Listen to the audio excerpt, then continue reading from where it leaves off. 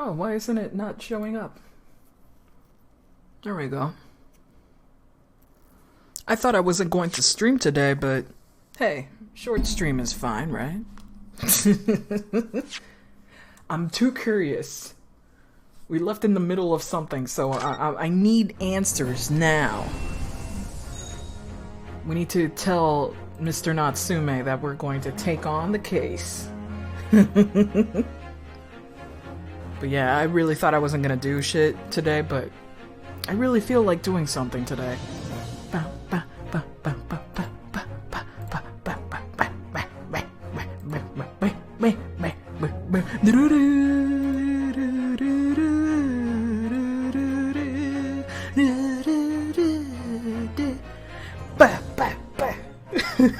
Hello there.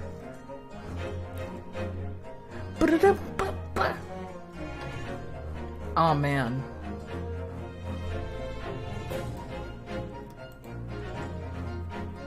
Yeah, I mean it's just another remix, but it's so good.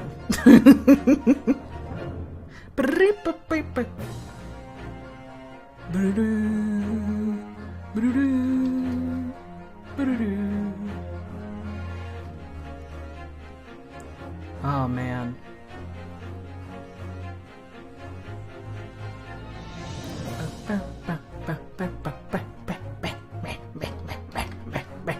Sorry.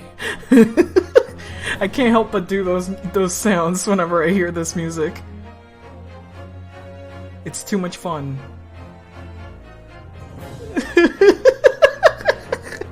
Like I'm so silly for doing so, but I can't help it.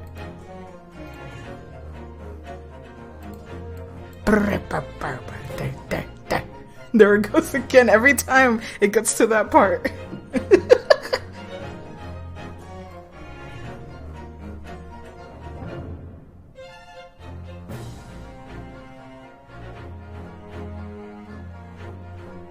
Oh god. So I'm gonna wait, just like before, just a few minutes. I wasn't gonna stream, but I was like, I rested up, I exercised, I took a shower, I feel great. I feel good. So, yeah, let me play at least, 3 hours of this before I go to sleep. Gamer reward. Yeah, this is for me. Because I would have played this game, so I'm like, might as well stream it, right? That's the only issue. I want to stream the entire thing, but it's like, god damn it, I want to play this game though. I don't want to spoil myself either and replay the same parts. That seems stupid. Don't want to do that, no. But then you won't get my genuine first reaction to these, you know? By the way, did I... Nu said pussy. Yes. Nu said pussy. Kitty said. Kitty not okay. Hello, hello. What happened? Nothing happened. Just, putting my cats on the screen. Letting everybody know that I'm still upset over Kazuma. And that I don't want to be spoiled.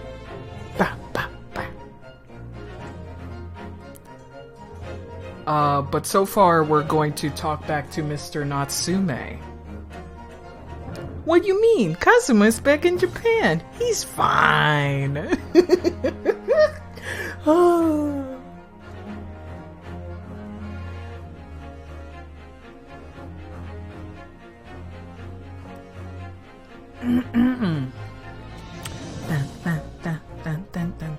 By the way, we're nearly done with this game. Like, we're probably at the last part of the adventure of the Clouded Kokoro. We just need another episode 5 and we're done with the first game. Like, it has such good pacing. Really good pacing.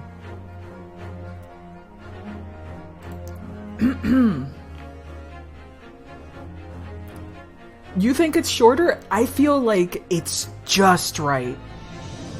This game feels like the first game feels like if you take your time, it clocks at 40 to 50 hours if you're reading it like I am.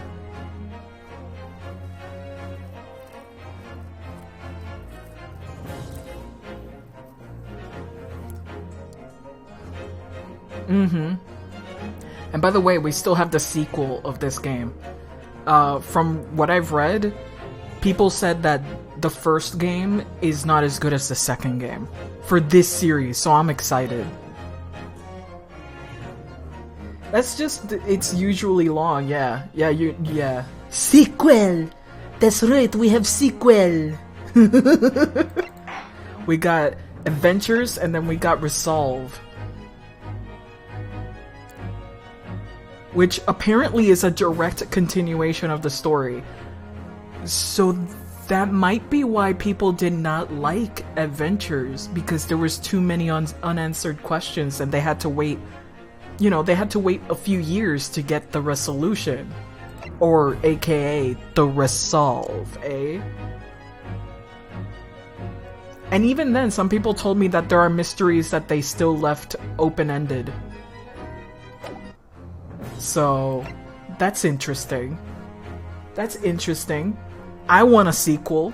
I want another sequel to these games. I already loved the first game a whole lot, and I haven't even finished it yet. Like, the only way this game can really fuck up is if it insults my intelligence, and so far, it has not done so. It has not done so.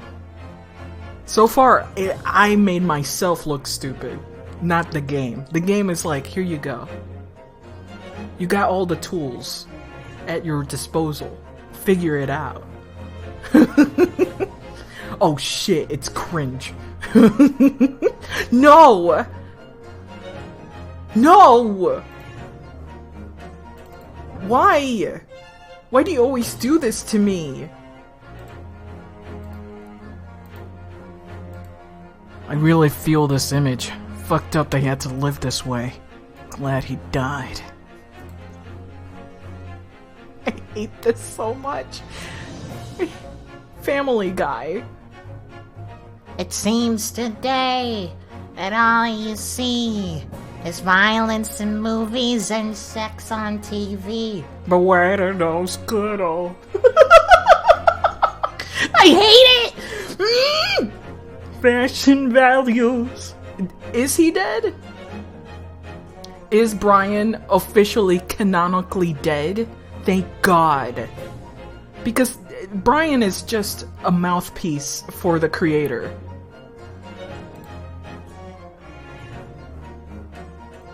People hate it. They brought a new dog? Are you serious? Get out of town. Freaking Family Guy law. I'm that bitch. Been that bitch. Will always and forever be that bitch. I'm a savage. Oh, Lois. Lois. It was always you. Lois. My homie. I will always think of that comic. It is impregnated into my memory core. It is a primary memory core, you know? Like in fucking Inside Out. A vital piece. So upset about him dying that they got tattoos. Oh my god.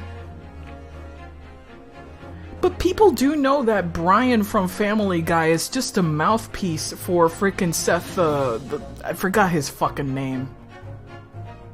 Like, he's just a mouthpiece. He's a self-insert.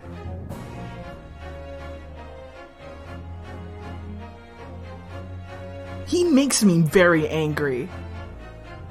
He's so condescending. Anyway. But that's just me. He's a fucking dog. Who gives a shit?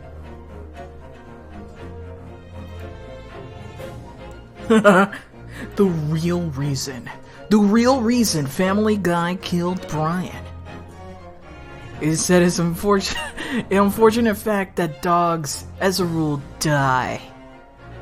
Lifespans vary depending on breed and circumstance. Yeah, but what's the fucking reason? Edgy narratives, standards. Well, why did they do Seth? There we go, Seth MacFarlane. Brian died to teach us all brats some value. What? Done. Episode's demise. Griffin's cell was brought back to life thanks to creative timeline massaging, courtesy of Stewie. And thus, the warmth of the What the fuck are you talking about? What? According to business, he went to detail a press event. Brian's death reminded people that this is still a show where everything can happen, and despite the fact it's been for a while, we're very surprised in a good way. Who gives a shit? There are literally no status quos in that show, so come on. There are no status quo to break. It is moon logic. It is far beyond moon logic. It's going to the sun because you hate the cold. You know? It's like, It's too cold. I want to go to the sun. There's no cold there. I'll be happy. like, what? Come on. That's ridiculous. Hey, hello. You're not late? I'm actually just streaming late. They didn't even keep, like, the domestic abuse episodes on the ground. Oh, really? There's a bunch of fucked up episodes, and there's no character development whatsoever, so I don't understand the creative process. The dude made millions out of copy-pasting the same idea across 50 other shows. We got Family Guy, American Dad, Cleveland. I forgot which are the others, but there's like a shit ton of others. Yeah, we're talking about The law of Family Guy. oh, Oh, Peter. Ah. you got boobs on the boobs, and everything's boobs. That's it. Sometimes I will quote Family Guy because there are some good quotes, but most of it is trash. Most of it is just trash. Just like, you know, South Park, there are some quotable lines. Most of it is trash. I'm sorry.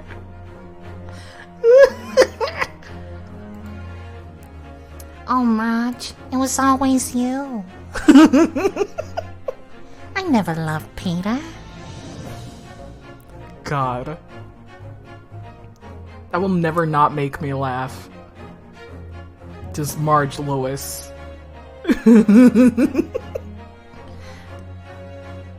No, Marge from The Simpsons. There's like this weird comic that's a joke, I guess. Where Lewis is saying that she's always loved Marge, not Peter, and it's like, yeah, of course. Of course she always loved Marge. Like, no shit, Peter, all he does is be a shitty freaking husband. Who gives a shit about Peter? But Marge is like, But homie. because Marge genuinely loves Homer. Homer was actually very sweet to Marge. That's the biggest difference between the two of them. Those women do deserve better, but I will give Homer points. He does have moments where I'm like, it's so sweet. That's so fucking sweet, Homer. Fucking, I hate you, but you got your good points, I guess. There's Lois Marge shipping? Yes, of course there is. Of course there is. You're talking to shows that have existed for over 20 years. Also, Homer strangles his kid. Yeah. I mean, cartoon logic, right? cartoon logic. Freaking Bart has gone through so much shit. He's done drugs. He's gotten tattoos. He's broken every bone in his body. Like, who gives a fuck at this point? He's done everything. This fucking 10-year-old. Don't worry about it. Man, that show has been around for over 30 years. When was the first episode of The Simpsons? I feel like it's been here for over 30 years already.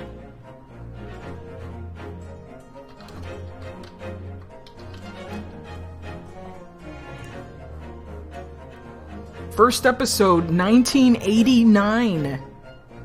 It is freaking 32 years old. Fuck. Also, hello there. That's younger than you thought? It has 32 seasons, dude. It's a lot. It's a lot. Most shows don't exactly exist for that long. Oh. Grace me up, woman. Okie dokie. I will always think of that freaking scene where the Scotsman is just grace me up, woman. Okie dokie.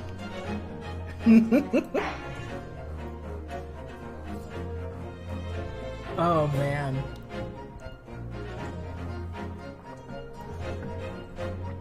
I was watching some binging with Babish, and he just made an eclair called La Bum. And the scene it's from is fucking hilarious. This is La Bum. Ah, how you gonna kill that man with a stupid little pastry? It's like, you don't understand. This eclair is 305 billion calories. It has chocolate so dark, light cannot escape its surface. And they grab, no, this is just a picture. Wait, I'll show you. I'll show you the fucking scene. It's so good. I'll show you the scene at least, because I'll just click on the video from Bingin' Babbage. Bingin' Bababush. Oh my god. It's so fucking funny. Let me, lower the volume of the game.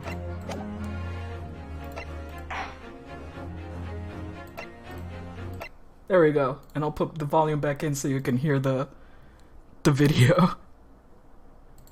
This will be Homer Simpson's last lanyard. Come on, you gonna kill him with the pastry? I've seen this man eat a bowl of change. This eclair is over 1 million calories, 25 pounds of butter per square inch, covered with chocolate so dark, light cannot escape its surface. No, this is just a picture. La Bum.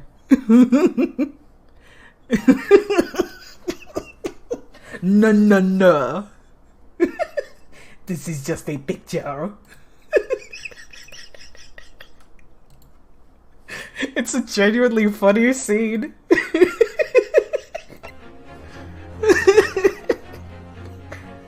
Me after my werewolf boyfriend. This eclair is 1 million calories. Oh my god. That's so funny. Okay, I'm good. It's such a dumb joke, but it works. Alrighty. We're ready to accept his case. That's where we left off. I think we can also present this stuff. Let's actually present this. We found this receipt in your room, Mr. Natsume. That's right. I went out to buy some new old books. Isn't that a contradiction in terms? New old books.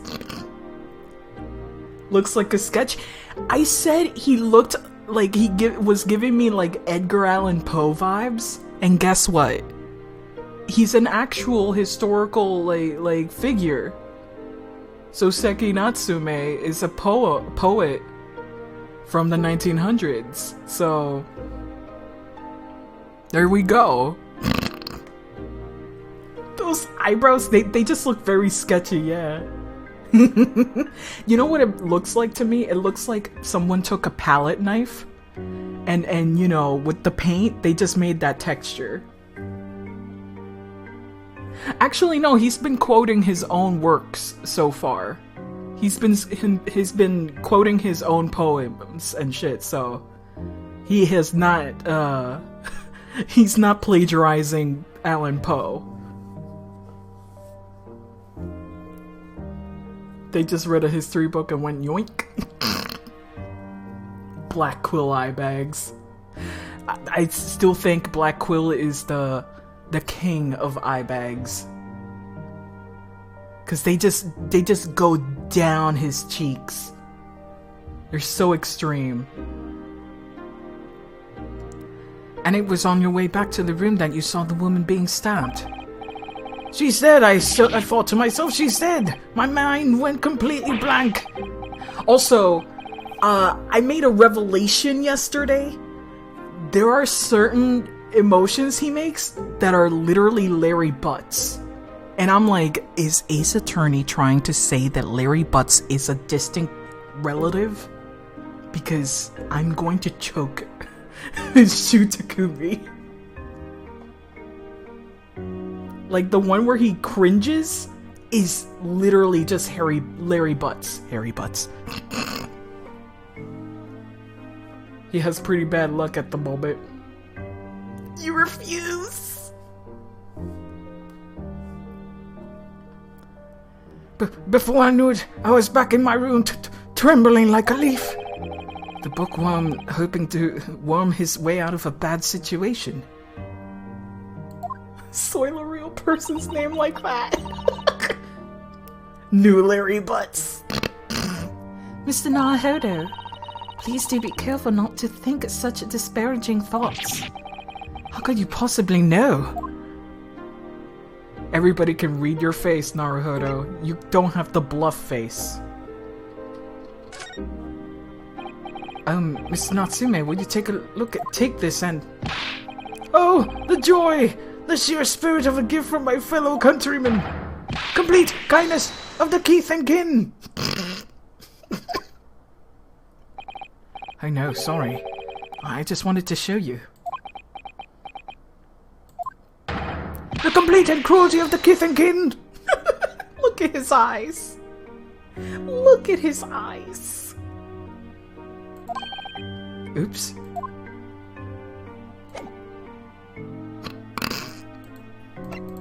Alright, time to talk. Cursed trial and cursed lodgings.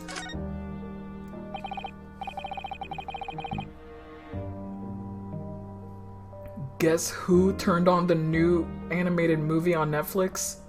Oh, you mean Viva? Which I'm not watching for reasons that I will not explain. I don't have time. It just looks eh. But I did see Centaur World, and I will talk about it tomorrow. So if you have not seen Centaur World, it's big spoilers. Because I'm going to talk about the whole thing, because it's good.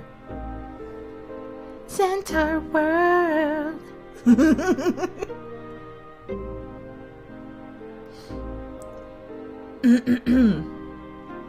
It's really good. And the music is actually great. There's some fucking bops.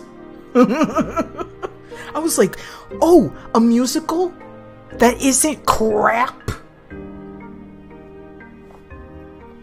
Because I've seen some other musicals from Netflix and they haven't. They've been way too pop, in my opinion. But Centaur World definitely is A-tier music. Not exactly S-tier, but there are some really good songs in there. Mr. Natsume, what do you mean by what you just said now? About the trial tomorrow being cursed? Oh no, why? Oh, why are you looking so grave? You're making me nervous. I was just getting carried away, that's all. I didn't mean anything by it. Is it a ghost cat? Oh, I see. That's really agitated him. You don't mean the trial really is cursed somehow?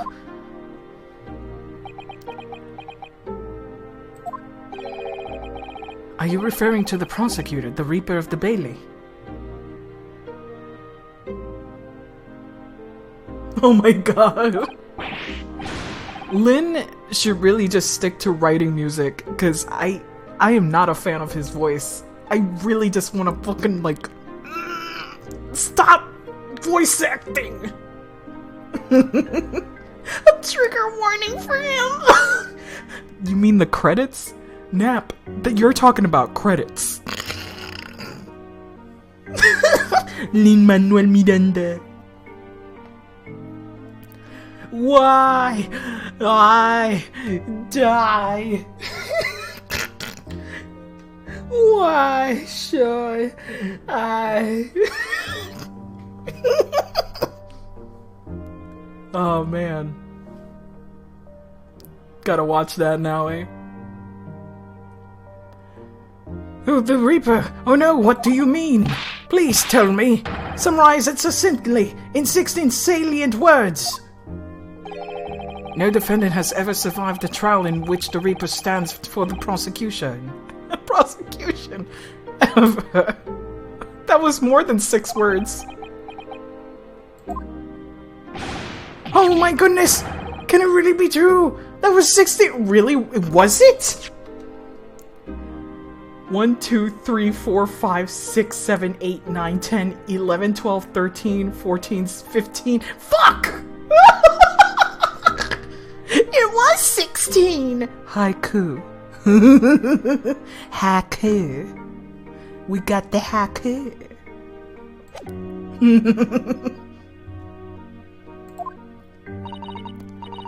Yesterday, Mr. Naruto successfully defended someone against the Reaper. But then, after the trial was over,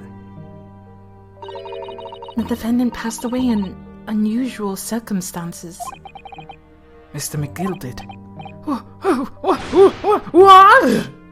This is the face that I'm. It's giving me Larry Butts flashbacks. Like, it's the exact same kind of face. Like, Larry does a different posture, but the face is the same. Larry just does it with sharp teeth instead, I think. Yeah! The burning omnibus just... And then the shaking that someone was inside? Jesus Christmas!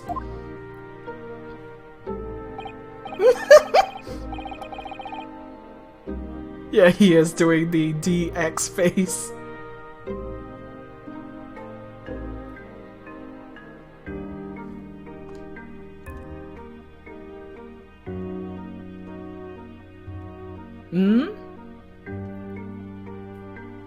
It is a brutal way to die.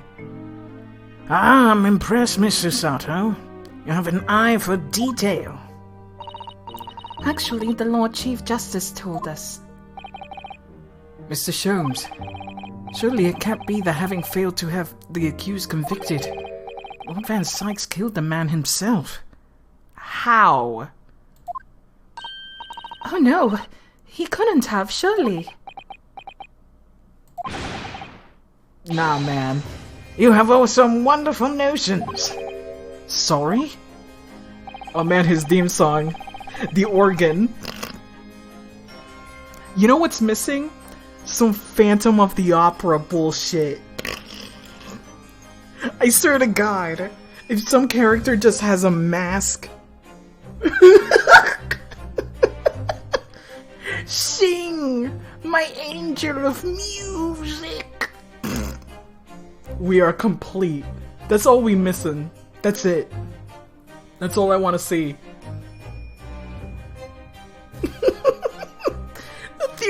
are taking over the king. Oh god, it really is. It really is. So no.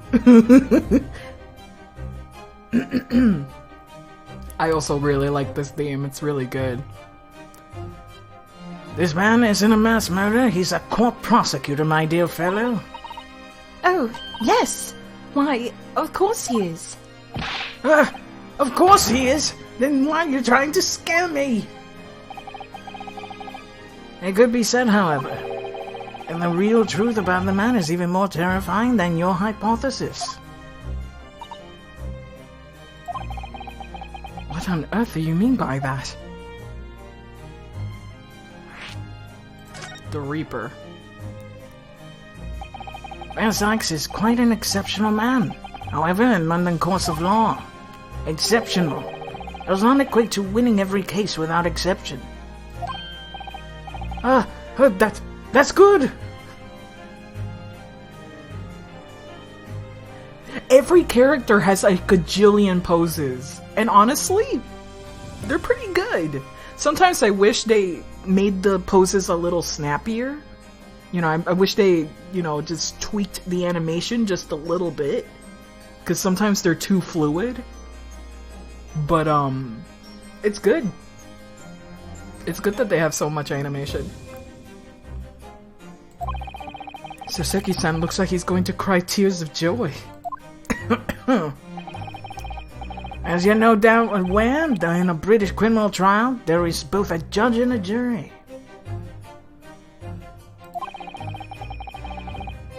Points out in Gil at like, I don't mean too fluid as in, like, too many frames. I mean, there's not enough good action poses between each frame. And instead, it's just weird person doing weird movement. You know what I mean? It's not snappy. Because you can have fluid movement and still have really strong posing and keyframes between each movement. That's what I mean by that. But sometimes it's really funny, like, Sholmes just flailing when he's falling is hilarious. So there's really no frames in a way. Yeah, exactly. There's no exact poses. Like, if you pause, it's just a weird pose. And it's not that legible. Like, whenever they snap to a pose, it's clearly made by an artist, like, manipulating it. And then when they move, you know, like the movement he does, Soseki, when he moves his bow tie and the mustache is very naturalistic. It's very, very naturalistic. It's very motion capture. But if you were to hand it over to an animator from the beginning, those movements would be a little more rigid, more snappy. Just as fluid, just, you know, not as, like, I don't know, just natural. Like a real person did it. Did the movement and was recorded over, which is what it is. It's hard to explain. Okay, wait, where was I? So we were talking about how the court is? Yes. There would be more character in the actions, exactly. Not to say that there isn't any character. It just looks like... Okay, you know what it is? You know what it is, you guys? It's like a fucking VTuber.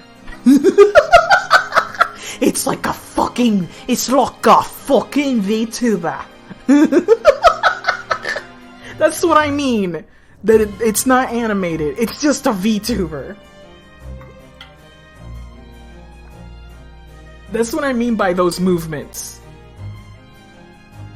They're just, you know, very, like, irregular, you know, just natural person moving around and reacting to every fidget and minutia of it. That's what I mean. It's not a, how do you say, with intent. It's not animation with some intent behind it. And you can definitely motion capture good good, like, snappy animation, but it's, you know, it's something you have to direct your actor, your motion capture, to do.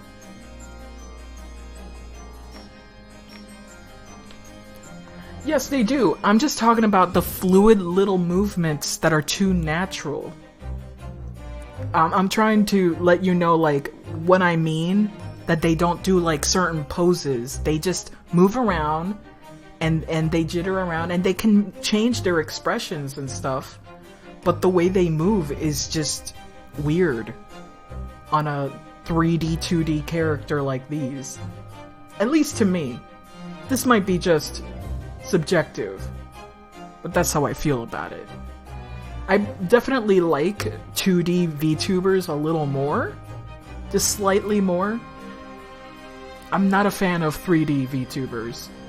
It's a little uncanny to me. But that's just my opinion. It's just my opinion. A judge officiates based on the letter of the law, whilst the jury offers public opinion and common sense. It's an excellent system, whereby the defendant's guilt is considered from several points of view. However, public opinion in particular is somewhat easily manipulated. Right. Criminals and corrupt lawyers, for that matter, can use it to their advantage. By any means of their disposal, contriving evidence, calling impostors as witnesses, and so on. By such underhand means, those who would want to are able to sway the jury. Which means that even in the light of irrefutable evidence, the prosecution can fail. But it means the wrong verdict can be passed. Well, that's just the nature of the system, lady. And sadly, from time to time, my dear madam, it is simply the reality of the situation. And that's alright.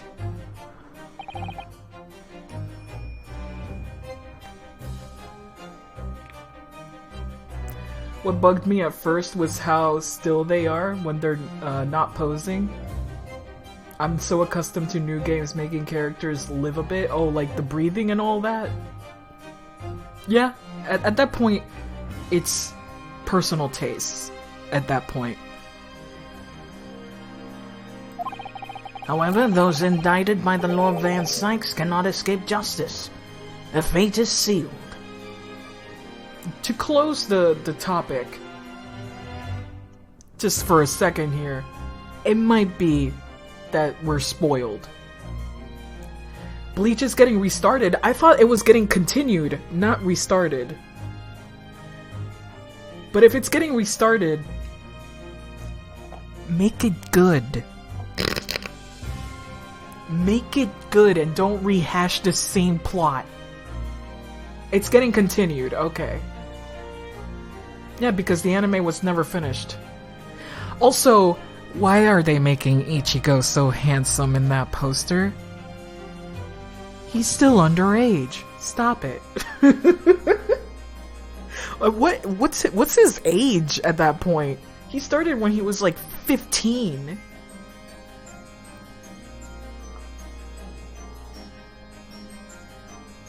Yeah, the anime is getting continued. There was a new poster. He was like 15 when he started. What if he's still 15? Exactly! Stop making these characters hot! He looked like he was 26. I know! It hurts. I hate it. I can't draw them. This is why I haven't drawn any Jujutsu Kaisen, by the way. All these characters are fucking underage. I'm like, god damn it, you could have easily told me these characters are 20 years old, but they're not. In the epilogue, they state them as 27. Yeah, but I have no idea where it is right now. You thought Ichigo in the cast was in college? Christmas. Oh my. Though the education may see them leave the courtroom with their freedom, within months they all disappear. It is most striking. Didn't he lose his powers? Yeah. But then he got Buddhist shit. Or whatever. Disappear? But how? Ah, by all manner of misfortunes, sir. Perhaps they are trampled under a passing carriage. Perhaps they fall into dams and drown. Perhaps they are suddenly overcome with a raging fever. Or perhaps attacked by a highwayman. Oh, no. Oh boy, don't worry, Soseki does not die in this age. All examples of the reality of the events here in London, I'm afraid, Mr. Naruto.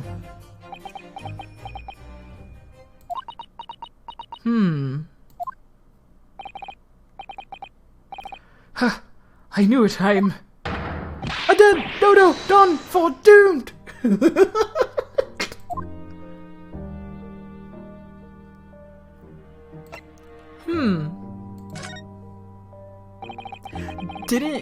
Didn't Kazuma say something about his sword being able to, like, cut through evil? Or something like that? I wonder if he really needs that conviction. And he will, like, finally unsheath that blade. That'd be cool as fuck.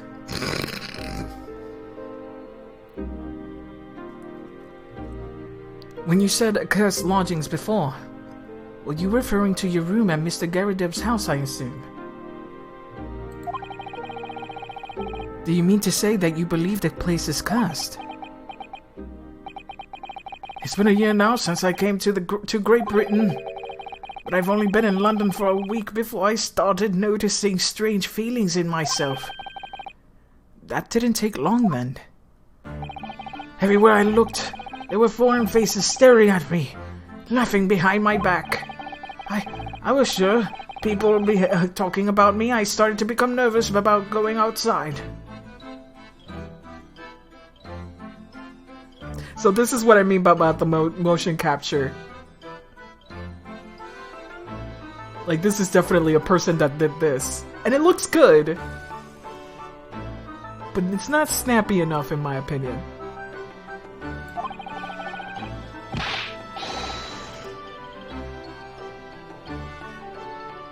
What betrayal looks like? What the fuck is this? What are you showing me? He's dabbing? Shut up! No! He's not dabbing. Forget about that. I want the clown girl to hold me night and honk her nose and tell me everything will be okay. Where's the clown girls? Fuck! They're getting out of their tiny car, bro. Wheezing. I'm crying. Ferris. Help them out of their tiny car, bro. Yeah, man, all 7 of them. Me putting my jacket over the puddle, you're size 17, ma'am. Careful. What if you got a clown girl pregnant and a balloon baby came out? I hate this.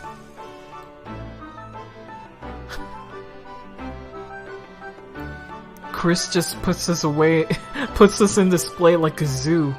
Why am I being dragged into this now? Isn't Ferris married to a clown girl? That's fucked up, dude. You're tearing apart their marriage. He's not married, his signal yearns for a clown wife to honk and to hold. I hate this so much. Who does smut think I'm dating? What the fuck? I hate this. I hate this so much. I wasn't even gonna read that. Fuck that. No. Disgusting. It honks when it queef. I hate. They were staring at me all the time from dawn till dusk, so I shut myself away in my room. But even that didn't help. The fear wouldn't go away. You must have been very lonely, having been away from your homeland for such a long time. I've had to move a number of times, most recently to that room on Briar Road. A week ago now. Yes, why did you choose that? It seems a little inconvenient.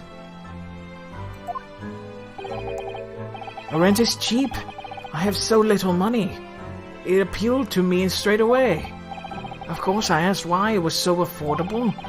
The landlord just simpered and said, "The room is cursed." Oops! There we go.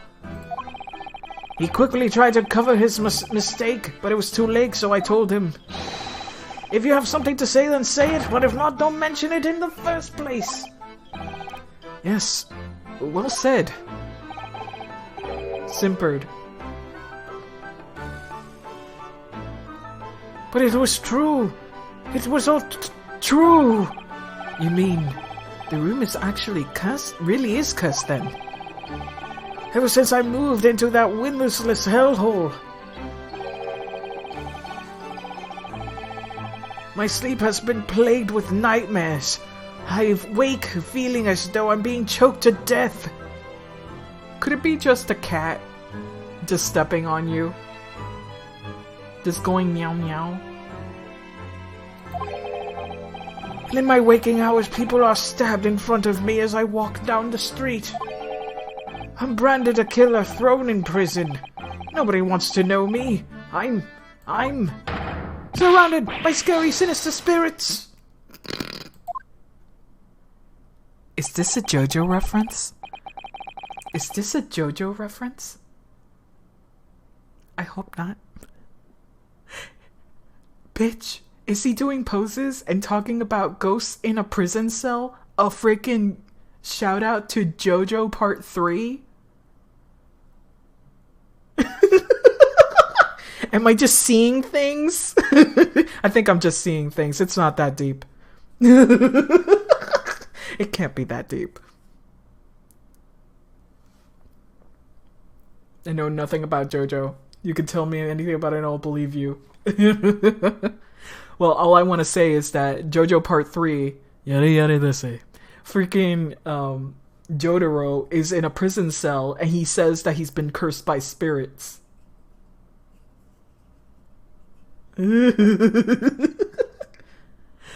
And yeah, freaking posing and shit, like, I don't know. It just made me recall that. It might be just me talking out of my ass. If there's only one person on my side, can no one find it in his or her heart to believe in me? Really, no one at all. To believe, yes. To believe. To believe. Mr. Sholmes. Ah, me, Naruto. Pray, what can I do for you? It's about the case on the SS Burya, if you recall. The Burya. Ah, that case. The one with the snake. That's all he can remember. It's always just, the snake. Well, yes. At that time, I was the suspect, but you believed in me and listened to my side of the story. And you helped us to investigate. Did I? Interesting. Oh my god! That ADHD brain. Brain attic is cluttered. Oh man. Yeah, where his boyfriend frickin' died. Jeez. He called it his brain attic. Lago. He calls it, instead of like mental palace, he calls it brain attic. What I want to know is why? Why did you believe in me? I see, yes, you mean... because you were a grimly dressed, shady Eastern fellow found with a victim in a locked room. Well, if you like, yes. I'm a little surprised that the answer requires explanation, my dear fellow. It's quite simple, really. You said I didn't do it. But I could have been lying.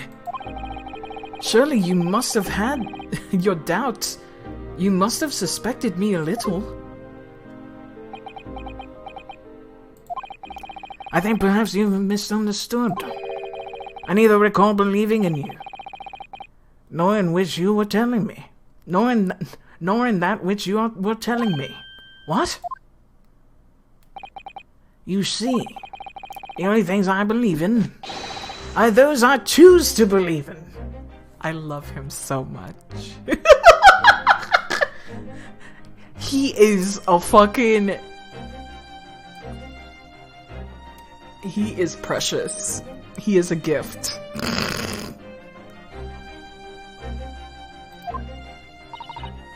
What? What do you mean, Mr. Sholmes? I make up my own mind on what is to be believed and what is not. If I should like to believe in something, I do. The circumstances can hang as far as I'm concerned. But I could have betrayed your trust. Oh boy. In that case, I should have made an elementary error of judgment, nothing more. You know what? It's fine. No, they're not spoilery, but they're only available in the second game, not in the first. Betrayal of trust is an overused excuse in my opinion. Meaning? Whether or not you shall trust another is, in the final analysis, down to oneself. It's a matter of whether or not you can trust oneself. Whether or not one can trust oneself. Ah, yes, he's right! Locum student Mr. Naruhodo Esquire. Whether or not I can believe in myself.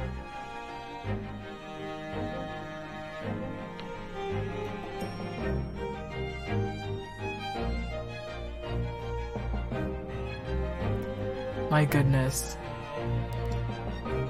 So he's basically believe your instincts, is what he's trying to say. If you cannot trust him, at least believe in your instincts. Oh, this hurts! Don't hurt me like this, video game! A defense lawyer is only as good in his faith as his faith is in his client. I can't even fucking read it because I'm emotional. And that comes down to how much faith he has in himself. He already said it! I don't remember that. You were so right, Kazuma.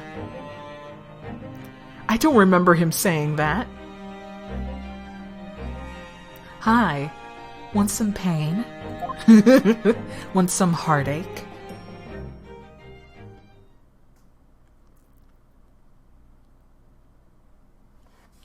Here we go. Well, my dear fellows, it is time we were leaving, I believe. Already? Visiting hours are over. The guard will be here shortly to escort us out. There is a restaurant near here that serves excellent trout. Would you care to join me? Oh dear. There's never enough time, is there? Poor Soseki. I feel bad for the guy. Mr. Natsume, if you'd like, in the trial tomorrow, I'd be happy to represent you. Aww. He's like, Welcome, student, Mr. Naruhodo Esquire. As I said, I only experienced a British courtroom for the first time yesterday. And although the man I was representing was found not guilty, I lost sight of something crucial. Something crucial! What to believe in, the defendant, justice, or the truth. Hard to believe even. But I think I finally worked it out. I've decided I must believe in myself above all else. To trust my instincts. There you go. Instincts. You can't trust them, at least believe in your own instinct. Yes, Mr. Naruto. My instincts are telling me that you, Mr. Natsume, are innocent of this crime. And it's imperative that we prove that in court. Welcome, student Mr. Naruto Esquire. I will fight for your innocence until the bitter end, with every weapon available to me. So I hope you permit me to represent you tomorrow. As I said when we first met, I like to entrust my fate to someone who will listen to me in my native tongue. Of course, Mr. Natsume. And which would be fair to say, Mr. Naruto, that your mind was in many ways made up from the outset. You merely needed the events of today to fully realize it. Aww. It's really cute. Yes, I think you're right about that. Also...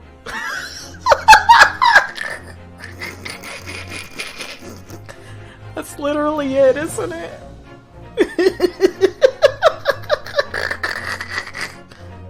Very good. Very, very good.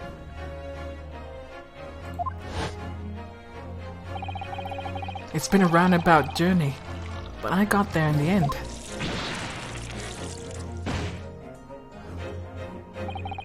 Miss Susato. Yes. Will you be willing to stand by my side tomorrow and help me in court? Absolutely. As I said this morning, you may consider me your personal judicial assistant. I love Susato. She deserves a giant medal. Just a giant medal for best girl. The shocking events of yesterday's trial will weigh heavily on my mind. But it's time to stop looking backwards. Kazuma believed in me, and Mr. Shone believes in me now too. So it's time. It's time that I learned to believe in myself. Soseki-san has no one. He's all alone, and it's my job to help him, to fight his corner. Tomorrow in the courtroom, with all the strength I can muster. And that's the end of this part. Big to be continued. That's all I really needed to read yesterday, but boy was it getting late.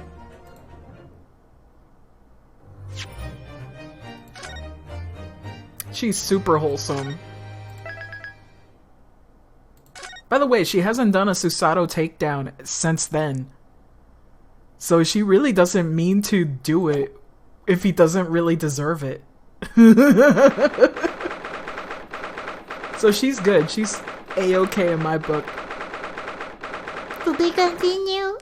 Continue. Continue. Susato feels taller than Ryu for some reason. Actually, if you look at them in court, she's actually shorter than him. Okie dokie. Thank you for stream. Oh. No. No. It's the energy. Well, she does have big dick energy. Yes. Well, I never expected this. I would have thought I'd be back here again so soon. We are on a study tour of Great Britain, with the intention of learning the country's legal practices. In order to research the latest court procedures here, we need as much court experience as possible.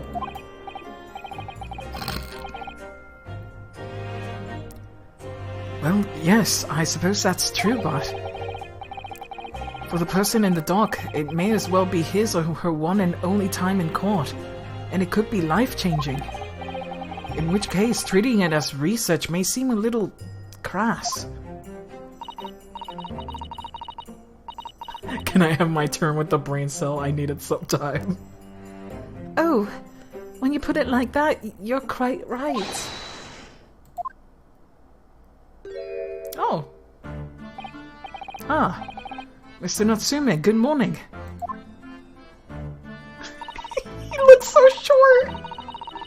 Is he the same freaking height as her? He's so short. Oh dear, are you alright? Your eyes are terribly bloodshot. The early bird catches the worm, as they say here in Great Britain. Yes, I've heard the expression. But I really don't want to catch a worm.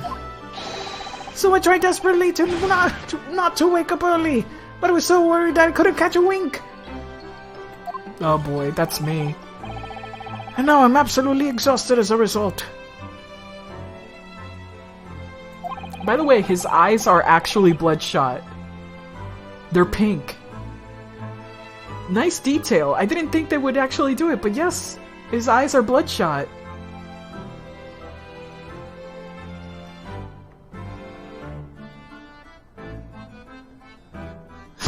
The worm. Do all literally people take things so literally?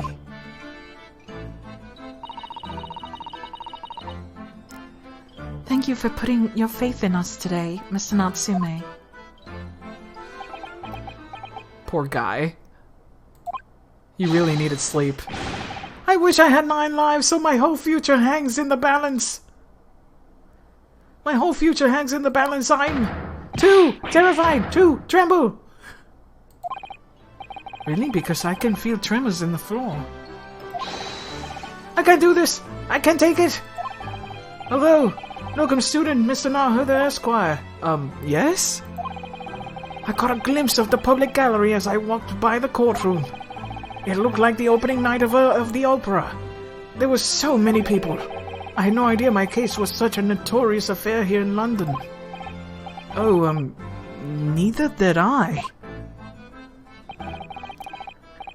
Do you know why that might be, Miss Sasato? I'm sorry, Mr. Nahodo, but I have no idea. So that all-knowing look in your face...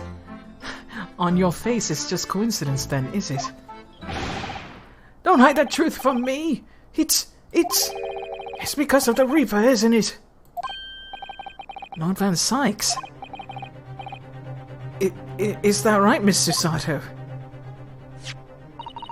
I purchased as many different newspapers as I could find this morning, and yes, Lord Van Sykes is on the front page of every one. I knew it. A celebrity. Sometime after the prosecutor was dubbed the Reaper of the Bailey, he stopped appearing in court, it seems. It's been several years now, in fact, until the day before yesterday. Yes, Inspector Gregson told us something similar, didn't he?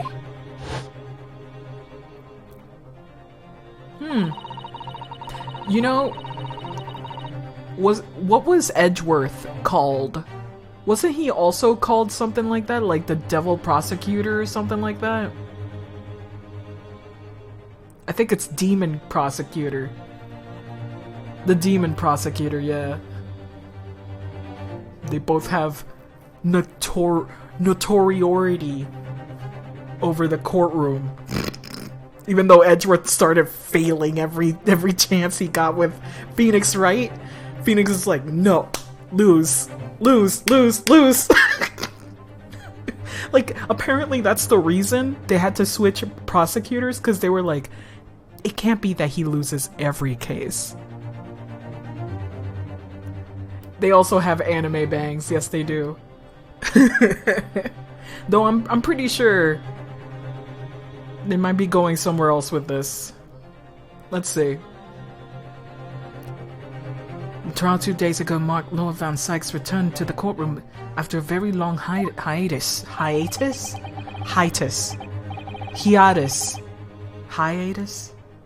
I hate that word. You miss Edge, boy. I also miss him. Who's your hairdresser? The trial of Magnus McGilded. Ugh, what a harrowing experience that was. I believe that appearance made even greater waves here in the capital than today's. But we wouldn't have realized, of course, having only just arrived in the country. Why is the Ripper back in Bailey so soon for what appears to be a mundane murder? That's the question the papers are asking, and they all speculating various answers. Mundane! Mundane! It's the most significant saga of the century for some of us. Oh dear, I meant no offense, Mr. Natsume. But that's how the papers are describing it. Well, lest we forget the fact that we could spark an international incident. Yeah. Obviously, the reappearance of this infamous prosecutor has caught people's attention. But there's another blatant similarity with the trial of 2 days ago. Yes, I agree. Locum student Mr. Narhoda Esquire. It's you! Me? Well, I suppose that's true. Both times it was you who stands against this legendary prosecutor. It can only mean that you're friends with the Reaper! Please, I don't rub shoulders with Deathbringers. I'm afraid that there's only really one other explanation. It can only be another example, Mr. Nahodo, of your uncommon bad luck. Thanks for that. Oh, this is just my luck. Why must I be represented with a man with such frail fortune? By the least lucky lawyer alive! Well, let's not forget that it was you, Mr. Natsume, who asked me to represent you. Well, nobody else would. Yes, it's true that I'm just a student new to London with little in the way of experience or skills or luck. But I promise you this. I will fight your corner until the bitter end. And I will believe in you, Mr. Natsume. Oh, benevolent locum student Mr. Nahodo Esquire. The frickin'... He does do the crying kitty face. He really does. He really does. You're not alone here with us, Mr. Natsume. Whatever happens, we will always be on your side. Oh, benevolent non-locum assistant Miss Mikotobo Esquires. I am in your debt forever. If I shall never forget this, Mr. Natsume, counsel for the defense. The court session is about to begin. Kindly make your way to the courtroom at once. Alright then, Mr. Natsume, it's time. Let's go. Yes!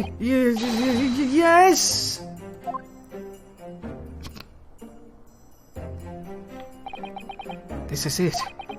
My second appearance in British courtroom. My second trial against the Reaper.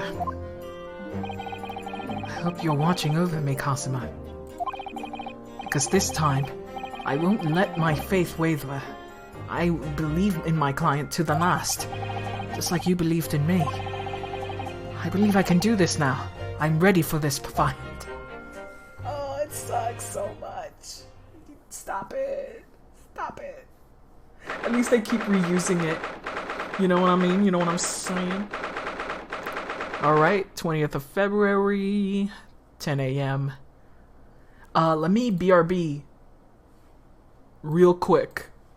And this is gonna be the BRB picture. Be right back.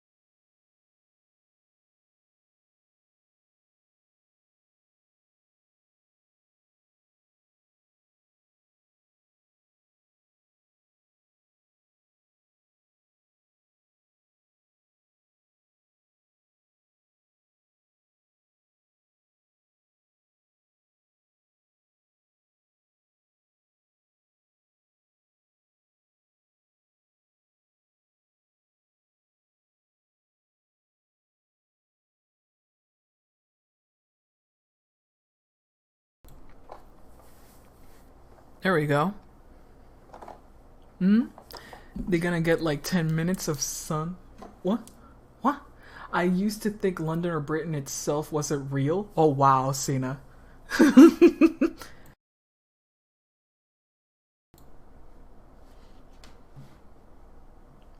It's okay. I mean, if you've never been to the place and you've only heard it in fictional stories, it's not that hard to think. Yeah, you were a kid. Just like a friend of mine thought that freaking the pussy goes right through and ends on the anus. Like it's just a tube that goes between the two like that. And I was like, excuse me?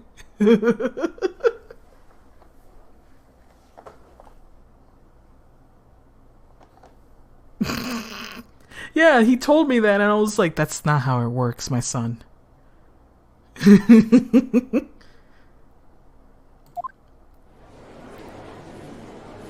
Oh! Look who's there in the jury.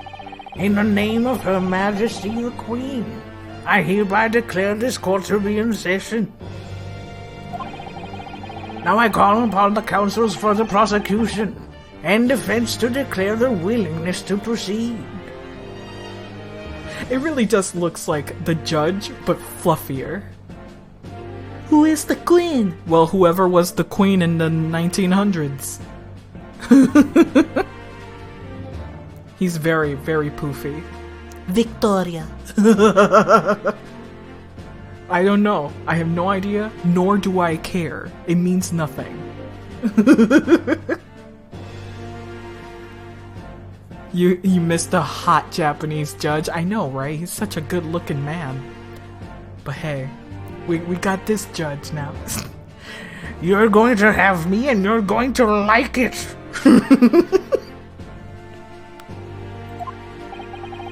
Oh my god. I'm sorry. Just the vampire look. Oh man. It's amazing. The prosecution is fully prepared, my lord. The defense is ready, my lord. Come on. Bugging out again. The Nipponese are truly fascinating breed. Sorry, what? Lord Stronghold has told me all about you. That you are a student who arrived in London but 2 days ago. A mere amateur. Alucard? Yeah, he does have an Alucard kind of vibe. Do you have a point? Being a compatriot, you feel compelled to try and help the accused, I suppose. Typical Nipponese arrogance. Okay, so...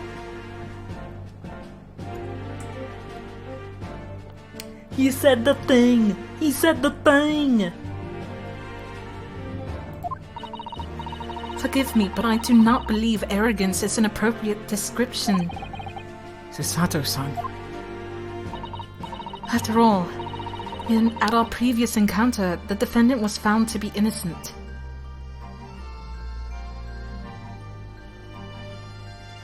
Hey, what the fuck do you know about Nipponese, eh? Hey. I take offense to that. Very true. And a most fascinating, if dark, trial it was too. The tragic conclusion came after, of course. I wonder if he sleeps in a coffin. He doesn't, but the bed is shaped like a coffin. You know what I mean? Like the whole room is shaped like in that coffin shape. Just like the critic from Ratatouille. He had his room shaped like a coffin. That's his room. Here's to the acquitted and his unfortunate violent end.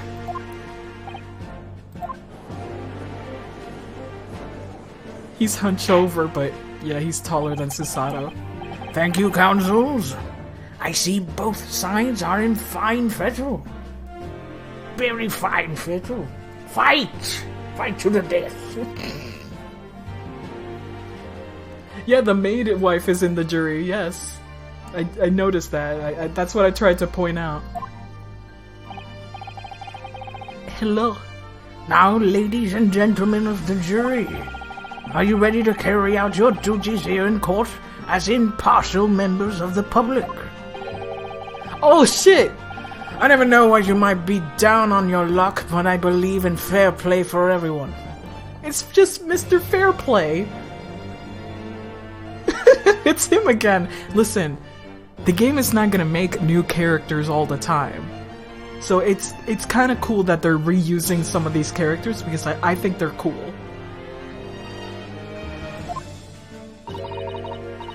Oh my god, who's this Betty Boop looking girl?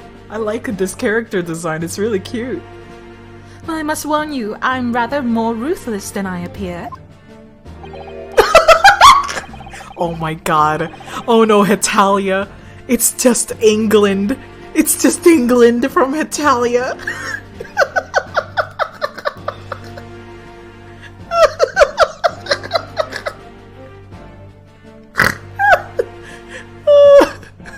Fucking Tintin looking ass.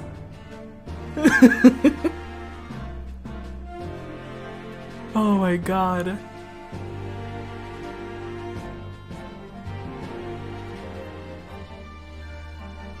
I don't know about making it, Tally, so I'm gonna take your word. They didn't resolve the case. What happened is that, let me explain the previous case.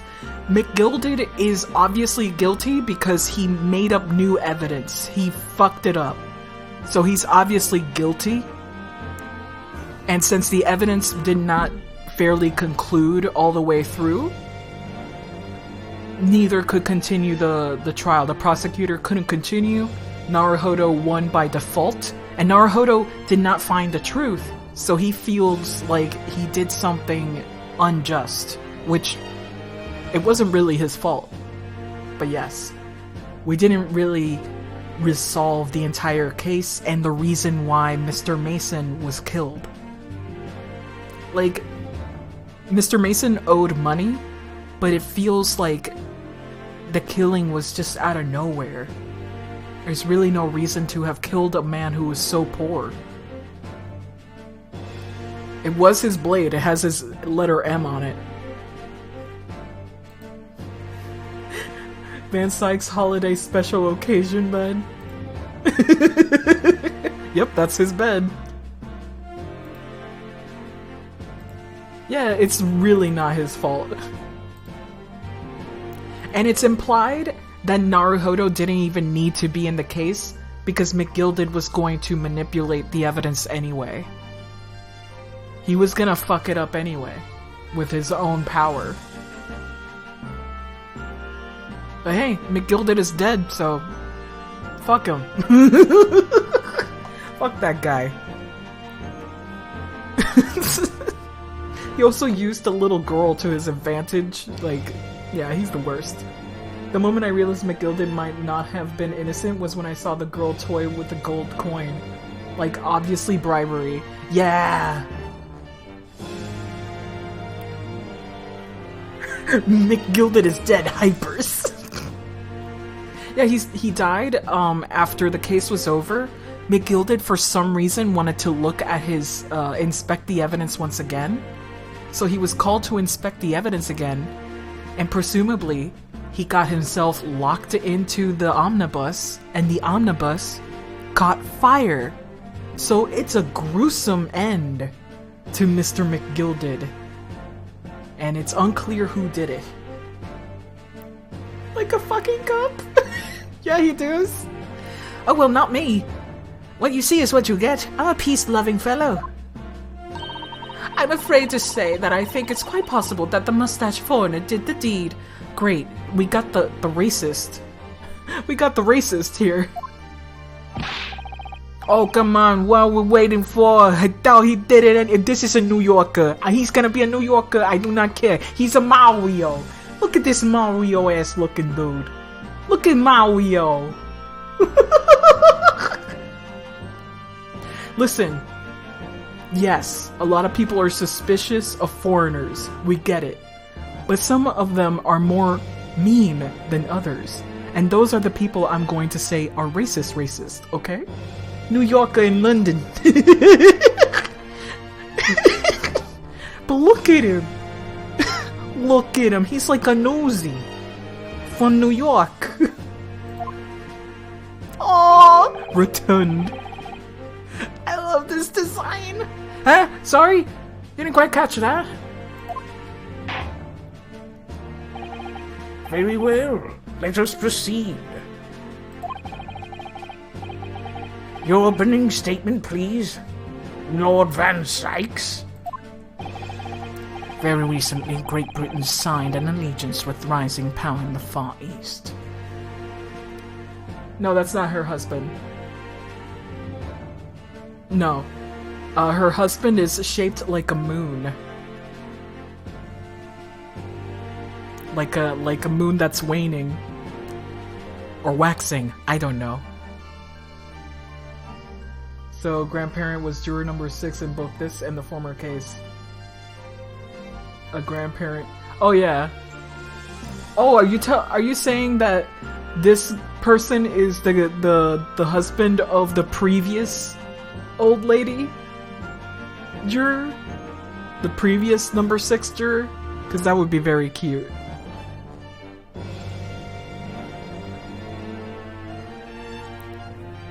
It would be very adorable. But hey, listen, maybe they're just another old person. Who cares? We only care about the case. Round little oldies. Totally doesn't look like Count Dracula.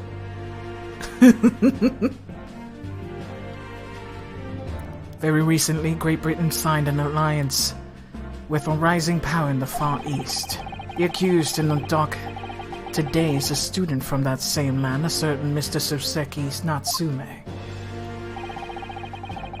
And while our country has extended its foreign student the warmest of welcomes, he smells that wine. Regrettably, the kindness has not been returned. In fact, this student is accused of a most sinister act. Jeez, don't waste glass and wine like this. The plunging a knife into the back of an innocent woman who was doing nothing but walking down the street. By the way, the woman that was knifed is still alive. She's just unconscious. A knife crime. I tell you from bitter experience, those are the worst. Bloody oath they are. Just look at that sallow complexion and short stature. He's one of those dreadful Japanese. Come on, let's get this over with me now, everyone. 1, 2, 3. Sorry? Didn't quite catch that. Wow. Here we go. Let's give them the yellow fear. Oh, those people, those Asians, they're taking your jobs. Britain is like, yep, let's copy what America's doing. They seem to have it all figured out. Let's do exactly that. Why don't we? Oh my god. Here we go. Pray, forgive the discourtesy of smashing my hallowed chalice here in the great chamber. In this great chamber. Fucking. Are you always gonna apologize after the fact? Allow me to call the first witness to the stand. Very well. Bailiff, lead the inspector in, please. Oh, the inspector? Gregson is gonna be the one testifying first. There's several witnesses. You don't remember, Cena? You were here yesterday. There are several witnesses that said they caught him in the act. Your name and occupation, please. Yes, sir. Tobias Gregson, Detective Inspector of Scotland Yard. Will you please summarize the events of the case for the court, Inspector? They're gonna give Black Quill the foot smash on the desk animation, but they gave it to Psyche instead. Oh, really? That's great. That's great. That freaking Black Quill, since he had his arms chained, that's maybe why they had that idea. Since Black Quill had his arms maybe behind his back at some point, maybe putting his leg on the freaking table would have sufficed. It would have been hilarious. But the fact that he's strong enough to break from the chains is good. I like it.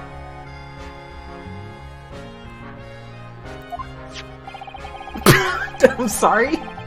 Rotund. Look at this roly-poly ass girl.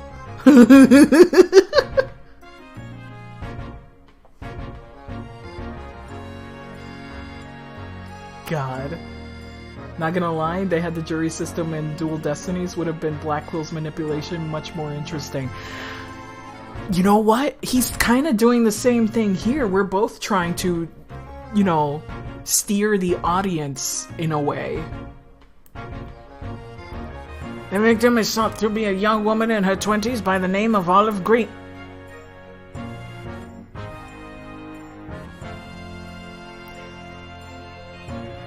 You know, like a green olive. What a great name. I beg your pardon, Inspector, thought to be.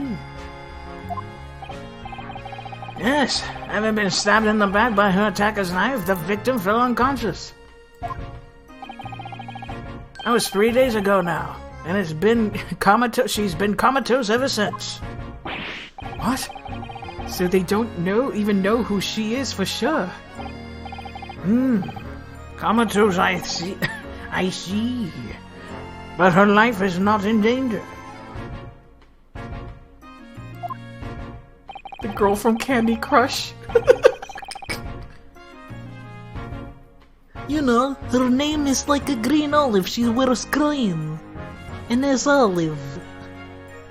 Fortunately for the Eastern student, the charge will not be murder. Pray, elaborate on the details, Inspector. Sir, if I could ask everyone to look at this street map. Groliv. As I mentioned, the incident took place 3 days ago at around 5 in the afternoon. It happened on the pavement. On the pavement, not the street? Not the sidewalk? It was on the pavement, not the sidewalk. Running along Briar Road, a wide thoroughfare for horse-drawn vehicles. Uh-huh. Calling Rio anything but Japanese is quite the energy. I mean, everybody's been like that. Don't worry about it. Aren't sidewalks made of pavement? They could be made of something else. Cobblestones. Even the road itself could be made of something else. Other than cement.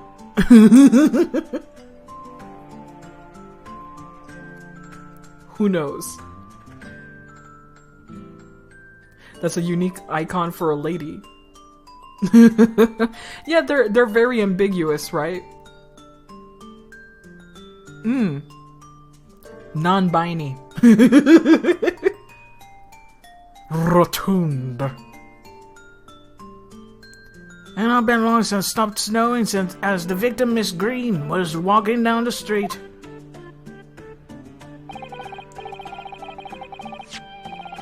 Icon for lady. This thing over here is what you're referring to?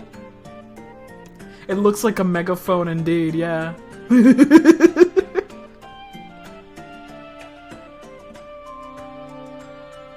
A pig? How did you see this as a pig? On the other side, like a snout? I kinda see it. Kind of. Out of the blue, she was approached from behind by the accused and stabbed in the back.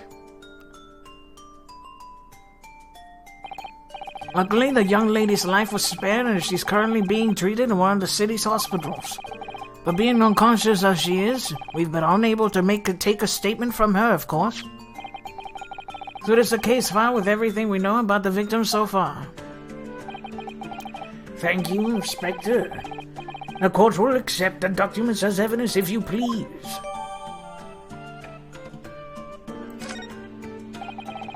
What of the weapon that was used? Sir, I have that here. It was removed from the victim's back. A switchblade. Now that's actually a switchblade.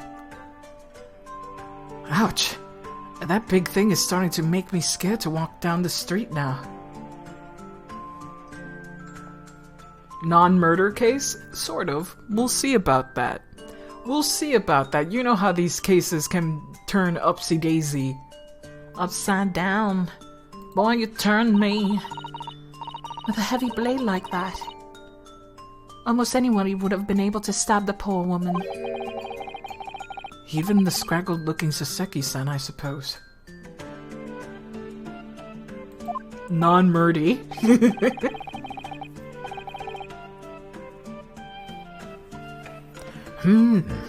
A common of garden jackknife, I would say, rather nondescript. Thank you, Inspector. The court accepts the blade as evidence. Alright. Now then, what do we know of the motive? Money or valuables, I presume? From what I can tell you by looking at the woman's possessions, it seems that she was a poor student herself.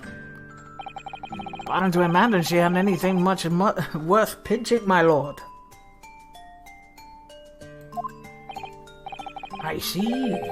Well, in that case, we're looking at some deep-seated resentment towards the victim. I'm afraid I couldn't say. Apart from visiting second-hand bookshops, the defendant, Mr. Natsume, doesn't appear to get out much. At this moment in time, we haven't been able to establish any sort of connection between him and the victim. Yes! If theft and grievance have been ruled out as the motive, what reason could Mr. Natsume possibly have had for stabbing the young woman? Yet you arrested the man in spite of that, in a totally unjustified and heavy-handed way. Objection!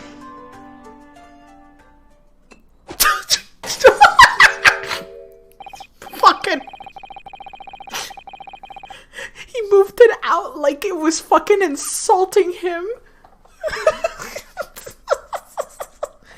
By the neck with just 2 fingers. Those bottles are heavy. My goodness. Oh my god. Into the public gallery? Don't worry about it. They love it. They're on the splash zone. They know this. They're on the splash zone. Pray forgive the discourtesy of flinging a freshly uncorked bottle into the public gallery. But your words have soured this hallowed bouquet? For it is you, my learned friend, who is being heavy-handed here. What? Scotland Yard does not arrest people without good cause. That should be beyond question. Are you sure about that? Are you sure about that?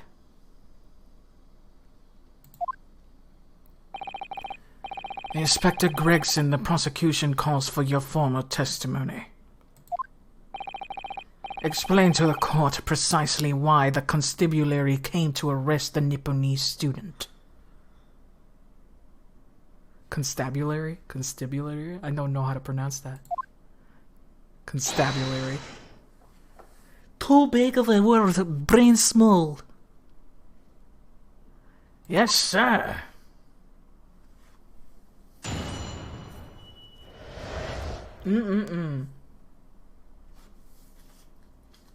Oh, god damn it. The freaking tag of my t-shirt is so annoying. Give me a second here. I need to remove this tag. It's giving me the heebie-jeebies.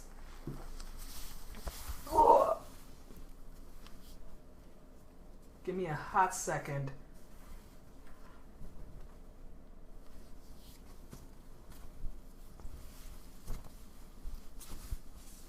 Alright. You want some fries? Yeah, he got some fish and chips. It looks so good. Every time I see him with those fish and chips, I get hungry. Yes, Soseki does speak English. He does. And he has said that he has a strange accent, so I feel bad for him. That everybody just looks at him with suspicion.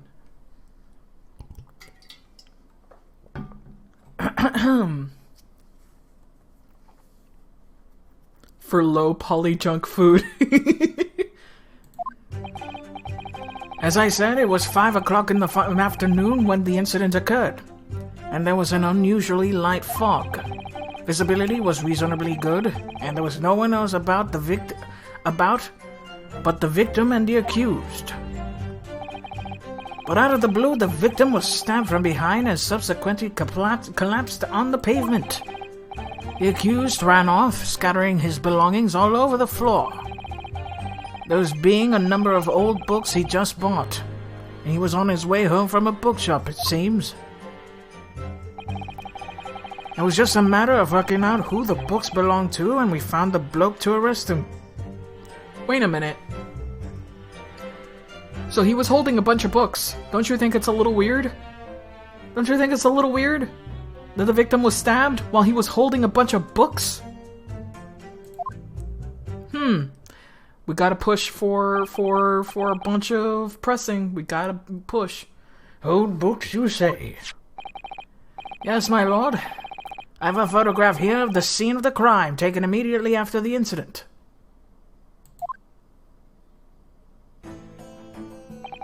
And those 3 books, eh? Ah, yes. I can clearly see the books on which you were referring. I will take that photographic print as evidence, please, Inspector. There's a knife. The knife is right there, so blood is not gonna come out if the knife is still there.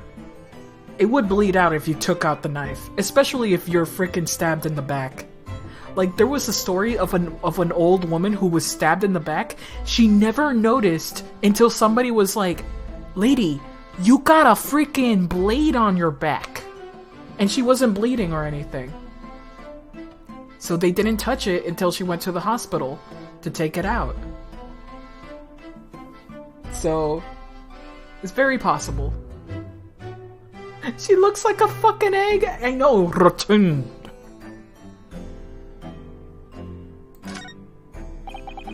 You Nipponese are a spineless breed. Wow, you're gonna keep doing that, huh? Too cowardly to admit defeat. Denying everything despite overwhelming evidence to the contrary. Well, Forgive me, Lord Van Sykes, but the defendant is not denying everything as you put it. What are you doing, Miss Susato? Before we continue, Miss Susato, let's look at the court record. I need information. Details. Young woman rendered unconscious following the stab wound to the back. Victim, olive green.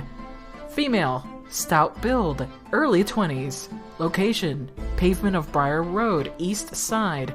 Reporting officer, Roly Beat. Roly Beat?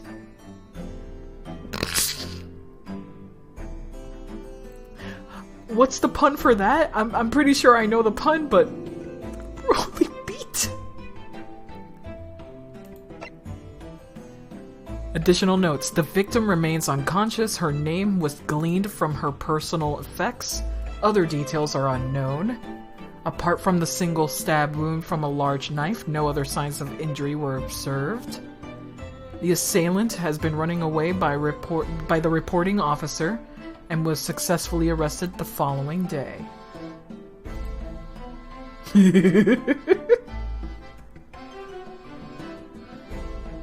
Which is dick in French? Beat. Beautiful. Alright, let's look at the blade. Very interesting indeed. Alright. Cool, cool, cool.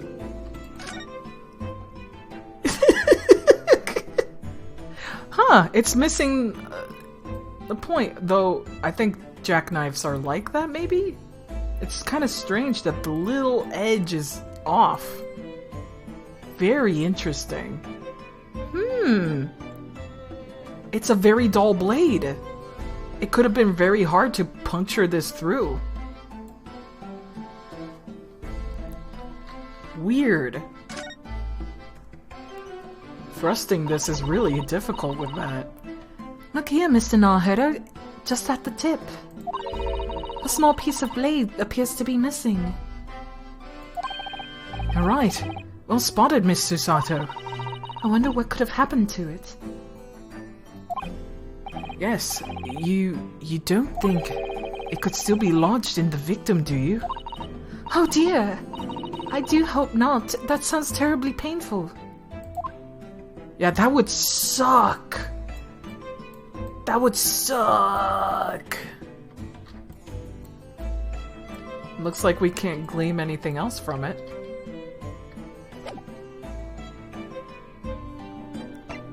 And let's look at the futil. Yep, that seems to be the blade. The way she's just lying down is kind of funny.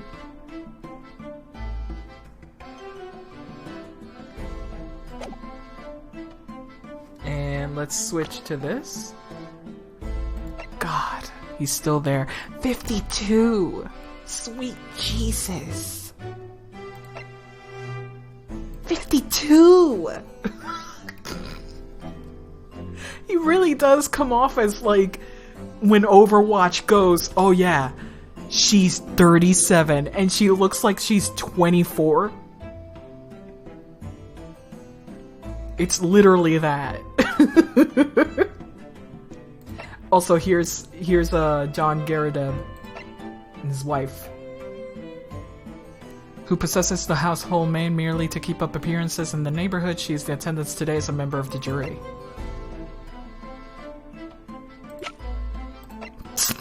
Olive green? Question marks. Victim of the case, who was found with the knife on her back. Luckily, the wound didn't prove fatal, but the woman remains unconscious in her hospital bed.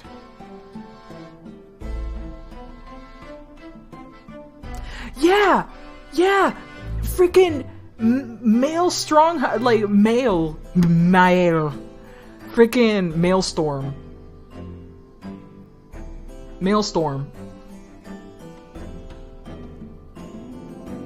Just a bad storm. Yeah.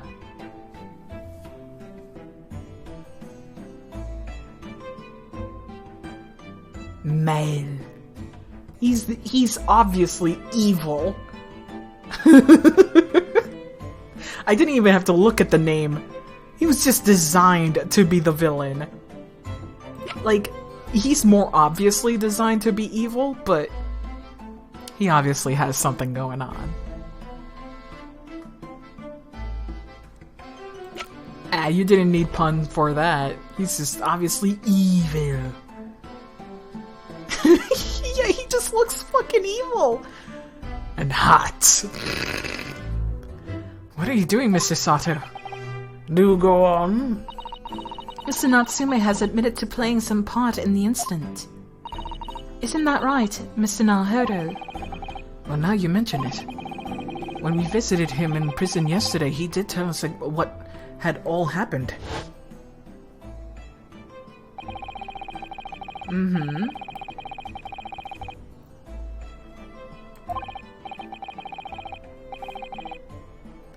Okay.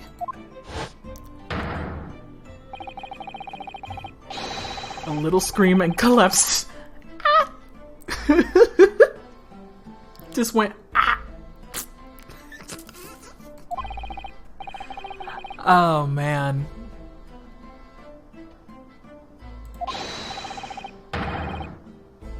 How much do you want to guess that these books are not his? That these books are named completely different from the receipt he has? A green overcoat. Well, that's exactly what the woman in the print is wearing. Oh my. A photographic print in full color. What would the world come up with next? The defendant has done nothing more than admit he fled from the scene of the terrifying incident. That does not mean he's guilty of the heinous crime of stabbing the woman in the back. There was nobody else there at the time. Just the two of them. The victim and the accused. This is just like last case, all over again. We're missing a culprit yet again. In other words, there was nobody else who could possibly have stabbed the woman. Are you sure about that? Are you sure about that? In fact, that the accused... A fact that the accused concedes. It seems this cross-examination will prove to be pivotal, counsel. Proceed, please. Yes, my lord. Nothing for it. I have to use this cross-examination to turn the tables here. It's our only chance. Here we go. Big press. Got a big press now. Gotta press that Q. 5 o'clock and there was unusually light fog. A light fog, you say? Well, light for London. You could see the opposite side of the street for once. Not much farther, though. That's light, is it? Around these parts, yes. Not something you expect a fellow Japanese like yourself to know, of course. Why did I switch around the words? I've read that London is famous for its fog, but in my country, people usually imagine it gives the city a rather beautiful appearance. How quaint. Yes, well, it's not something us Londoners tend to romanticize. I expect you can appreciate. I see. Yes, he's eating fish and chips. And I want some too. It makes me hungry every time, and I can't eat anymore, you guys. I've already hit my calorie deficit today. Tomorrow I can eat some more food. Not today. It makes me so hungry. Not hungry, like I get an appetite when I look at this. At this time of year, the fog causes a large number of accidents, especially when it's heavy. Sometimes you can't even see your own hand at the end of your own arm. At the end of your arm. Indeed. The other day, I was very nearly trampled by horses before I could see the carriage they were pulling.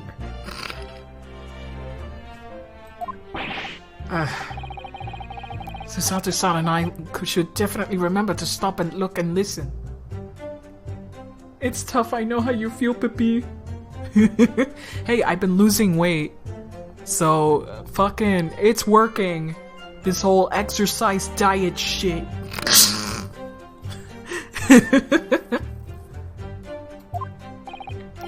However, on the night that concerns us, the fog was somewhat lighter than usual. A fact that no doubt lamented by the accused. A fact no doubt lamented, okay. Fog can be very pretty. But if you're driving, it's just terrifying. If you're driving, it's just fucking terrifying. Alright, visibly good and no one else but the victim and the accused. Are you sure about that? Hold it! How are you able to state that with any certainty? Quite simply, my learned friend, because that is what the witnesses to the crime have told us. Ah, yes, Inspector Gregson mentioned the witnesses yesterday, didn't he? That's right. One of them is a policeman, I believe, from Scotland Yard. That is correct, ma'am. Oh no! It's been a long time since we heard the little flaccid. Oh man. Oh boy. Then we must hear their testimony. The prosecution will of course call them to the stand, should it be necessary. But wait a minute. At 5 o'clock in the afternoon in the middle of winter, it would have been dark already. No matter how light the fog might have been, no one could have been. I'm unaware of the situation on your tiny island on the east. But here in capital city of Great Britain, all main roads are illuminated by the night by gas streetlights. Ah. The prosecution believes there would have been ample light by which to witness the crime. I can't read anymore, apparently.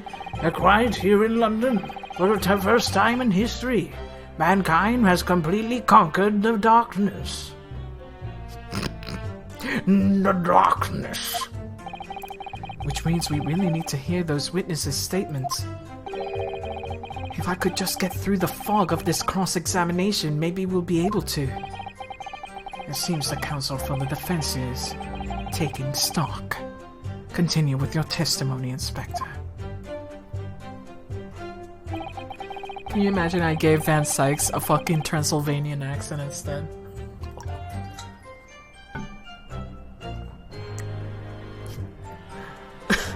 I would hate it. No! I would hate it so much! Do it, coward. Let me be a coward. Let me be a weakling. Oh my god. Not to mention, it's kind of hard to do. Give him the gun voice. No. No. I will not give him the count voice. I will just sound like freaking Hotel Transylvania freaking Dracula. I hate it. Just a couple of dialogues. No! Out of the blue, the victim was stabbed from behind and subsequently collapsed in the cave pavement. How do you fucking know? From behind, you say? What the fuck is he holding? Fish and chips, my dude. Delicious, crispy, fatty, crunchy fish and chips.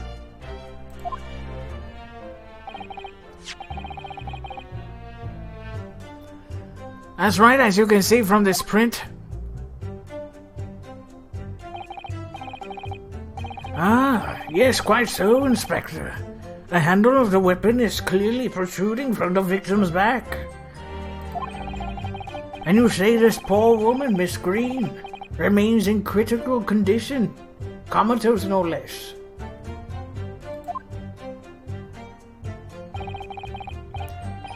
I'm afraid so, my lord, yes. She's been treated at Bart's. I was hopeful that she'd come round before the trial started so I could take a statement, but it wasn't to be. Yes, that is indeed a pity. It would have been most illuminating to hear the victim's own account of events. I hope Humpty Dumpty's daughter is alright. She's so round.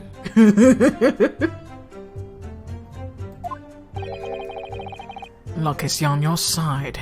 On your client's side, it seems. Oh boy. On the contrary, my client has been exceedingly unlucky. Your force of tone is seriously undermined by those disturbingly wide eyes, I'm afraid. Still very nervous, Naruhodo? Yeah, he has no chin. He's just a neck. He's just a neck. I love his design. Hold it! Mr. Natsume's belongings. I think you'll find us all here in the photographic print of the crime scene. Wait a second. I forgot about something very peculiar. Very peculiar. Can we read it? No, we can't read it. It would have been awesome if you could read the frickin' titles of these.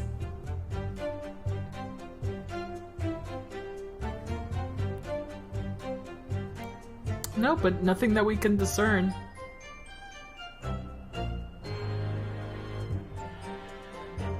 Nope. Okay. I just wondered if that was a thing. But apparently not. Right here. No blood, because when you stab somebody, if you don't slash them open, they won't bleed out. We don't pop like balloons. It's like just shoving something in really deeply. Count Dracula's face?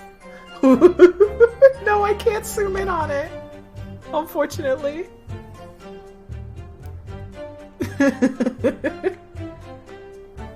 Just because of this game? Yeah, you still bleed internally and a little bit, but if you don't take the knife out, it won't bleed out so much. Now, if you get slashed in the face, that's very different. Your face has way more blood going on the very surface, so you bleed a whole lot, but on the back, not that much actually. So it really depends on where you're getting hit. Yeah, like imagine getting stabbed in the hand. Blood won't really come out until you take out the knife or you moved it around and made the freaking opening bigger. So it's good practice that if you get stabbed with something, don't take it out. Go to the hospital. Let them take care of it so you don't bleed.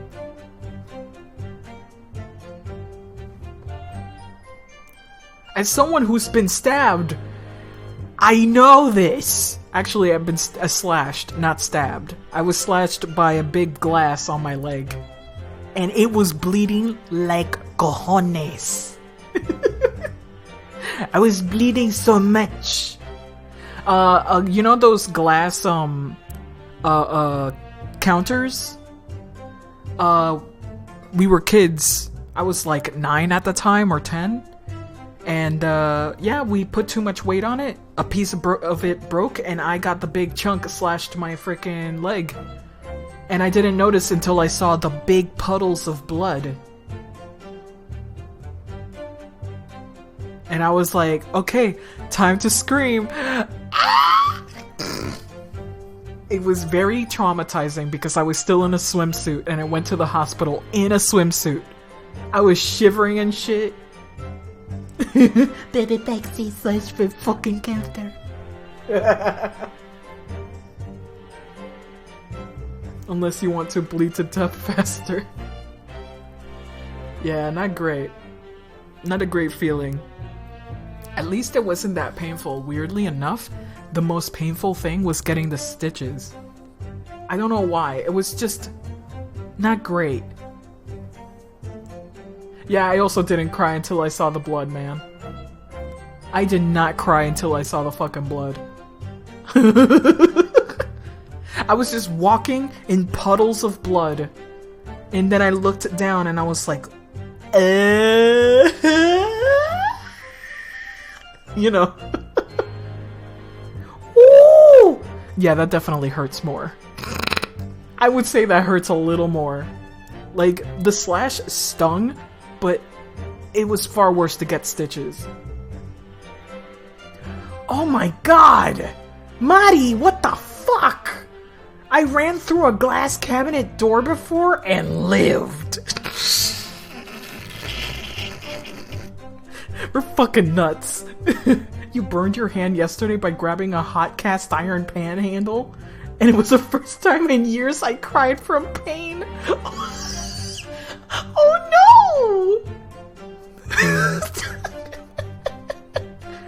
That's not even the worst thing I've ever survived in my childhood. I think the worst thing was me biking down a hill and being a stupid idiot, slashing my fucking knees into the pavement, just sliding down.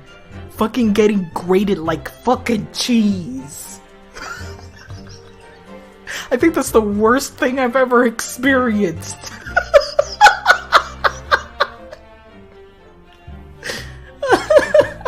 I slammed into a glass door and it fucking broke around me. Are we all birds? Are we all just fucking birds? Why are we all this fucking... Are we all stooges? I also used to accidentally burn myself with an iron because I'm an idiot. I remember being like 12 and my brain going, yes, shove my hand in the bucket of razors.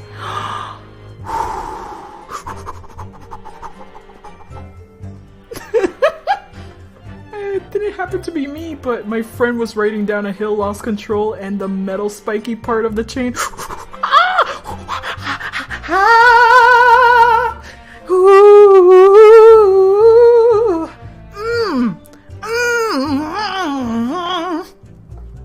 I'm okay.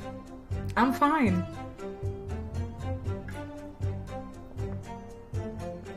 I'm okay. I'm absolutely fine. Fun times.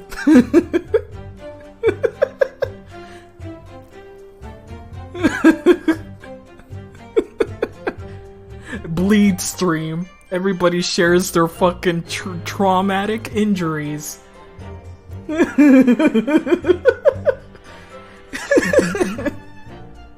I think the worst of one biking is when I was a kid, it was a lot of gravel on the road, so I tried to do a sharp turn coming down from... Oh, and you fucking slid over the gravel! Grated cheese once again. Delicious minced meat. Fucking the pulping, the real life pulping of us. Just shredded. Have you ever seen... Okay, this is the last thing. But have you ever seen a person missing skin? Because I sure did. And I was like, well, that will traumatize me for life. I just saw this person's calf. No, it was like around the thigh or something like that. And their skin was just hanging. And I was like, wow. That's disturbing. That's not supposed to be like that. Little Pexy said. I was cheesed by swing pebbles. Oh, when you fell from the swing. Riba! Ándale, ándale, ándale! Riba! Anyway, we bleed a lot when we're fucking kids, do we?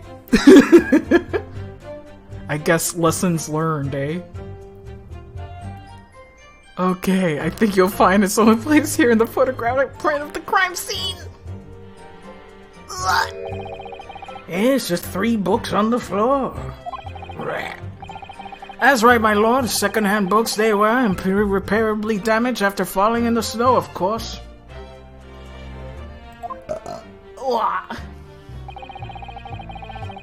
The accused could easily have carried all 3 books in one hand. Are you sure about that? Which means... Oh, puñeta, Coco Bean! Fell from bars and almost broke my arm by landing on it? My goodness. You had to get a cast for a different injury? Jeez. Double bounced on a trampoline and landed on it wrong.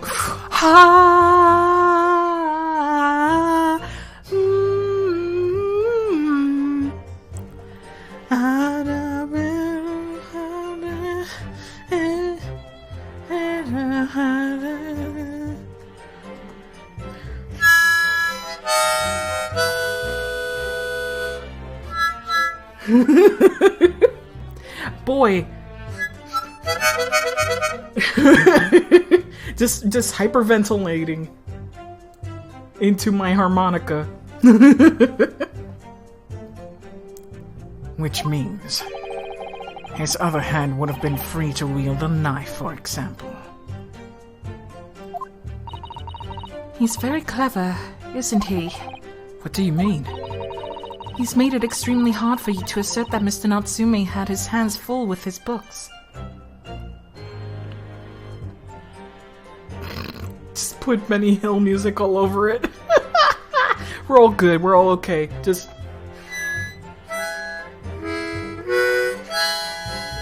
We're fine.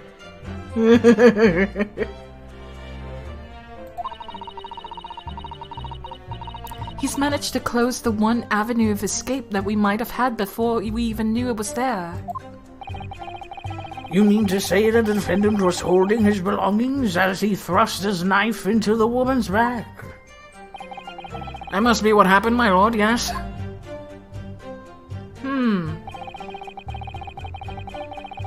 That's an assumption. That's conjecture. That's totally conjecture. Why? Because the books are all over her. Why would they look like that? Why would he throw his books all over her? That makes no sense. Hold it! The defendant apparently visits a second-hand bookshop on a daily basis.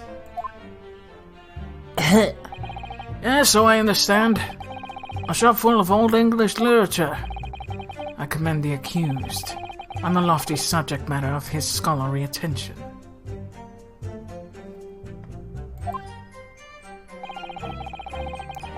The bloke's room is stacked floor to ceiling with those musty old books.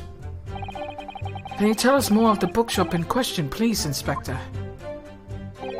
Well, if I must, I'll have you look at the street map again, I'm afraid. Are we going to see that he came from somewhere else? Okay, wait. Okay, it's from here. The closest second-hand bookshop of the accused is Bourbon Books. Wait, that's not the place that he got the books from. He didn't get the books from that place. I remember. Your Books is where he got his books. So now we found a new avenue. The closest second-hand bookshop with the accused lodgings is this place here, Bourbon Books. A little place on the corner of Briar Road and Merchant Street. Yeah. That's the pun, Lago. I know. I know that's the pun. It's also like a pun on like it's books of yore, as in old. Like the pun is a good pun, but it makes me angry, so I'm ignoring it. It looks like they never looked at Soseki's receipt.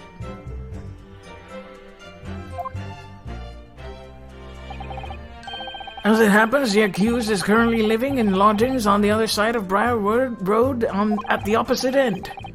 But it doesn't take a genius to work out the route he would have taken home. Something like this.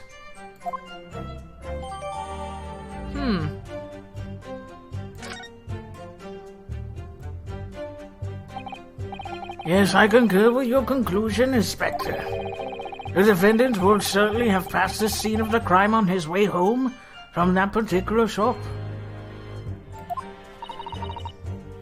Listen, if they didn't look at this, there wouldn't be a game, Cena. Mr. Naruto, I think that what the inspector just told us could turn out to be of vital importance. Yes, I agree. The most important point that the inspector just made being the bookshop's name, the stock, the bookshop's location, the name. Should I place the name? Let me save. Gotta save. Gotta save. I'm gonna say name. Inspector Gregson, may I ask you a favor? What? Would you kindly add the name of the bookshop to your formal testimony, please? I believe it may be of vital importance. Maybe. Oh, well, you know, I mean, yes! It could be a very important clue. Very well. Not that I can see it being of any great significance. But please revise your testimony accordingly, Inspector. Yes, my lord. Yes, sir, my lord, whatever you say. Could the man be any more sardonic? Bourbon Books, the second-hand book, apparently patronizes. Patronizes? Patronizes has such a different meaning to me. Patronizes? It's so weird. What a weird way. Because I hate the word. It's not good. It makes my head hurty. Should I press on this or should I already? Yeah, patronize. Patronizes. It's too close to the other word. Hold it! Let me press that anyway. So the shop is called Bourbon Books, is it? That's right. That's the closest second-hand bookshop to the accused lodgings. Oh, see you later, Kogo.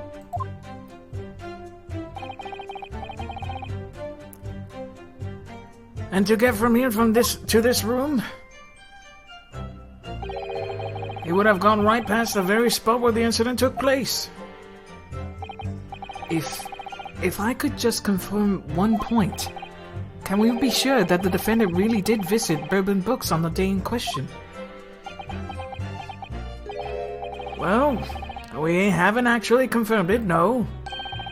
You haven't actually confirmed it. Why the devil not, Inspector? Well, the thing is, the bookkeeper's gone on a trip, you see, left the morning after the incident. To collect more stock, I'm told. So we, haven't been able to ask if the accused visited the shop on the day in question or not. Well, in that case, what did the defendant himself have to say about it? No recollection. What? According to the statement that he made at the time, the accused has no recollection of where he'd been. Of course he doesn't. The bloke clearly has his head in the clouds whenever he's walking about town. He claims he just wanders into whatever bookshop he happens to be passing, and rarely notices the name. I should say the man ought to look to learn where he's going, at the very least. So, it's just as I thought then. Is something the matter? Inspector, you may continue with your testimony. Alright.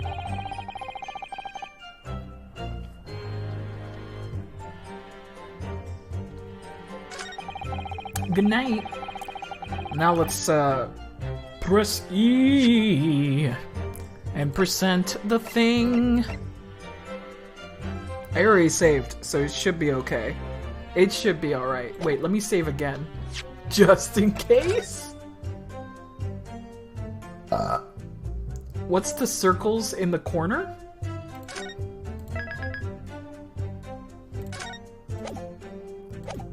Are you talking about the little diamonds? Or are you talking about our life points? That's life points. That's as many times we can be wrong.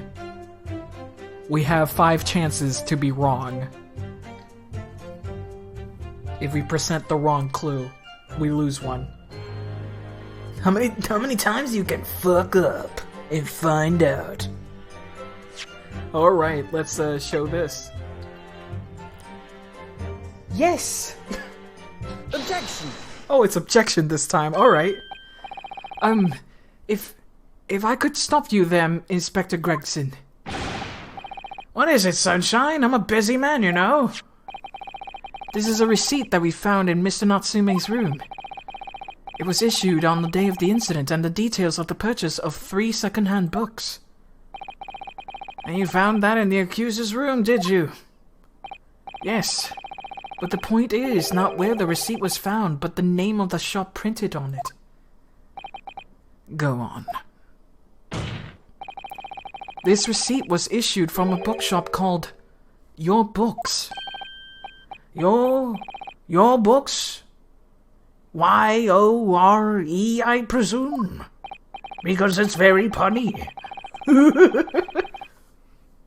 Yes, my lord. So, Mr. Natsume did indeed purchase a number of books at a second-hand bookshop that day. However, the bookshop in question was not Bourbon Books. Eh? What? Inspector, do you know of this other bookshop? Yes, sir. Your Books is another second-hand bookshop not far from Bourbon Books. It's just that, well, it's such a small place, I didn't think the accused would have known about it. Objection! But in fact, it is the bookshop in which the defendant visited on the day in question. And this receipt proves it. Objection! Yes. For what difference it makes. For what difference it makes. Wherever the man has purchased his musty tomes. It makes no difference in the final analysis. Objection! I disagree. I mean, after all, I have a street map here, if that might be of help. Oh, yes, thank you. Have a look at this, please. If the defendant have been returning from Bourbon Books, then yes, he will almost certainly have passed the place where Miss Green was attacked. However, if we take into account the fact that he was actually at another bookshop, Your Books, it may as well turn out that he wouldn't have passed that location at all. Would that be true? My. It rather depends on where this other bookshop is, but I do declare it may be a possibility. I do declare. It must be declared. Isn't that right, Mr. Lawyer, sir? What you just said? Absolutely. It absolutely could be right.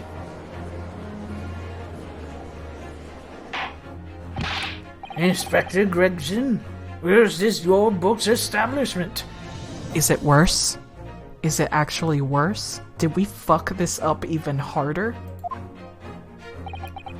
Well, obviously we looked into that. And turns out that Your Books is here at the corner of Merchant Street going east. Oh man, he could have gone either way. He really could have gone either way. Shit. I was hoping it would be on the opposite side of the street. Like, on the other side over here, in Briar. And there you have it. As you can clearly see now. That doesn't help. Oh. Yeah, it doesn't help. At all. He could have gone either way. Shit. My learned Nipponese friend is obviously in training to be a clown. The way he regales us with such witticisms. Yes, the wine. Fucking unbelievable. Let me turn on the light here. It's getting real dark. Summer is almost over. Now that it's finally getting a little darker.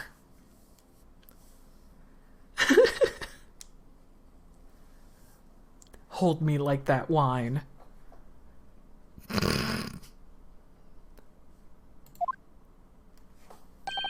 To your future career in the circus.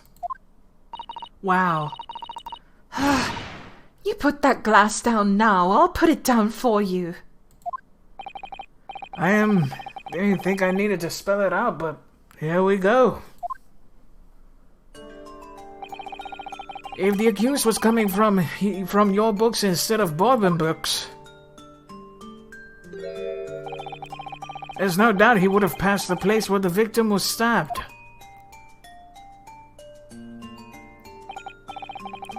Yes, thank you, Inspector.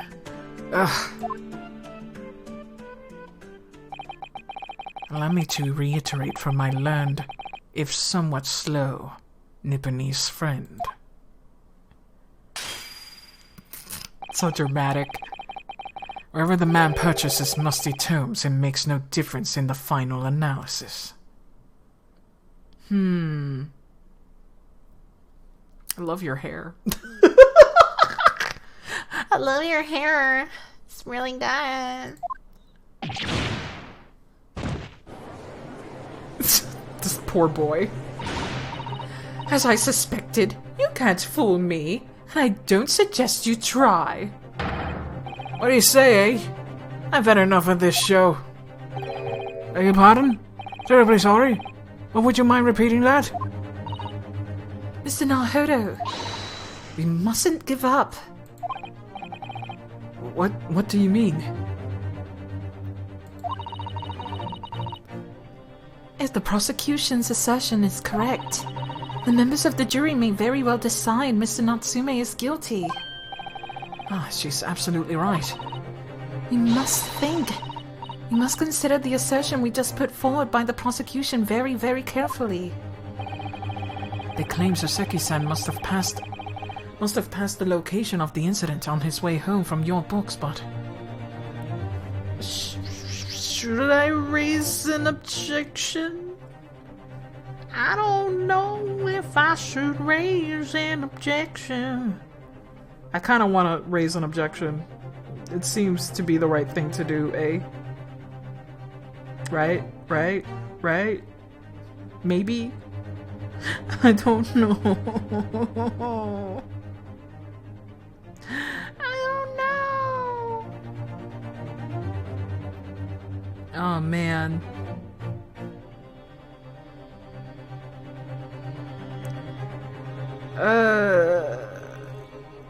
I will save. I don't know. I'm gonna raise an objection anyway because she told me that if we don't, it's game over anyway, so let's find out.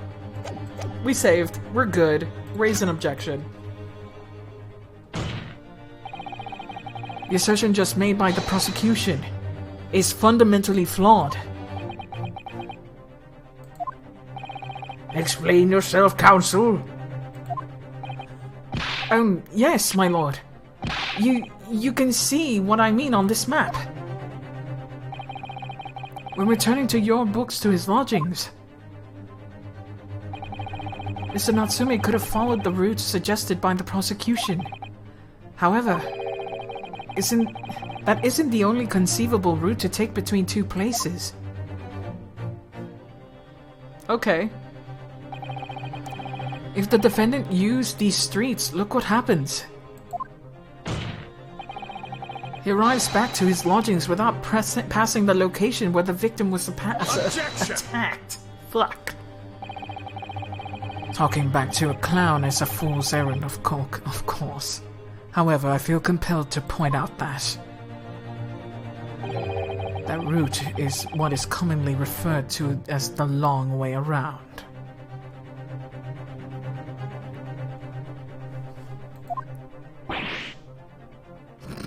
You're not a clown, you're the entire circus. He sure did. On a cold winter's night, why would any man choose to take the longer route home? Because he doesn't want people following him. Well, the answer's extremely simple. He wouldn't. In other words. Yeah, he's clearly trying to avoid stairs too, so... The accused took the obvious route back to his lodgings and his previous perpetrator of this crime, and is the obvious perpetrator of this crime. Aha, yes! I've got it!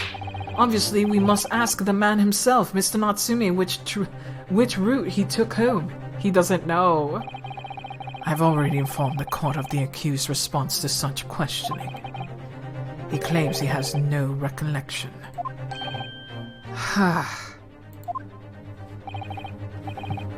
God damn it, Natsume. That's right. As I said, the bloke seems to spend his time outside wandering aimlessly from A to B. That day was no exception. He said he doesn't remember where he was or which route he took home. God damn it, Natsume. I don't believe this!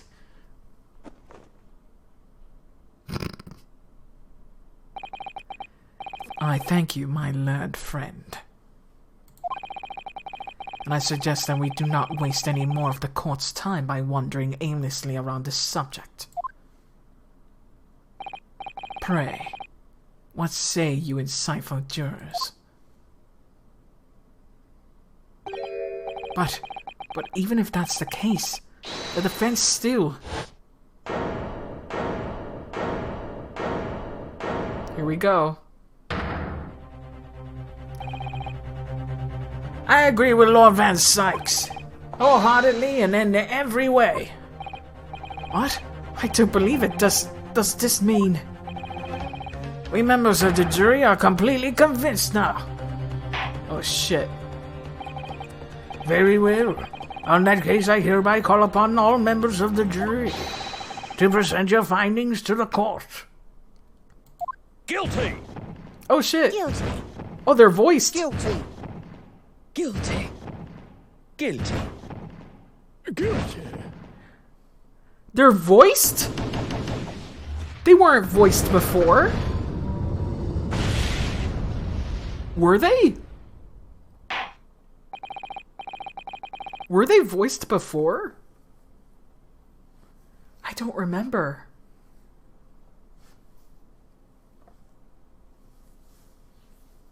Yeah, I don't think they were. No, what the fuck is happening? You know what? It's fine. They weren't, right? How strange. It would appear the jury's learning is unanimous. Time for a summation examination. Which, honestly, I love. I love the summation examination.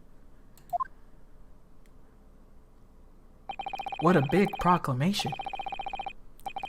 To the insightful members of the jury, I applaud your brave resolve. You serve Queen and country admirably. Fucking shut up, Count.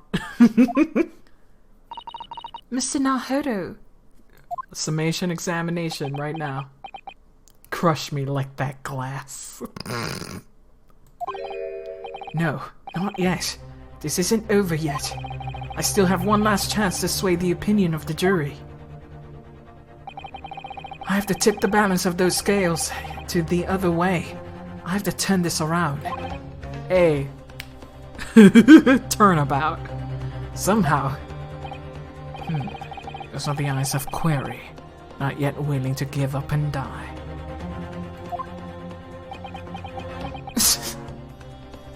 I love the little touch of him pulling up the armband. So I presume you intend to wield your rights again in this trial. Rights of the defense written into antiquated British law that should have been buried long ago. A lot has been happening. Call it antiquated if you will, but it's the defense's prerogative to carry out a summation examination if he so chooses. Very well, counsel. In accordance with the letter of the law, we shall proceed with a summation examination. Are the members of the jury ready, Mr. Foreman? Of course we're ready. I'm all too familiar with that Nipponese whippersnapper and his uncas refusal to throw in his alley. Very well then, ladies and gentlemen of the jury. You will each explain on what grounds you have determined the defendant to be guilty.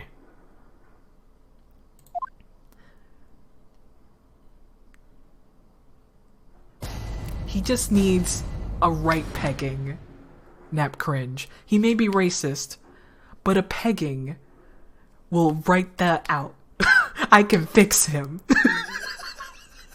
I can fix him.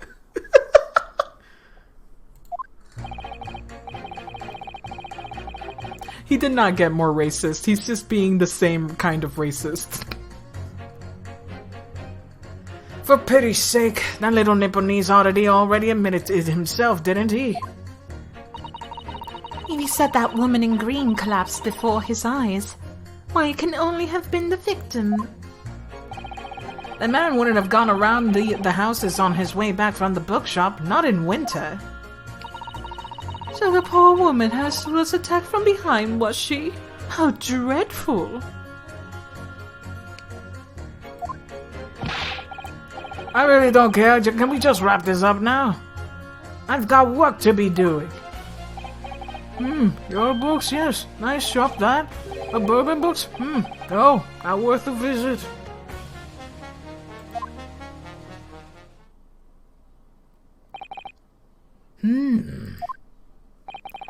With only minor exceptions, the reasons for finding the defendant guilty are all too clear. When the stabbing occurred, the only two people at the scene were the victim and the accused. And the accused himself has admitted to seeing the victim in her green overcoat sink to the ground before his eyes. Furthermore, we have heard from the inspector that the defendant fled the scene.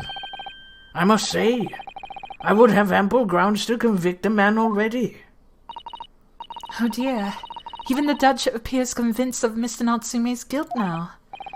Why did he have to run away like that? And how are we supposed to believe in some phantom attacker that nobody could see?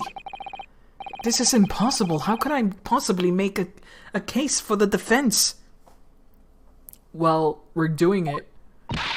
Mr. Naruhodo, this is no time for grumbling. If you want to force the trial to continue... Yes, I know. I have to turn the tide. I must make the jurors change their minds. It's so hard to talk today. Well, 4 of them at least. Exactly. We have no choice but to forge forward. Gotta build it. You have the floor, counsel. Begin your summation examination. Yes, my lord. You can do it, baby. I just need to keep this trial going somehow. Whatever it takes. Come on, Ryunosuke, you can do it.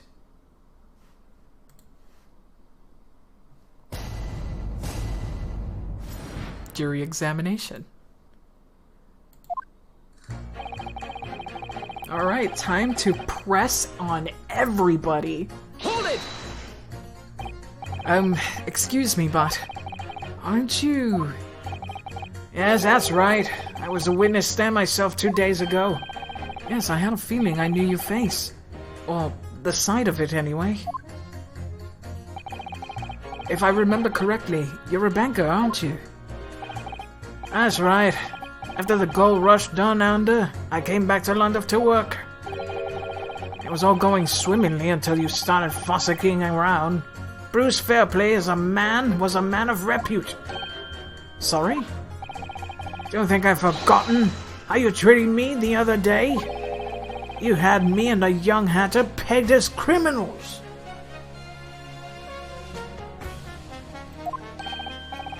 Oh, well, you know, water under the bridge. Now there's all sorts of rumors buzzing around and the police have been badgering me non-stop. If I could turn back the clock. Well, anyway, I don't know about the hatter, but at least I'm in the clear now. I'm free to make up my own mind of who's guilty and who isn't. Pegged. Just when I mentioned pegging. Thank goodness. Alright, maybe I might struggle to change this man's mind, given our awkward history. Oh dear. I wonder what's become of Mr. First now.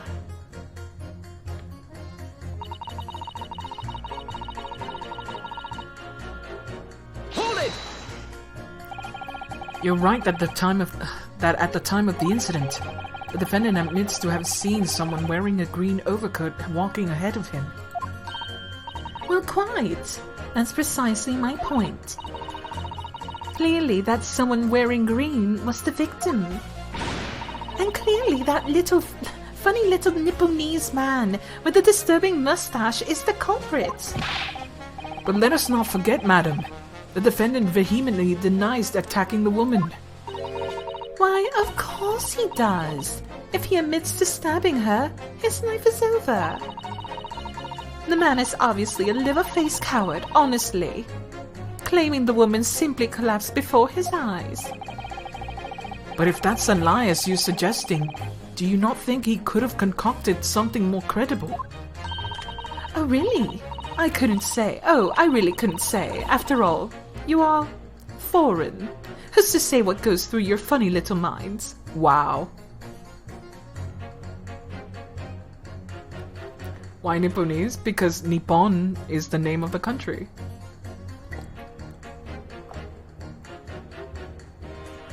Japan is what Westerners call it. I thought it was Nippon. I thought it was some new racism. No, I wouldn't be comfortable saying it. I mean, it is kind of derogatory. It's not being said as a nice thing, of course.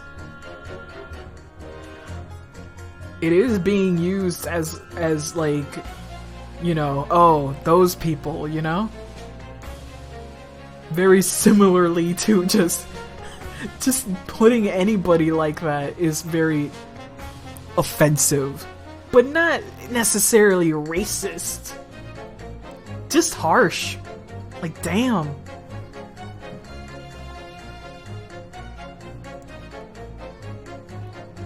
Let's see here. Oh. Okay, that's where I was. I could tell you what's going through my funny little mind right now, but you wouldn't like it. I do declare that man has already made the admission. He himself has stated that there was nobody else around. Surely the conclusion is obvious. No one else could possibly have committed this awful crime.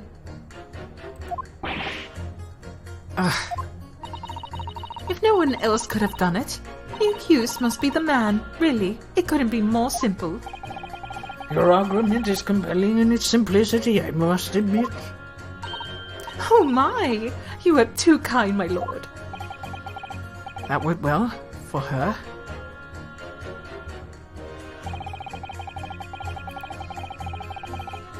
Not in winter. Why do you say that? Why you say that, man? Hold it!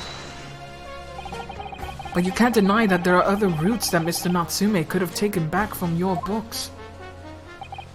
Oh yes, like you drew on the map, you mean? Was that it? Calabash Road or something? Precisely. Yeah, this song is great, but it seems to me that counts as whether the little Japanese fellow actually went that way or not. Well, yes, that's true. And at the moment, there's no proof that he shows that he did, is there? Is there any proof?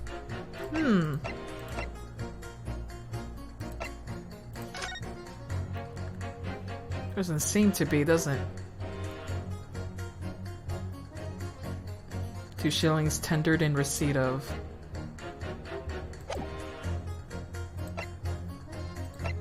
Wait, give me this. What was the time? Doesn't say time.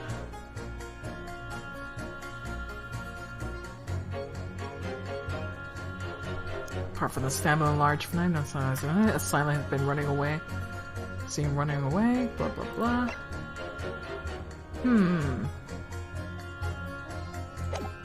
We really need to talk with that officer.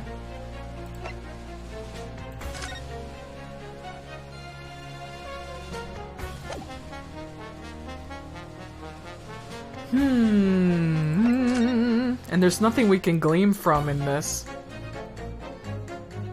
You Brits. Gregson. Gregson is the name of the inspector. But we need to talk with this officer, Rolly Beat.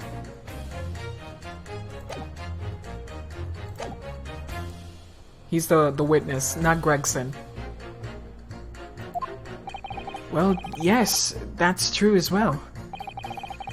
And as I understand it, the accused himself doesn't remember which way he went, does he? Well, yes. That's annoyingly true. Winter nights are dark and cold, so the way I see it, you want to get home as quickly as possible. Well, yes. Why is this all true? So really, the only thing that makes sense is that he went home along Briar Road. I'm supposed to be convincing you here. I have gone in a lot of thought, you know. I didn't just make up my mind on a whim that he did it. I mean, there was some logical reason that he might have gone in Kabalash Roadway. It'd be different. I'd be happy to reconsider my position in that case, honest I would. Reason why Soseki-san might have taken the longer way home. Yes, a good reason. I don't imagine you would be able to sway this young man's opinion without one. This girl has no convincing. But here we go. Yeah, he could have done it to avoid people. But I don't think we have evidence of that, do we? Hold it! He doesn't want to talk to her!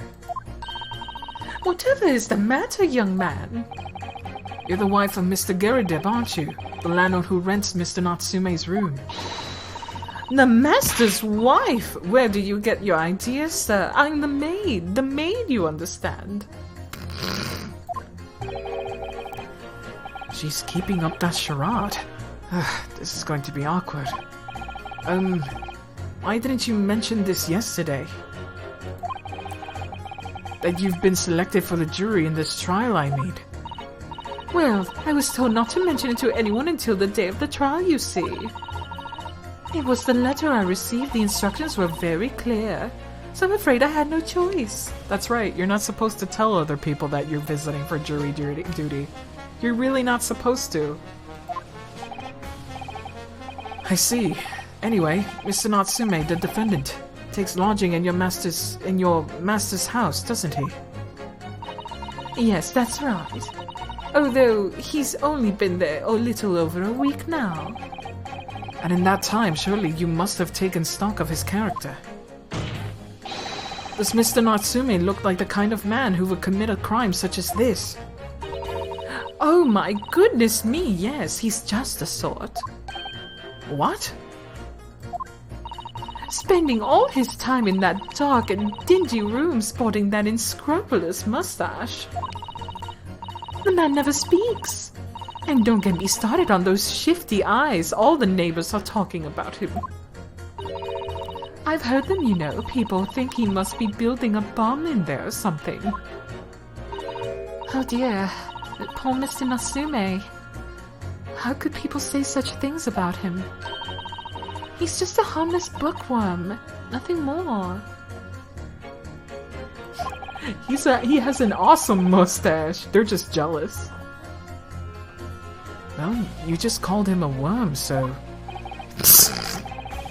Anyway, I'd better be careful about inviting this maid to speak.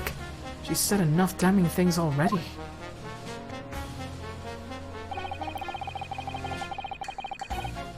Come on, you gotta tell us something. Hold it! A man's life is on the line here, sir. This will take as long as it takes. Don't get clever with me now, son. My life is on the line too. And so is my family's.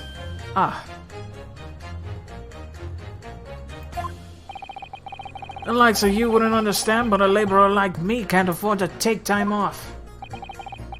If I don't work, I don't eat. And neither do my wife and kids. Oh, I see. That must be very hard. I got to go to Union every morning just to find out what needs doing. If you're late, the work is taken. It's tough. This time of year, there's water and gas supply pipes bursting left and right and center.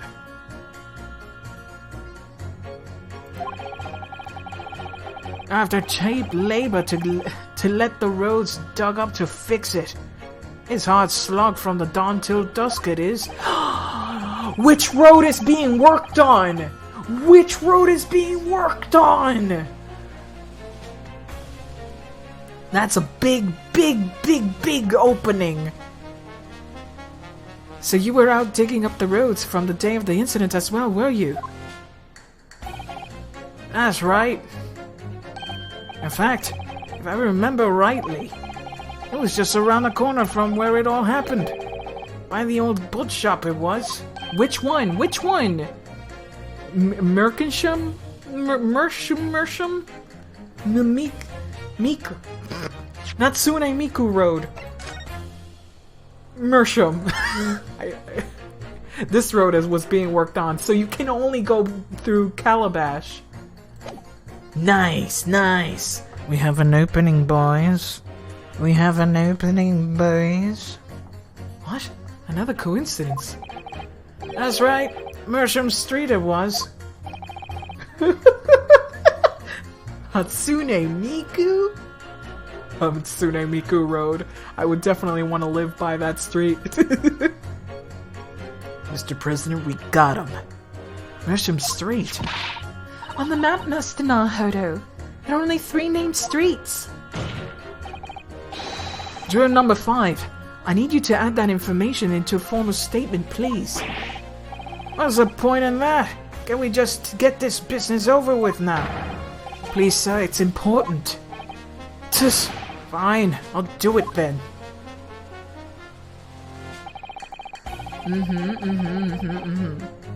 I think that's all we need to press through. Let's press it again, just in case. So if I understand correctly, you're a day laborer and you were doing road maintenance that day. That's right. Like I said, you get a lot of bus gas and water pipes underground in the middle of winter. It's the only time of year fellows like me can actually make a few bob. And I'm missing out today. And when you say from dawn till dusk... Oh, the work has to be completed within the day, see? No coaches or pedestrians can pass while it's happening.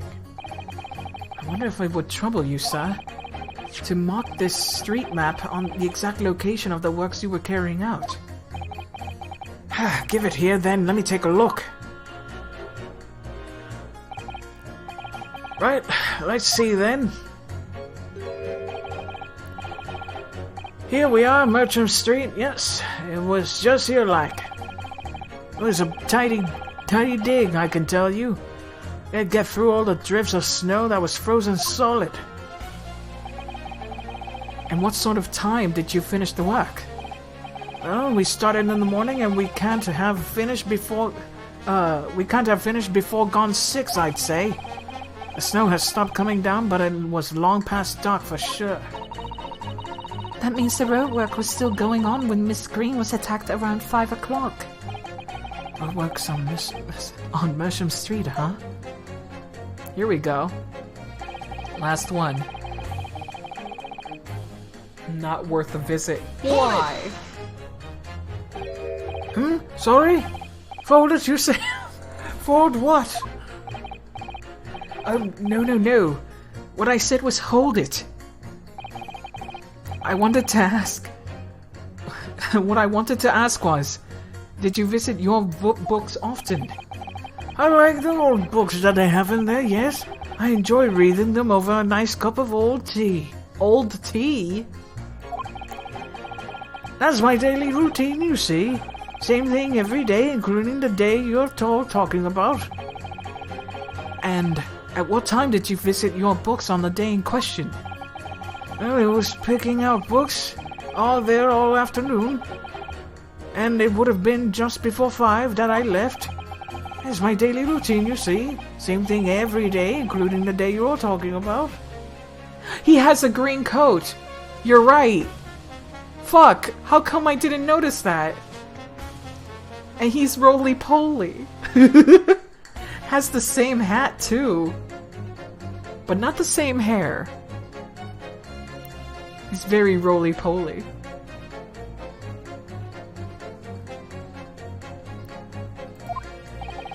Just before 5, you say? Wig. No. Exactly when the victim was attacked. Are you sure about the time? Oh yes, no mistake there. I remember it well. I'm not about to forget the day in a hurry. Not after the dreadful time I had. What do you mean? Well, I was walking down Calabash Road when I slipped on the ice and bonked my head. Oh my god.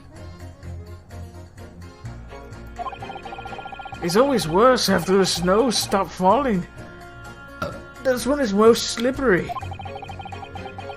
Knocked myself clean out, I did. I really thought my number was up. Very suspicious. Very suspicious indeed. Same hat, same coat. And,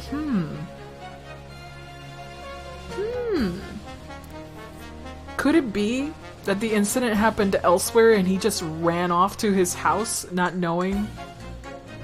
But he did say he saw somebody getting stabbed. Wait a minute. Let me get this straight. This happened on Calabash Road. That's right. I live in Cornpipe, you see. Heading down Calabash Road is the quickest way for me to get back from your books. Juror number 6, I must insist that you add that information to your formal statement. It may very well be extremely significant. Sorry? Extremely sick? No, I'm quite alright now.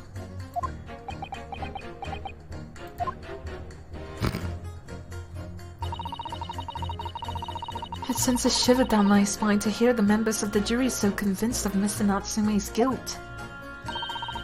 But I can't help feeling that some of their opinions are rather subjective. I agree. It's the irrelevance of what some of them are saying that sends a shiver down my spine.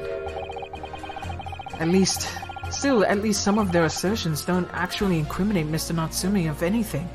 That's something. We must use that to our advantage, Mr. Naruhodo. Cunningly. Yes, you're right. Let's listen to the jurors again, carefully.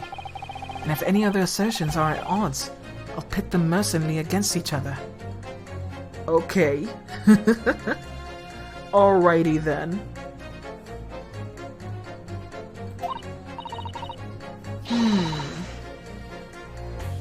Yes, don't hold back. Pit them all against each other. No, don't pit them all against each other. A little Okay, that's not good. He said that a woman in green collapsed before his eyes. Okay. There we have one. It could have been the old man. It could have been the old man. The man wouldn't have gone around the houses on this far back to not in winter. The poor woman was attacked from behind. That's it. Happened, I was digging up Mersham. Okay. Okay, there we have it. So, which one? New York. He really does look like a New Yorker. He really does. He really does look like a New Yorker. Oh man. Let's see. Which one should I clash first? I know that I have to pick this guy, right? Let me see if it's better if I do this. Oh fuck, I hit the wrong button. I hit the wrong button. I was going to freaking... Shit, come on. Come on. I hit the wrong button. Hey, I'm walking here. Okay, which is the button? Oh, it's R. God damn it. Okay. On the day it happened, I was digging up Mersham Street. He said it was a woman in green collapsed before his eyes. It couldn't have been him. The man couldn't have had houses from way back into the shop, not in winter. Yeah. Yeah, I think.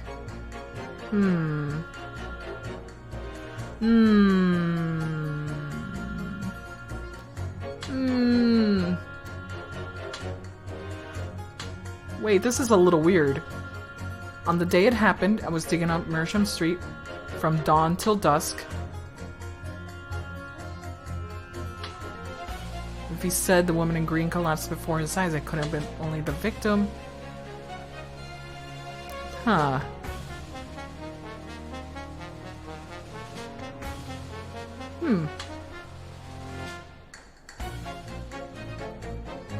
I don't know about this.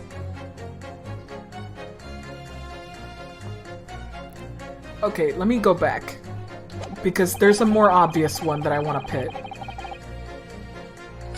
And I think it's this one. Yeah, I think this one's more obvious. This one. I think this is the one that I have to do.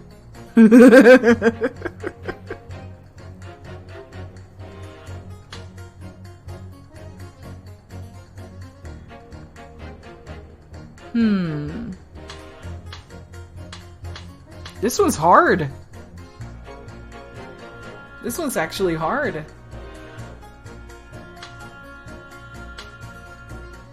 Yeah. I'm just wondering if I have to do one first rather than the other, right? So time to... Oh, I can't even save. Fuck me. Wait, let me get out of here. Let me save first. I can't even save when I'm doing that. Then to save the game. Cause I don't know.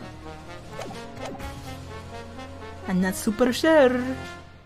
I'm not super sure. Okay, here we go. Objection! These two statements clearly show a flaw in the juror's reasoning. A flaw? What are you talking about, counsel? Well, juror number 2, juror number 6. Why, whatever do you mean, sir? I think perhaps the old man didn't hear you.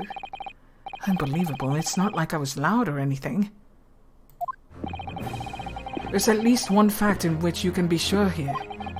The bookshop receipt found in the defendant's room clearly indicates that on the day of the attack, he had been on your books and purchased a number of second-hand titles. He then returned home on foot.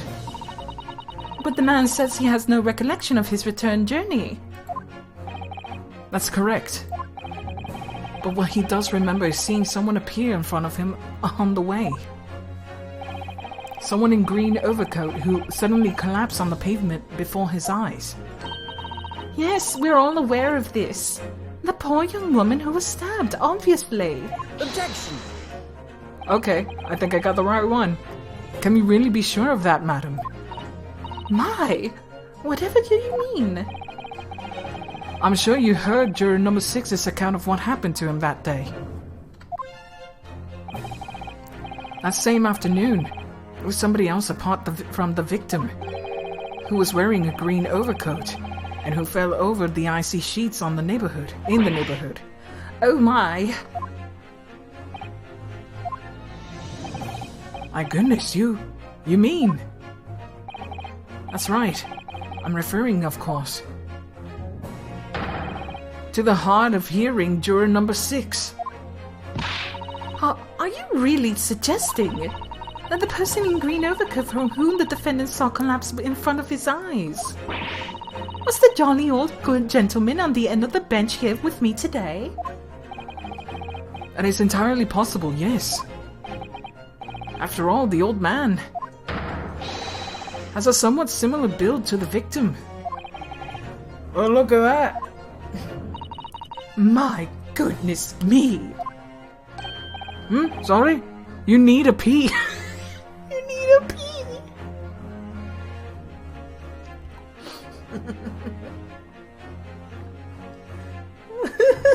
You need a pee.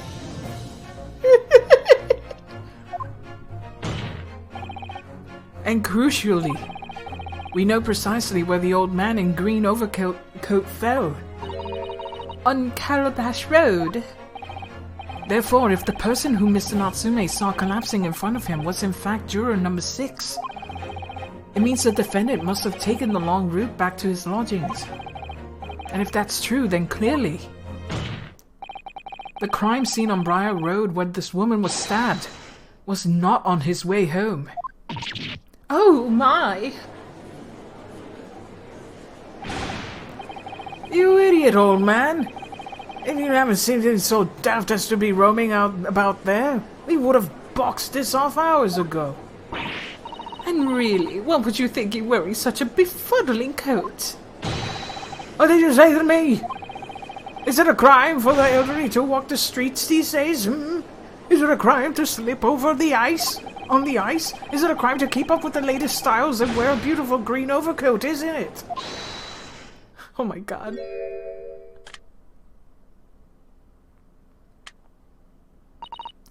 My lord, I do hope it won't cause any convenience, but... You would like to change your leaning, I presume? I do declare that I would. I should like to call for a verdict of not guilty. Thank you. And I would too! What? Is it a crime to change your mind? Is it? Well... And then he turns so cute.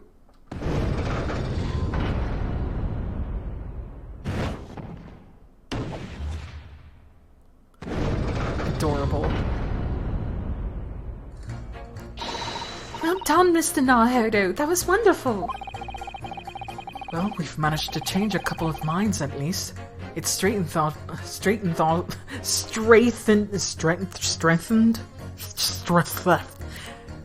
It got stronger.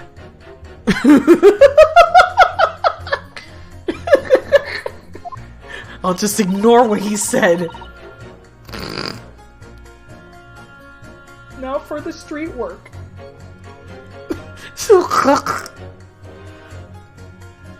Yes, and we'll prompt the other members of the jury to reconsider the stance as well. Straightened. Strengthened. Strengthened. I hate words. They'll be asking themselves if their current leanings are really right or not. Stages. To be made stronger. Now, if only we could identify one more clue or discrepancy that would make them stop doubting Mr. Natsume. We might be able to tip the balance completely.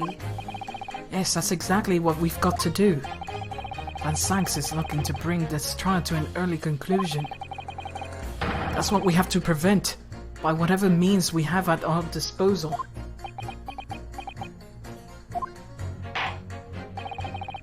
Thank you, Counsel. On with your summation examination, please. Becomes less weak. Yes, my lord.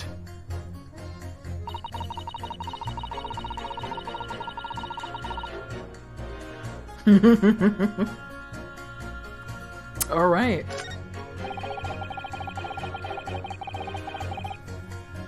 All right, I think that's the one that I have to pit against. Right? Do you think? Do you believes? Do you believes maybe? I believes. I believes. Objection! There's two statements that are clearly at odds with one another. He's saying that there's the clear way is to go to Mersham Road, but we already heard that the other statement there was road work all day, so he couldn't have. So that's at odds. At odds, Counsel. Explain yourself. Please don't point. It wasn't me, I swear. Oh my god. Are you showing off your big ol' biceps? I just want to get this done and dusted.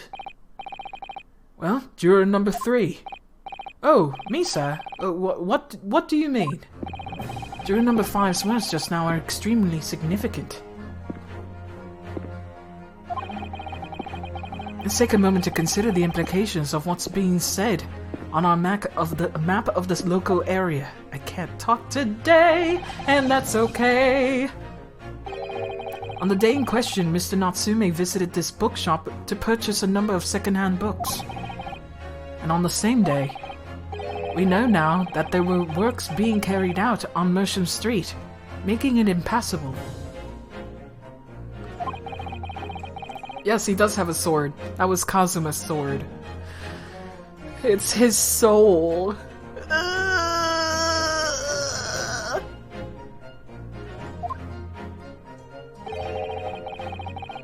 Impassable. Not impossible, impassable.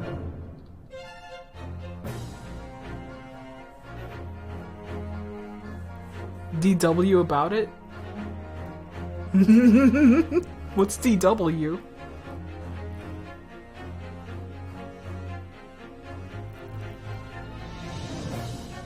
Don't worry about it. Okay. I'm old. Dreamweaver. Oh man. Could not have taken him along Mersham Street and down Briar Road. Oh yes, of course. What do you think, sir? Well, yes, you can't argue with that, really, can you? He must have gone 2 yards or more of the pavement up. Every gentleman and gentlewoman that came along had to turn back and go the other way. So, the only conclusion is this. The defendant must have taken the longer route back to his lodgings. Yes, I suppose he must have. He's alive in my dreams. I suppose I must be right, eh? Juror number 3, you said the following. The man wouldn't have gone around the houses on his way back from the bookshop. But we see now that he had no choice. Yes! My lord, Mr. Judge, if I may. Sir, if I may. Yes? I don't think I'm in all good conscience that I can say the man's guilty now. Yes, I'd like to see this trial continue so we can get to the bottom of what really happened. Thank you, Natalia, man. What about you, sir? Who, me? Well, alright then. There's a hole in the prosecution's argument. I should be filled in, that's what I say.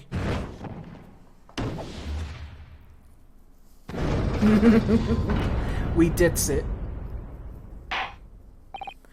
Well, that summation examination has concluded with a rather large shift in opinion. Can you fill me in as well? Excuse me. Shut up. The ayes 2, the noes 4. So noes have it, not guilty, they say. Which means we no longer have a consensus among the members of the jury. The trial will continue. Objection! Oh boy.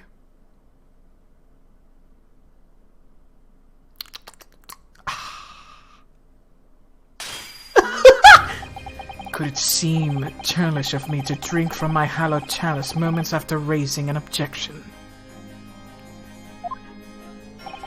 His music is so cool. Only to crush it in disgust. Pray forgive this discourtesy. He's gonna step on me and just go, pray forgive the discourtesy of stomping on your pussy. I couldn't even finish that with a straight face. And I'm like, oh sir, you may do it again, I don't mind.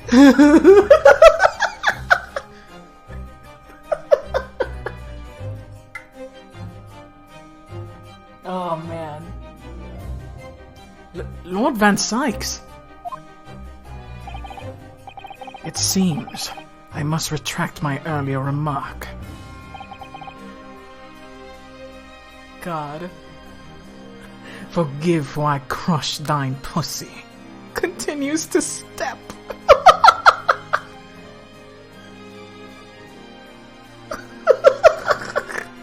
What do you mean? I mistakenly credited these jurors with intelligence by describing them as insightful. Yet we have just witnessed them falling for a cheap trick performed by an Eastern entertainer. Whatever do you mean? Objection! I haven't tricked anyone. Everything I've said is the truth. Indeed, Stalwart Juror Member 5 was undoubtedly repairing the road as he claims. I believe you said it was a good 2 yards of the pavement in which was excavated, sir. That's right, took me a whole day and they paid me measly tuppence for it. Now, my learned Nipponese friend, tell me. Do you have any notion of the distance 2 yards represents? Well, to be honest, I don't have a clue, no. 2 yards is a little less than 2 meters. Less than 2 meters? That's not much at all. That is not a lot.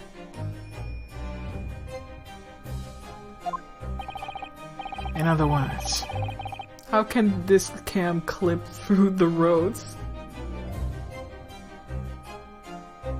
In other words, a distance readily vaulted by anyone of moderate figure. But he's not a someone of moderate figure. Would you not agree, my stalwart friend? Huh? Me? Well, I can't say you're wrong, no. What? Did you perchance erect a sign to prevent pedestrians from passing the site of your works? Huh? Wouldn't dream of it. What a waste of time. But you just said people had to walk around. No coaches would have a hope of passing anyway. We just turn any gentle back of when they came. Kids just jump right over us all the time. The accused is no gentleman as far as I can see. I've little doubt, however, that he could spring over a 2-yard trench in his meanderings around town. Ah! Is that true? Is it? The incontrovertible truth is that the books just purchased by the accused were found at the scene. There can be no doubt that on his way back to his lodgings, Mr. Natsume walked down Briar Road. Ugh! Crushed in a single sentence. And, old man. Cold man! You can talk! His beady little eyes! Tiny little beady eyes!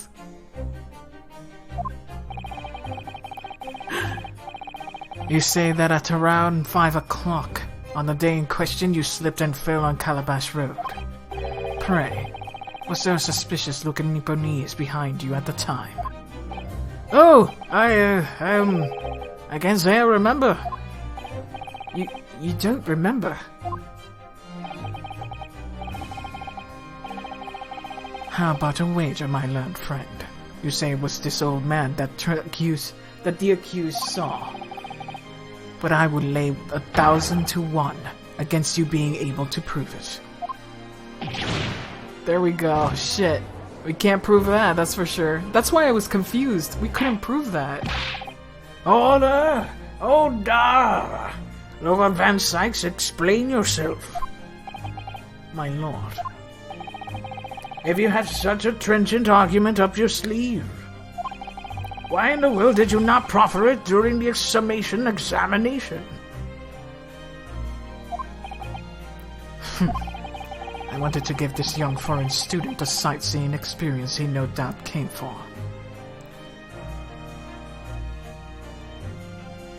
Okay, fine, alright, okay. I'll take that, alright.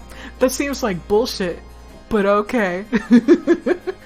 He was just like, the video game has to video game. I wanted to see for himself how the opinion of the jury is so readily swayed. Ugh. But my hospitality has its limits, and they have been reached, I feel. oh, cool. This again.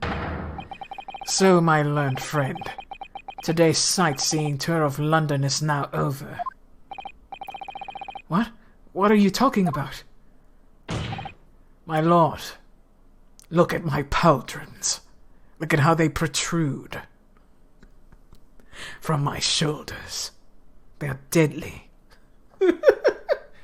One of the little hangy things fell into my foot, nearly killed me.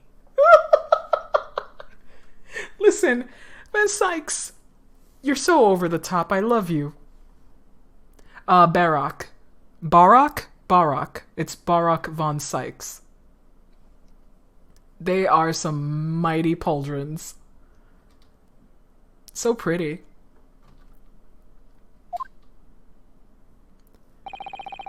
The prosecution requests permission to call its next witnesses to the stand. Oh, at least we got what we wanted. Granted. Bailiff, bring forth the witnesses. It's next witnesses. Mr. Naruto, do you not remember? We've been told on several occasions that there were eyewitnesses to the incident. Yes, I remember, one of them being Scotland Yard policeman, no less. I'm afraid that's likely the prosecution's next witness. Right, no matter who Van Sykes brings to the stand as his witness, and no matter what they say, I believe in Soseki-san.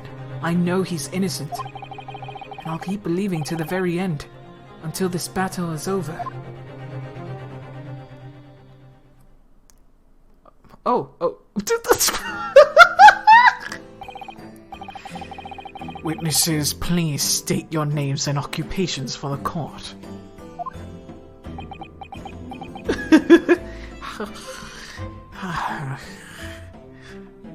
Look at these two. They look like they came out of a storybook. They both have the same scarf. Did she knit those? Oh my god. Constable Royal Beater, sir. Nothing to report on the streets, sir. Roly? Is she's gonna be Polly?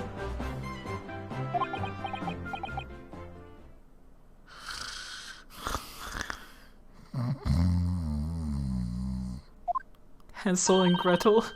Patricia. And I'm Mrs. Beat. Patricia's my name. I'm proud to say I'm this young town's hero's wife. Oh boy. Patrolly. Patrolly. Patrol. You get the pun now?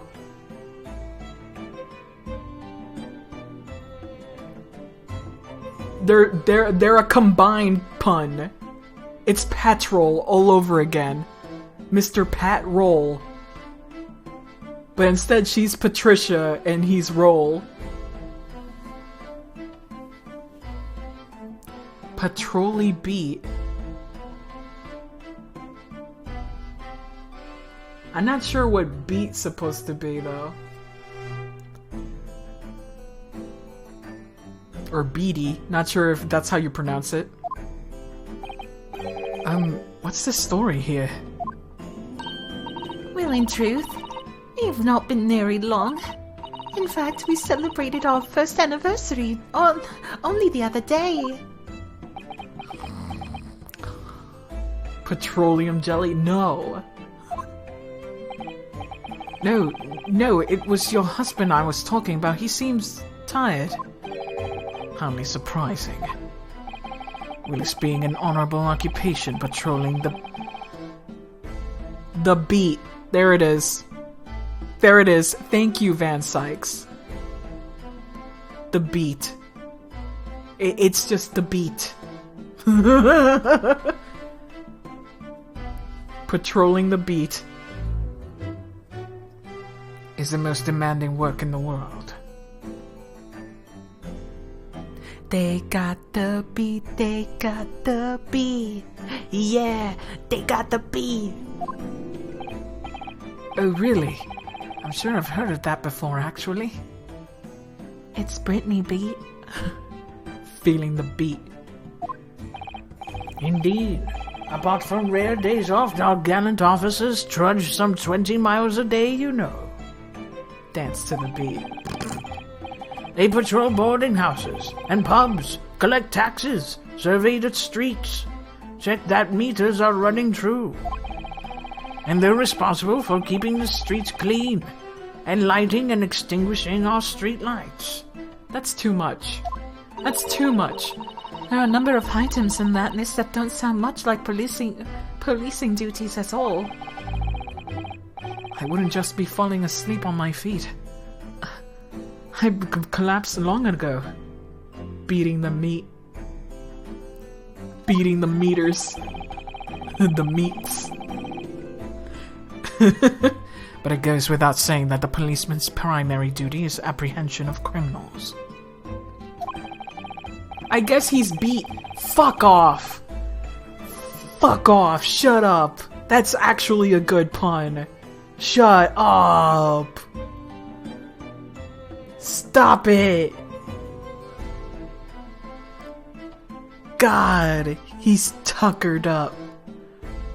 Even when he's off duty, a constable is expected to investigate and resolve any crimes on his beat.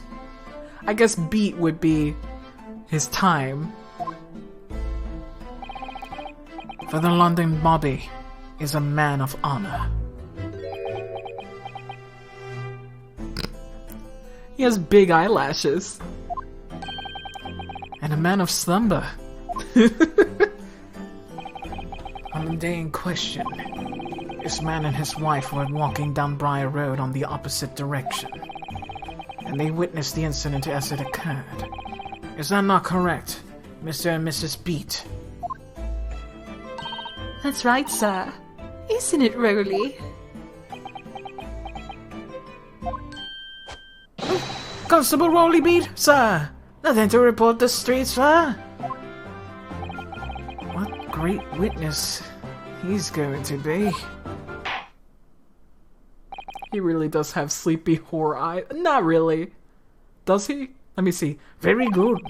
I'd like to hear your formal testimonies now, please. You will tell the court exactly what you saw on the afternoon of the incident. Just a little bit, yeah, he does. Yes, sir.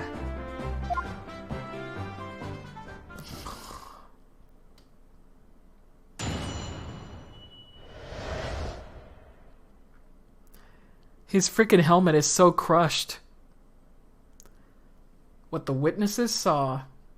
The whore blush? It was our wedding anniversary and Rolly was taking me out for a meal. There was no time to change after work. Anyway, two silhouettes appeared on the fog on the pavement in front of us. All of a sudden, one of them just collapsed on the floor. Then the other scattered something before running off. Now she definitely has whore eyes. She has those whore eyes. We ran straight over, of course, and then we went for help at the nearby police box. It was definitely that Japanese man in the dock. Rolly and I both saw him as clear as day. Well, she's the only one who spoke. Well, this is extremely compelling testimony, I must say. They could have been posted on Sibling or Dating. Oh god, yeah, absolutely. Absolutely. By the way, Judge, I haven't told you this, but you have beautiful whore eyes. Oh, right, I do. He does have them. He actually has the whore eyes. He really does have them. Look at them. Only eyelashes in the bottom. At the bottom right there, look. He does. He's a gilf.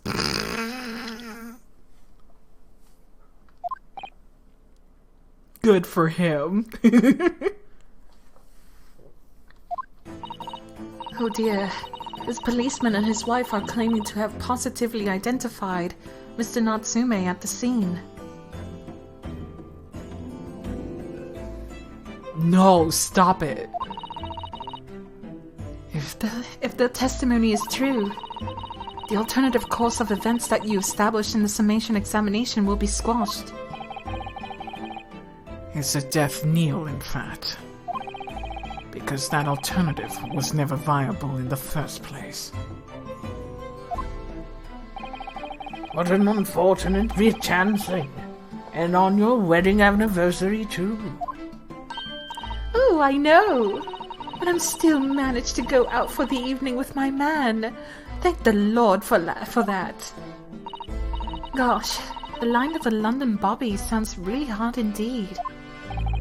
Indeed, however. This cross-examination will be over in minutes. You may well have time to rest this afternoon. What do you mean by that? My learned friend, the witnesses saw the face of the man fleeing the scene. Did they though? They are testifying under oath that it was without a doubt the accused, Mr. Soseki Natsume. And one of these witnesses is a policeman, no less. So you appreciate the gravity of the situation, I'm sure. Except that the man's so tired his wife has to do all the talking. Enough preamble. Counsel for the defense, commence the cross-examination, please. Yes, my lord. My goodness. My goodness gracious, here we go with the cross-examination proclamation. Internation. Incarnation. Let's go. Let's press on everything. We gotta press on everything. Hold it! No time to change after work, you say? You were also a member of the police, Miss Beat. Mrs. B. Oh no, sadly not. It's a job for strapping young men only. Women and children and the elderly can't even apply. Well, I think you can probably see why children and the elderly can't do the job, can't you? I think Ronnie looks ever so handsome in his uniform. It suits you down to the ground, doesn't it, darling?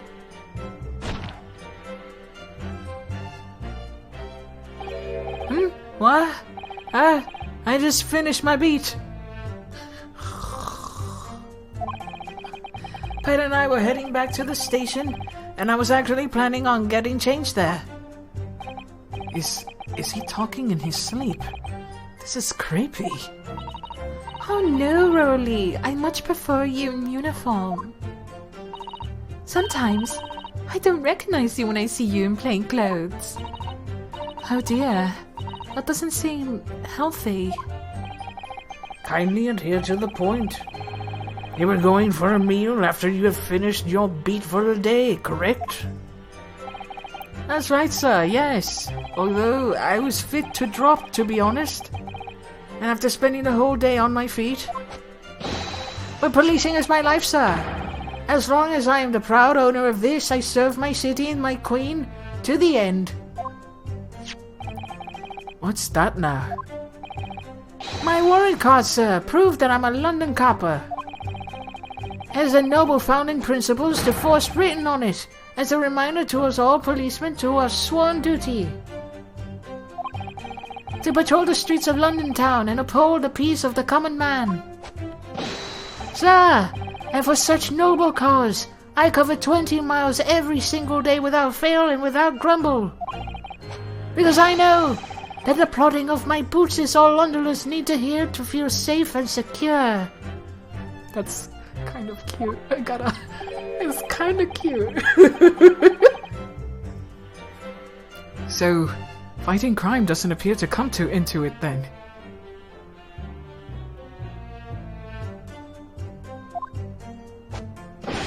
But sir, just on that one particular day I was looking forward to celebrating my wedding anniversary. Remember, Paxi, A-Cap. Even if he's cute. Oh my god! This animation. Remember, Paxi, you cannot fall into this Williams. He may be adorable, but he's still a cop. You're right. You're right. I'm just saying. The sentiment is cute. Listen, they haven't been married for long. They're still fucking like rabbits. Remember, comrade. Remember, comrade. Power. Unchecked power. Miss Beat puts up with a lot being married to a bobby like me, I wanted to show my dear wife how much I care. Oh, Pat. Oh, Rolly.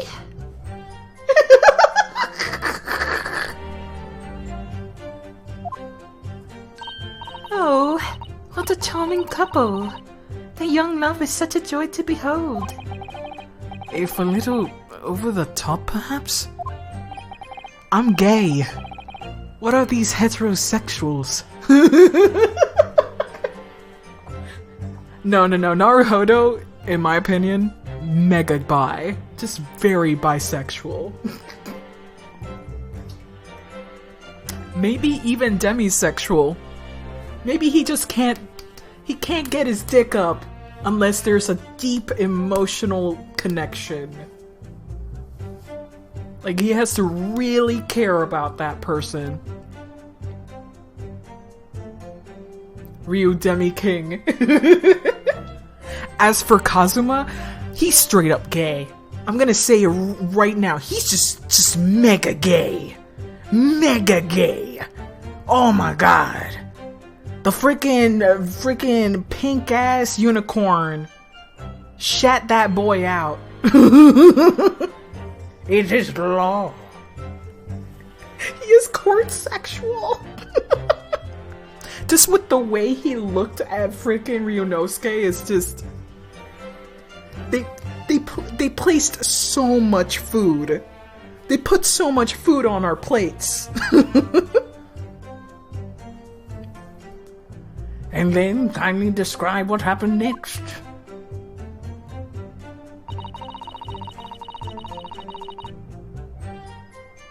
Hold it!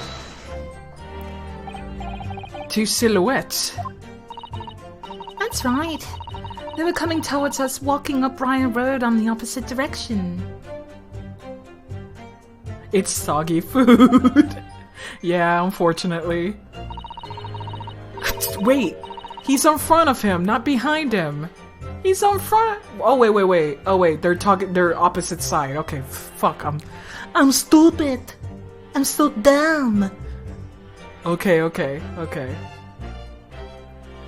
There was a rather plump figure followed by a scrawny thing-looking man. That does sound exactly like the victim pictured in this print, and like Mr. Natsume.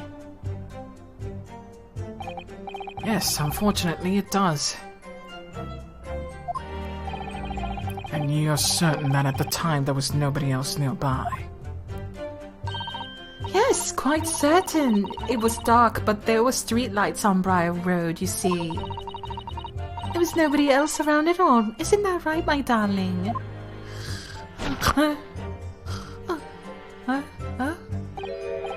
What? Yes, that's right. Of course. There was a light fog on the ground. But Briar Road is dead straight, and you can see fairly long way down the pavement. And then there's the street lighting as well. I didn't see any other pedestrian.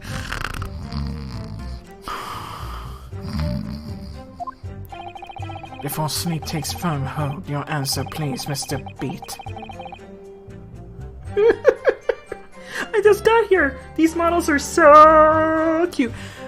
P, everything about this game is so A+. No, that's that's a wind-up toy. Oh my gosh. You're quite sure of what you just said. Yes, sir. As a couple who spend all night every day, all day every day, keeping watch on the streets, I'd swear to it, sir. Remember, A-Cap. I'm trying really hard. Cringe, I'm trying really hard. As I'm sure, as my love for Patricia is true. Oh, Pat. Oh, Rolly. These two are a hoot.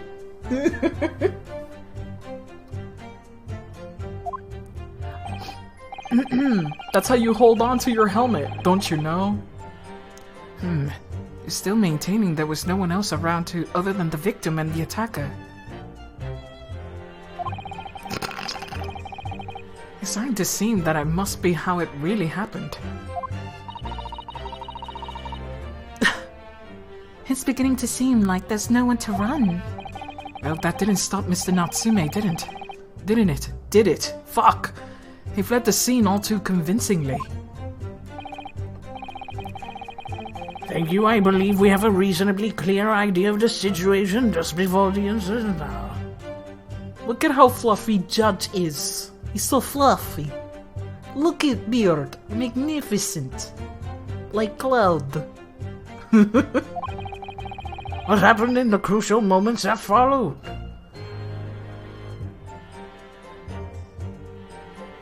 The universe look like Cabbage Patch Kids. They kinda do. They kinda fucking do, P.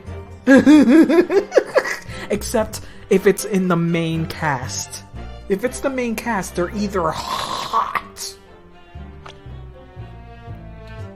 Like, look at this. Look at this man. Who's obviously the main villain of the video game. Holy fuck. Why is he so hot? And then we have Tobias Gregson. And then we have Soseki Natsume, a real-ass historical poet. Legit. This is this is our defendant. Freaking Edgar Allan Poe from Japan. That seems so mean. That's unfair to Soseki. And here we have Miss Wilson. Yeah, he's a real dude. You can look him up. He's a real poet. And here we got Joan, who's a sun. Look at this design. It's a sun. The moon, the bear, and the big blue house. And he's a moon. When you look at him on the side profile, he looks like a waning moon. And here we have this roly-poly-oly motherfucker. You take the moon, you take the sun.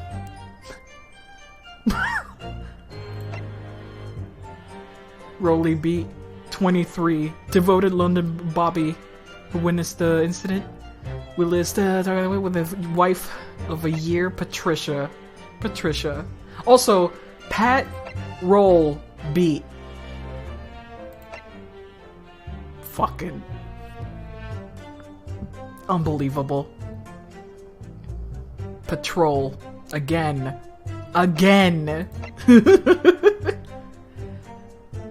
Who witnessed the incident. She is relatively recently married and fiercely proud of her policeman husband. The villains are the ones with the dramatic shading. You're right. You're absolutely right. You know what? I thought the face, but he is the only one that has the darkness on him. He really is the only one with darkness in his face. Unbelievable. The rim lighting. And he doesn't. So you know he's a good guy. He's shaded by evil. He's truly here to kick your ass. With doves. Ansem's hot uncle.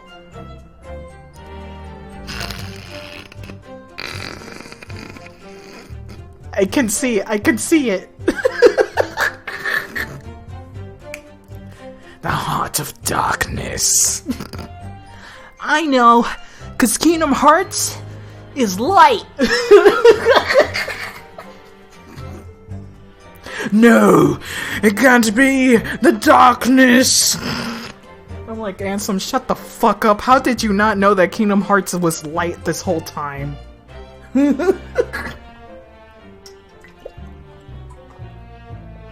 I will never forget that stupid ending from the first game.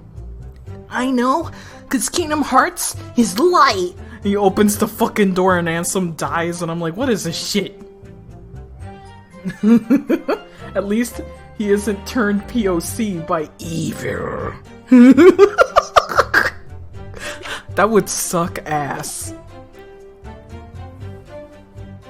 when going gets tough, the tough get their friends. And some assuming Kingdom Hearts is also darkness, like a bigot assuming celebrity would agree with them. Unbelievable. And some just tweeting that shit. Kingdom Hearts will never make sense to me. It's okay. I mean, he's darker than the rest of the cast, so possibly shading. It's the shading. It's the shading, don't worry about it. Suddenly they all collapse on the floor. The others scrambles before running off. Okay, let's press. Scouted something. What do you mean by that? Oh well, I couldn't quite make it out what it was at the time. But then we got closer and we realized what it was. Didn't we, darling?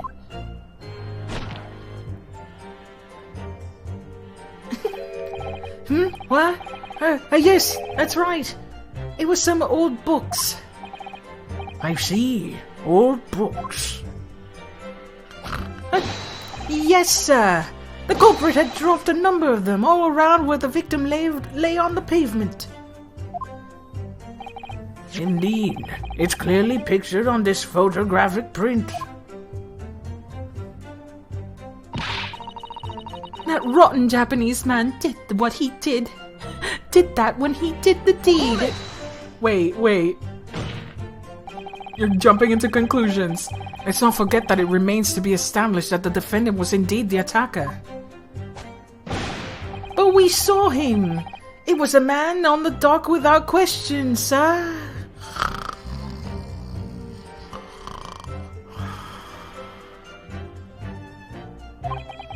The mustache, the hunchback, the cat-like eyes, and tout mouth and snub nose, everything. Any more insults you want to throw in? That's right. He looked down at the poor defenseless woman with those terrifying intense eyes. And then suddenly threw his books onto the pavement and ran away. I see. This is tough. It seemed as though they were telling the truth here. May I remind the court that this unambiguous testimony comes from a policeman and his wife. Now please. I swallowed a little bit of my own fucking saliva there. Continue, cunt. Yes, sir.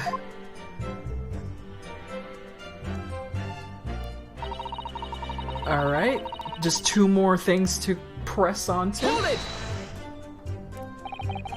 Was it your husband who went to fetch help? No, I went. I may not be a police officer myself, but I'm a proud wife of one after all. Isn't that right, my darling? Wait. Huh. Mansplain, man whore.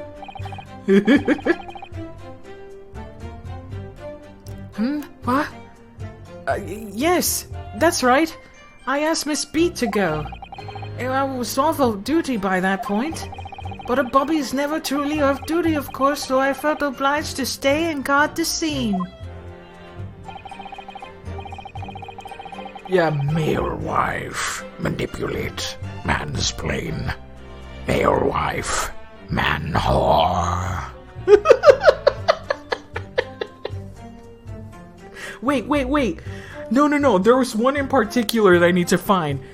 Allow me a moment. Allow me a moment, please, of your time. Let me show you something devious. Wait. Give me a hot second. Give me a hot Manscape. Wait, your videos? No, not the videos. Fucking, it's in history. Because I saw it today. I'm pretty sure I saw it today. God damn it. Please show up. Where is it? God damn it.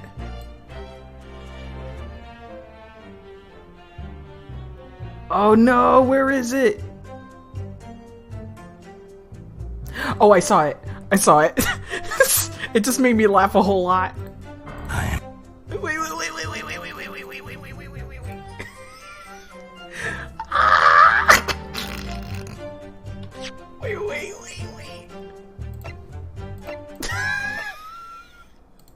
It has nothing to do with manslaughter or mansplain, whatever the fuck.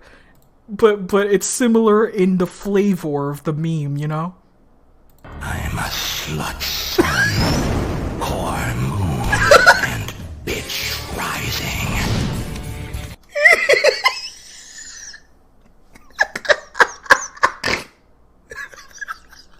I'm a slut son, whore moon, and bitch rising. Now this is a horoscope. I'll give you the link. Give me a second. I'll give you the link. I'm a slut son. What's your zodiac? Mine is bitch.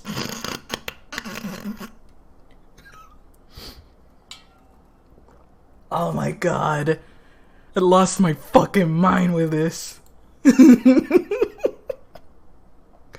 Oh, that's how I started my morning, watching that video. And I'm like, thank God. Thank God I watched this. What a great way to start my day. Oh my goodness. Alright.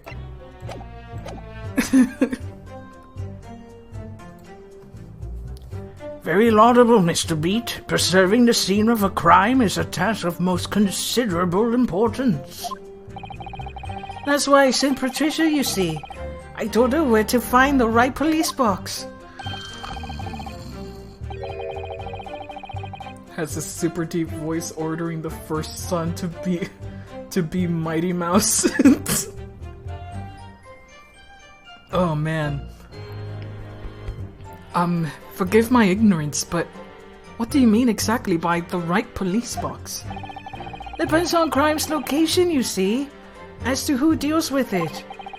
Where the woman was stabbed wasn't actually on my beat. So I told Patricia we'd wait till the police box for the beat. The invalid fell so she could go on and report it. I ran as quickly as I could and I asked for help from the Bobby on duty. There's nothing more potent than a young couple in love working together, you know. And thanks to your swift response, the case was quickly resolved. The actions of two model citizens. Oh, please. You're making us blush, isn't he, darling?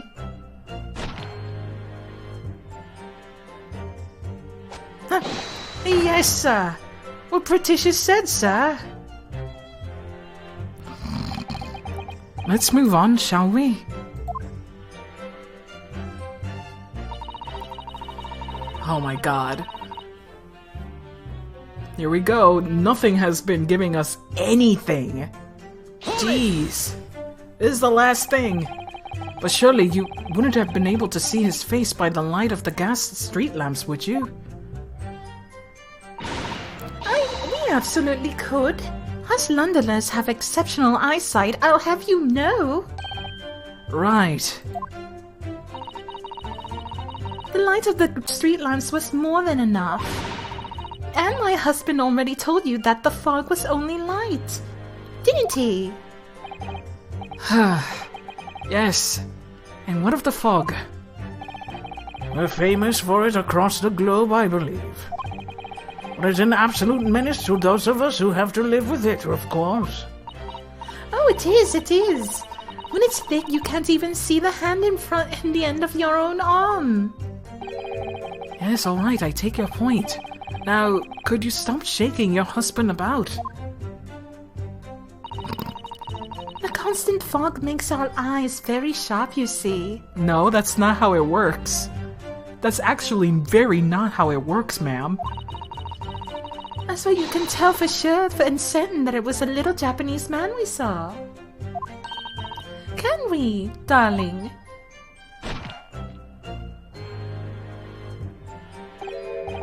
What?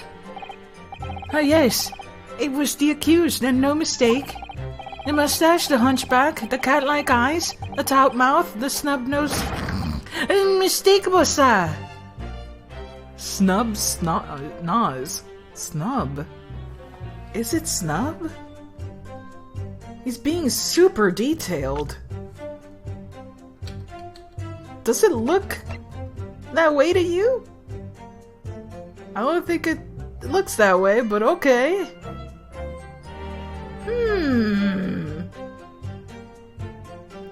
It's not. It really isn't. Who could he be referring to?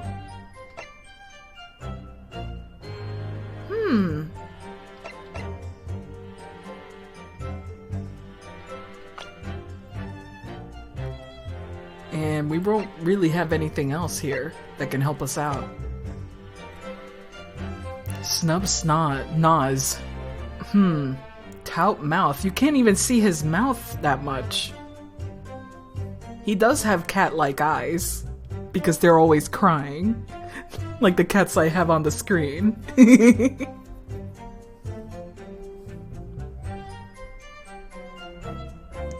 You buddy. As far as this couple's testimony is concerned, there can't be any question. It was Saseki-san they saw running away from the scene of the crime. So that's it, is it? That's their entire testimony. What do you think, Mr. Naruto? Well, I hate to admit it, but on hearing the testimony, it really does seem as though Mr. and Mrs. Beat saw what they saw. What they say they saw. Mr. Natsume running away from the scene on Briar Road that day. Yes, I feel the same. So if that's true, where does it leave us? The members of the jury are all sure to call for a guilty verdict after this testimony. Oh no! Then what do we do? A failed case? They could.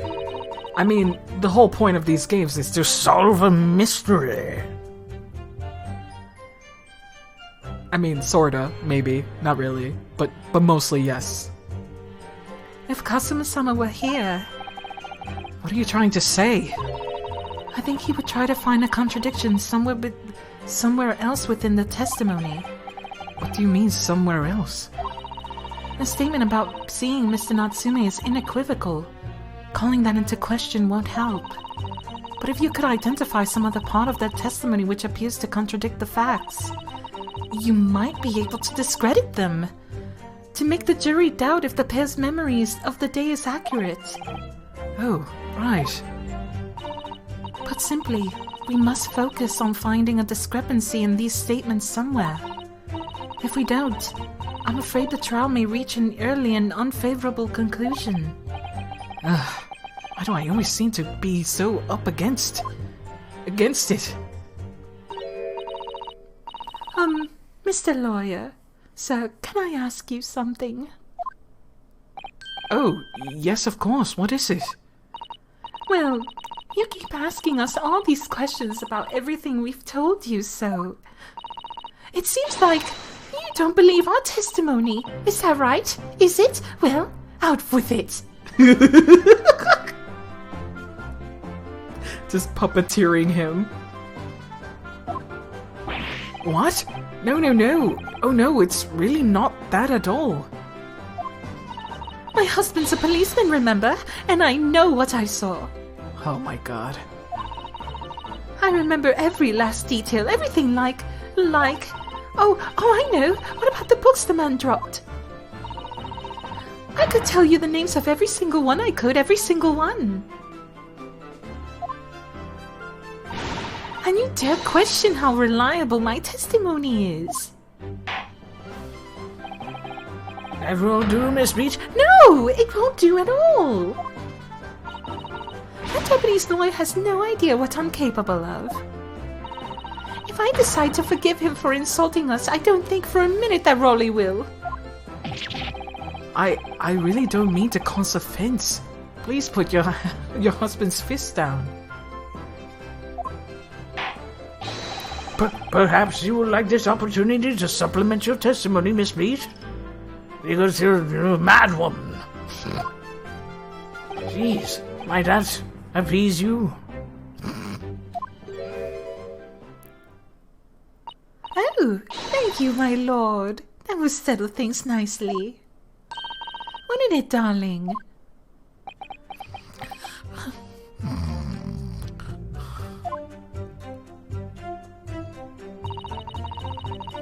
Alright, tell us the names. They're gonna be super wrong. Man, she walked into this, didn't she? Hold it! Yes, we know that there were books dropped at the scene of the crime, as you say.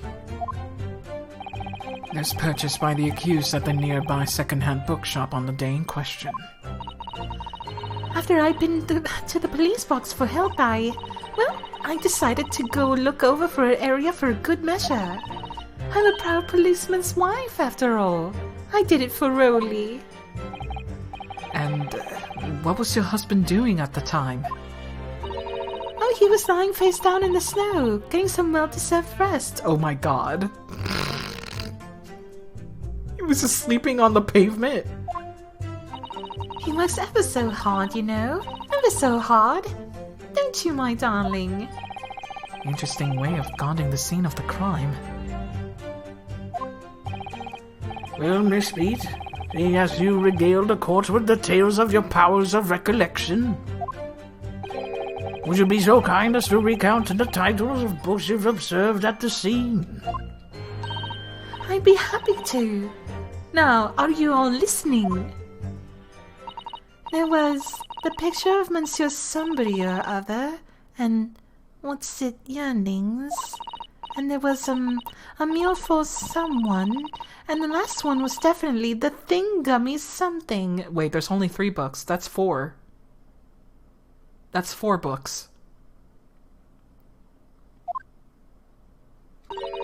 You see? Those are 4 books, not 3 books. Yes, I see there are more or 2 holes in your memory. Oh well, they were along those lines, I'm quite sure. The power of the receipt! These were indeed books found at the scene with titles along those lines, as you put it. Well, what did I tell you? So I think it's very mean the way you've been implying that my testimony can't be trusted. Don't you agree, darling? The power of the receipt shall compel you, woman. It will... Also... Let me look through... Nah. Let me just look at them. Picture of Lecoq. Monsieur Lecoq. Amir with Vulgariao. And Canterbury Yearnings. We're missing one of those. Yeah, we're missing one of those indeed.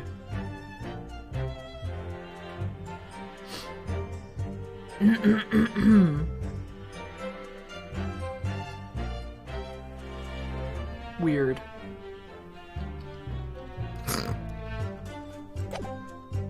Alright. Let me save. Cause I'm not sure where we'll be. Yeah, I'm gonna try presenting some evidence.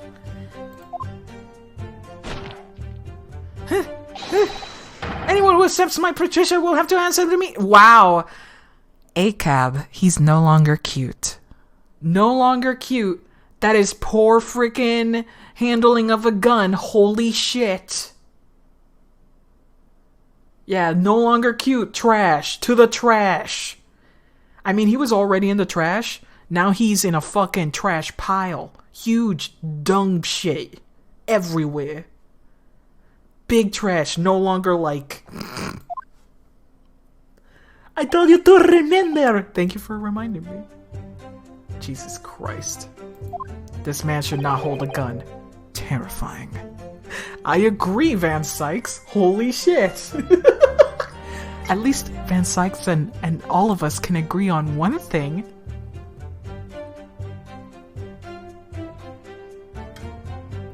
Freaking Van Sykes just going, bad. Yes, she really is. So that's it, is it? Oh, wait. We gotta... Yeah, we already read all of this.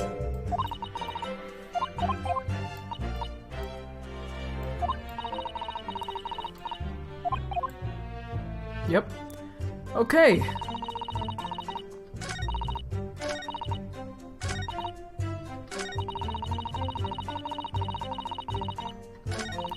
I could even tell you the names of the 4 books. 4 books!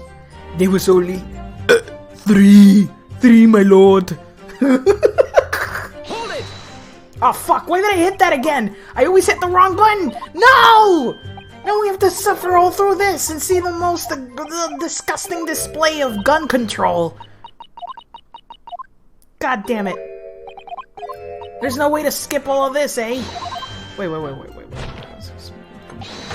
Jesus Christmas. Oh, fuck. Fuck me. Fuck me. Oh my god, I have to go through all of this. Okay. This time I'll do it right. Okay, now we have it. Present. Eee. Alright, secondhand book receipt. Only 3 books. Objection! So, you're saying that there were 4 books? That's right, I remember all of them. A picture of Monsieur Somebody, What's It Yearnings, A Meal for Someone, and Thingummy Something. I'm sorry, Miss Beat. But there is a fundamental flaw in that statement of yours. Oh no! What flaw? Simply that, at the scene of the crime, there were only 3 books, not 4. What? This is the receipt from the bookshop where the defendant bought his books. Your books? Yes, and it details Mr. Natsume's purchases that day. But as you can see, only 3 books are listed. Only 3? But no, that can't be. I remember seeing them. There were 4 books, I tell you. 4 dirty old books. Oh really? Then have a good look at this photographic print of the scene of the crime, in which there could be another book just behind the victim, but okay. As you can clearly see from the evidence as well, there are only 3 books. But I just didn't believe it. I saw them there, I swear it. I saw them. No, madam, I'm afraid your powers of observation cannot be relied upon. Oh. So it cannot be denied that there you say it was the defendant you saw. You could very well be mistaken. Oh no! Oh no! No! Look at how patchy they are. Oh my god. What are you objecting? What are you objecting for, eh? It's plainly evident. It's your powers of deduction that cannot be relied upon, my learned Nipponese friend. What? I have a name. It cannot be denied that these 2 witnesses saw the accused running from the scene. A fact that you know very well you have no hope of disproving.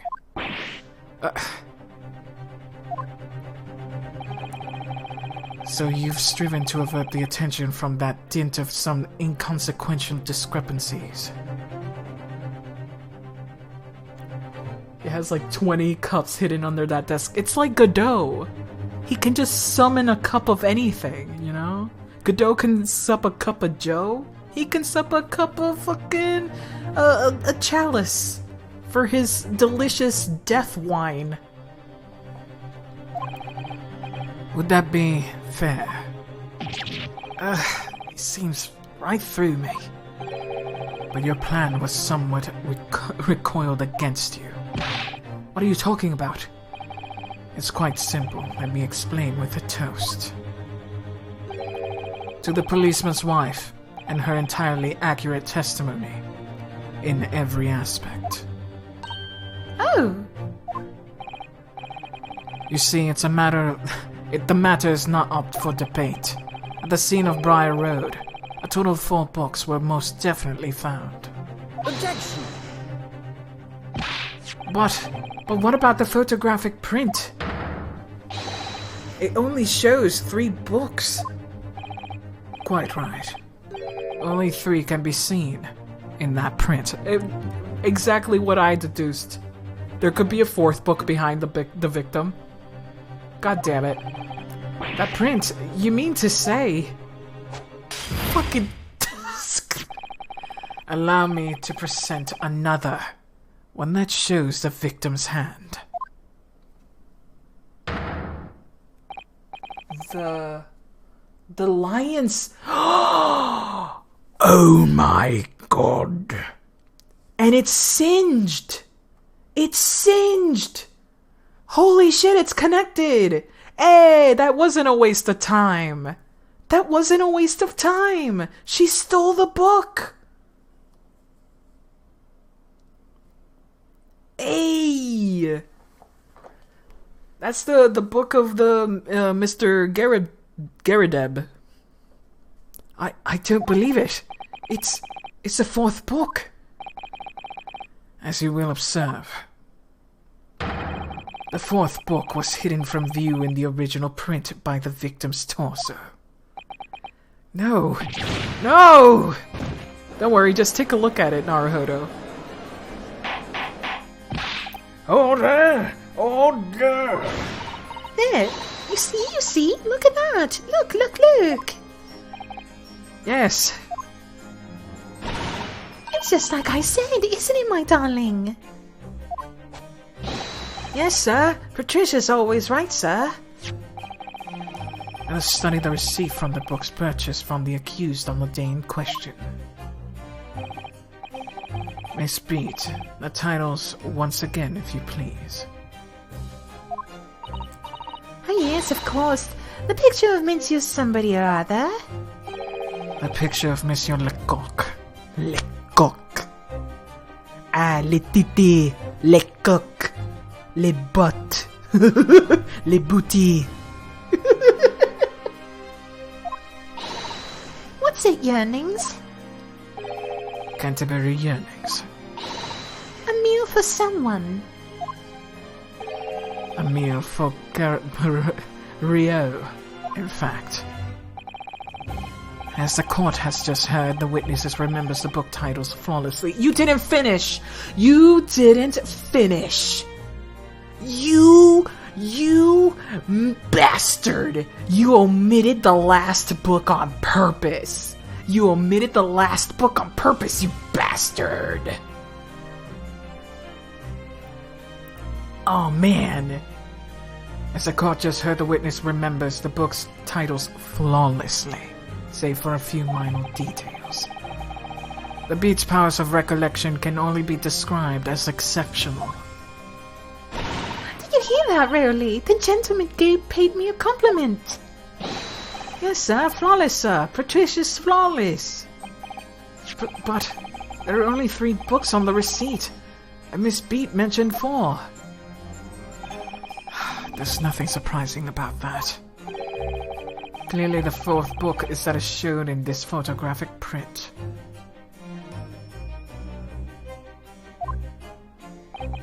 I'm so sorry, Counsel. But does that not seem odd? Why would the 4th book be omitted from the receipt? It's not odd at all, my lord. As the photograph clearly shows, the 4th book was found in the victim's clutches. In other words, it belongs to the victim. The victim was holding her own book. I wonder, what became of that 4th book? It obviously wasn't overlooked by the investigating officers at Scotland Yard.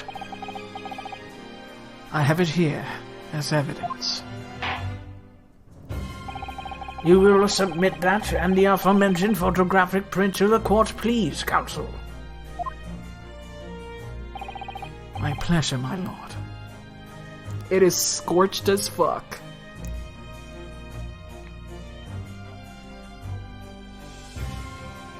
Yeah, she has the same body type. And she's alive. We'll see, because she has different hair. And we did see the back of her hair. It could be her daughter. It could be a daughter.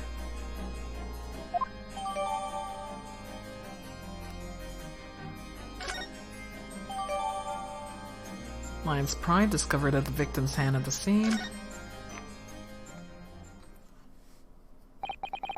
The prosecution rests. I have nothing further to add. What? You seem surprised, my learned friend. But your resistance until now has been in vain. Entertaining, yes, but futile. The spurious longer route for the accused lodgings that you tried to establish in your summation examination, and the attempted discrediting of the witness's powers of recollection in your cross-examination. Futile? I walked right into this, didn't I? You see, everything we've said is true. Isn't that right, my darling? Yes, Pat. Marry me, Pat. So, perhaps the ladies and gentlemen of the jury would like to reconsider their positions. Should the court waste any more time on this Nipponese travesty?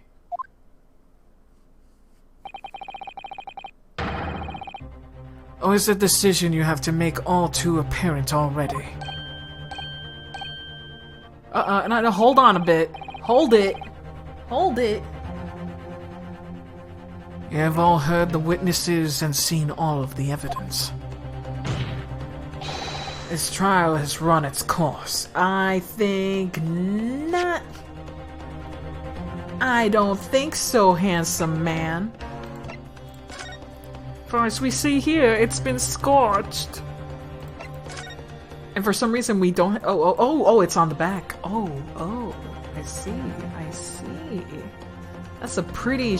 oh, man, that sucks. That's always sad. I don't know what it is, but it's always very sad to see a book like that. Let me see. It's a book entitled The Lion's Pride. I'm afraid I don't know any English literature at all. So it wouldn't be something I've heard. Wait a minute. The Lion's Pride? That's strange. I think I have heard of the book by that same name before. And very recently, too. Time to ruin your whole career. It's a title I recognize too, Mr. Naruto.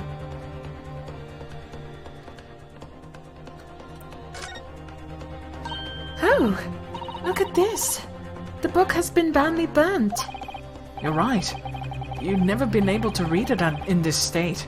Especially not the latter pages. Later pages? Latter pages? I don't fucking know how to write.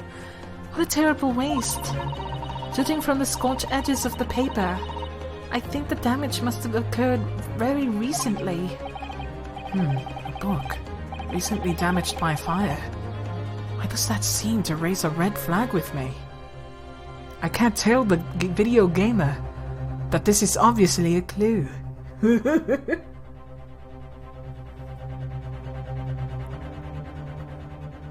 Yeah, I know, right? That was a freaking hefty burn.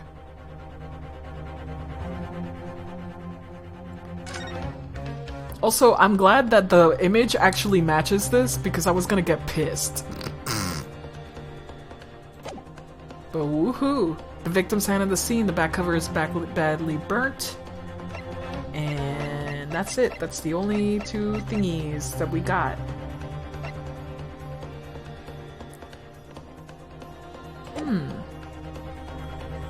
So are they a tenant? Wonder what happened exactly. Mr. Naruto, I'm afraid we're in a terribly precarious position. I know, but if I fight back in the wrong way now, I could very well just make matters worse. I think, Ryunosuke, think. What do you do now?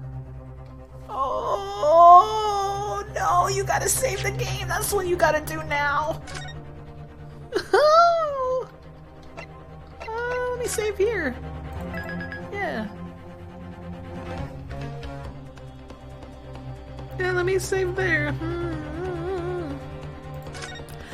Could I just say that that book does not belong to her or something? Let me raise an objection. It doesn't belong to her, right? Right? Maybe? Maybe?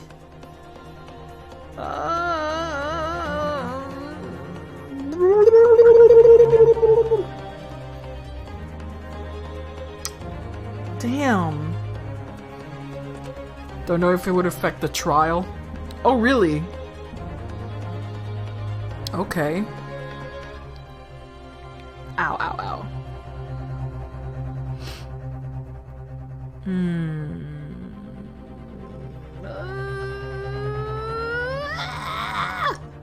Well, we already saved. Time to raise an objection. Fuck, that's not the button. That's not the button, Paxi. Objection! I'm not done yet. No, my learned friend, it's over. The last cross-examination was your final chance to establish a credible defense.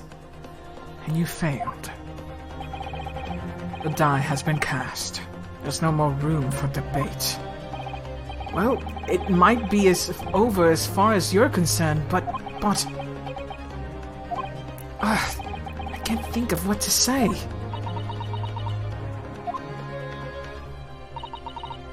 If I may, Lord Van Sykes. It seems somewhat boorish to close down the debate at this point. Your insignificant little Eastern Isle must be a lawless hole indeed. Wow! Wow! I'm gonna yank you by your cravat. Choke you with it.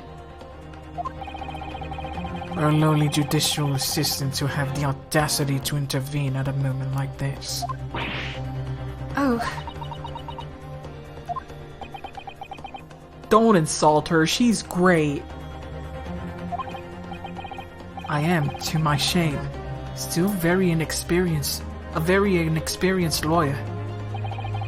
So you'll have to forgive me, but I do consider my assistant's advice essential and her opinions invaluable. it's Naruto. Aw, thank you, Naruhodo, that was really sweet.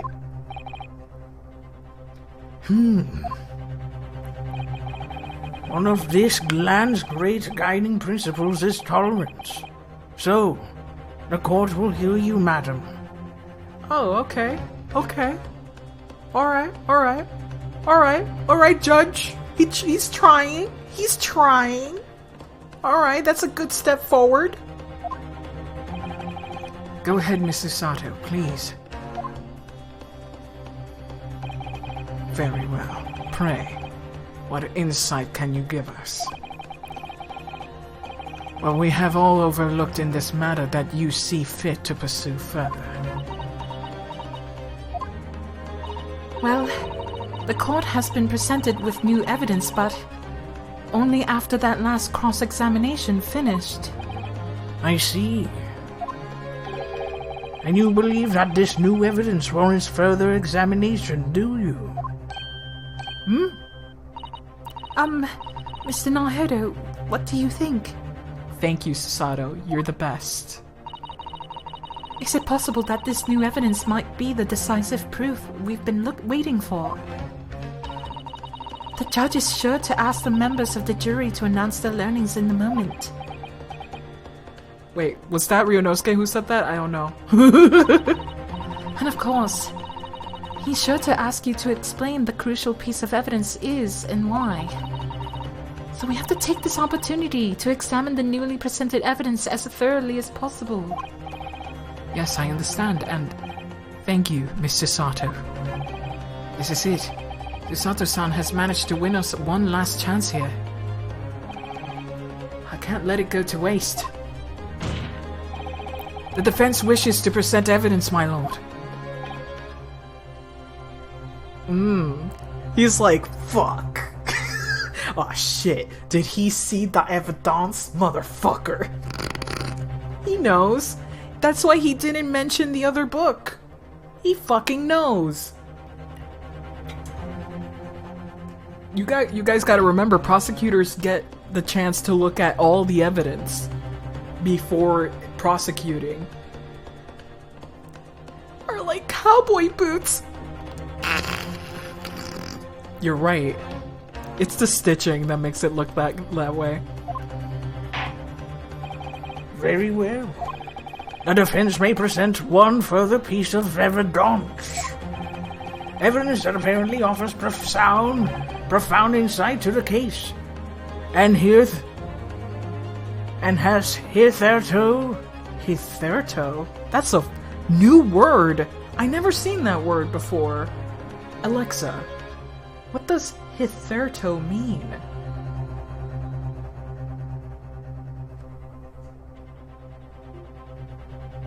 Oh, you didn't even answer me! Hitherto? Oh, okay, hither. I know hither, but not hitherto together like that, like one word. Very strange. Very, very strange. Indeed. Well, I guess we have to point out the book, do we? I think we can save. Let's big save. Chuck a book at him. Yeah, let's show off the book, I guess. Take that! The evidence in question is what we can see from the newly presented photographic print of the crime scene.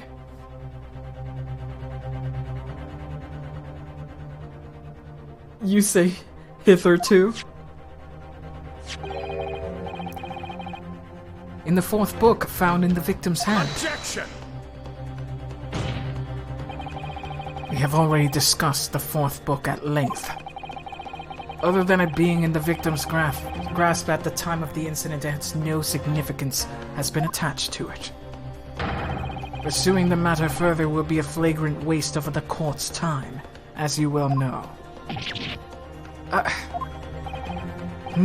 Yes, I'm afraid, counsel, I must concur with the prosecution on this matter. When afforded you this opportunity, you led the court to believe that the evidence in question contained hitherto undiscovered clue.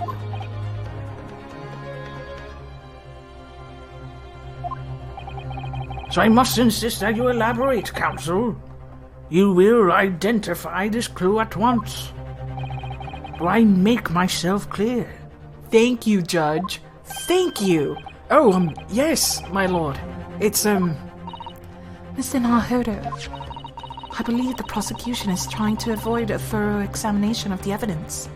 Yeah, he knows, see? Which means he may very well be on the right track. Yes, I think you might be right. So, counsel, precisely where's this vital clue to this case, which this fourth book conceals? Oh, baby. Ooh, baby, baby, baby. Oh, baby, here you go. I would ask the court to observe the back of the book in question. The back? Good gracious! It's been burnt to a crisp. So we have to ask ourselves, why was the victim clutching what is clearly an unreadable book? Yeah, it is a little wig, it's adorable. That is undeniably an extremely unnatural thing for her to have been doing. Objection! Unnatural, you say? And what of it, my Nipponese friend? Oh, were I to concede the point, it bears no relation to the case. There's nothing to discuss. So should you wish to assert that this fire damage is some veiled clue as to what happened that day, pray, do enlighten us all. What truth does this charred book hide? A charred book. There is just one possibility here, which I can't quite bring myself to rule out. It's an outside chance certainly, but worth a try. Alright, I'll explain my theory. Don't keep us waiting any longer, then, Council. Explain this theory of yours. What are you suggesting that you can ascertain from the fire damage this sorry tome has suffered? Its owner. Its owner, my good sir. Let's see. Do I want to press it right now or do I want to save? I want to save! I want to save the game because you can never be too sure.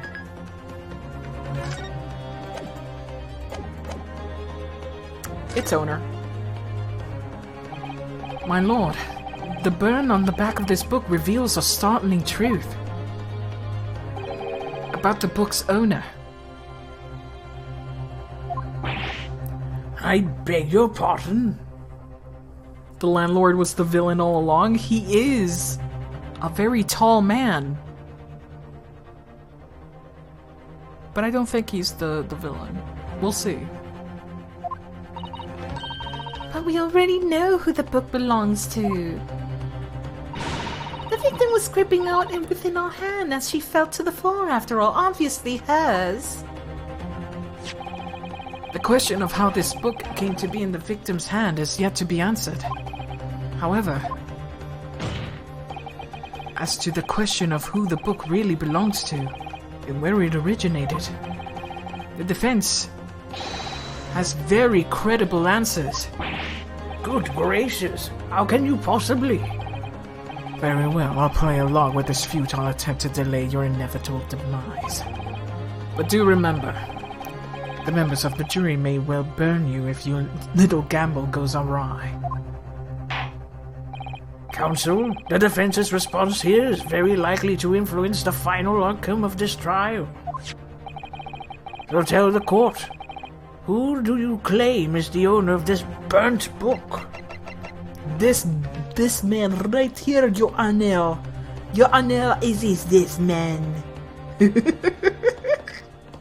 you go. Here you go. Percent. Take that!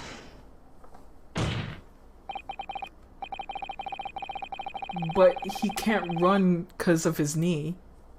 Your Honor, it was the moon. The answer is that the book belongs to the couple who own the house where the defendant has his lodgings. A certain Mr. and Mrs. Gerideb. I love the spinny. It's like more spinny. Spin! Just spin! For a pointy.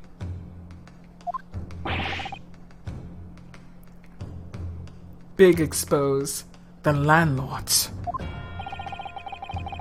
And whether this some extraordinary coincidence or some kind of fate at work, I don't know, but of all the people in London, one of 6 chosen for jury duty in this courtroom today is none other than Miss Gerideb herself.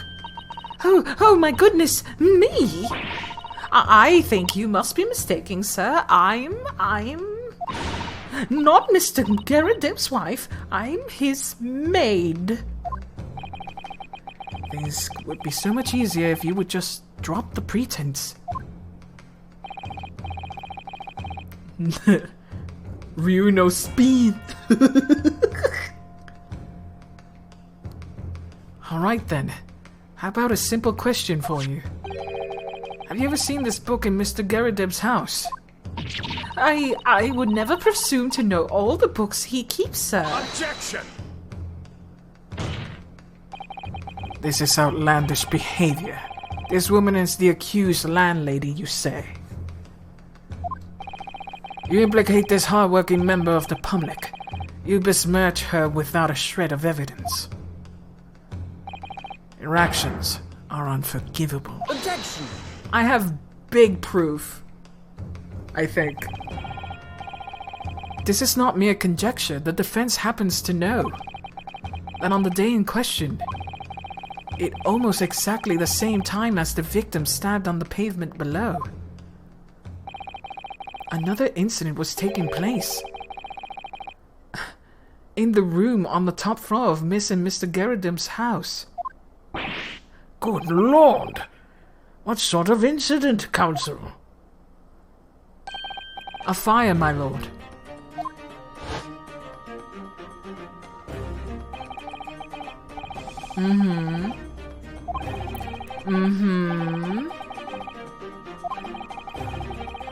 Yeah? Your favorite book. I remember. In this game, do you leave the court? Yes, you do. The lion's pride. Oh my god, that is a... Sir, you look really sexy when you're angry. Now that is a good face. Yeah, he is a moon. I told you. It's really good. Also, but look at this man. He may have a mullet, but it's a hot mullet.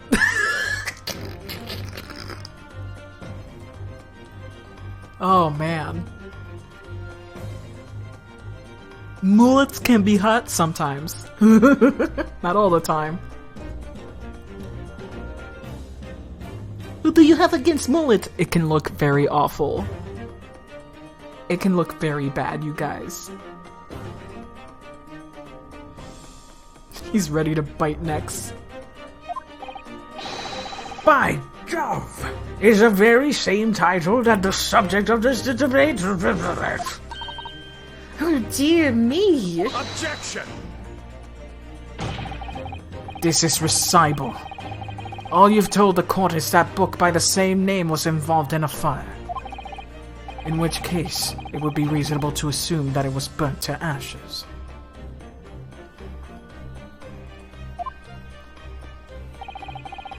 How bad they look is the best part of a mullet? Okay, you do you, man. Risable?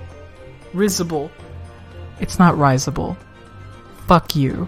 Fuck your English. I will say risible because that's what it looks like. I will say risible, not risable. Get the fuck. Raisable. It's like giving a rise out of you. It's a bad word. The way it's written is awful. Risible.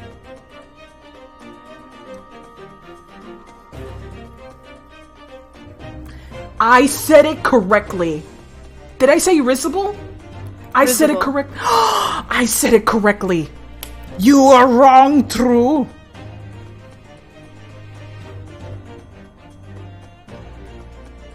It's not risible, it's risible, like I said. Holy shit, I was right the first time? I'm so happy about that. Even though I shouldn't be, because it's still, like, the way you said it would have been, like, also plausible. But it's risible. I am undone.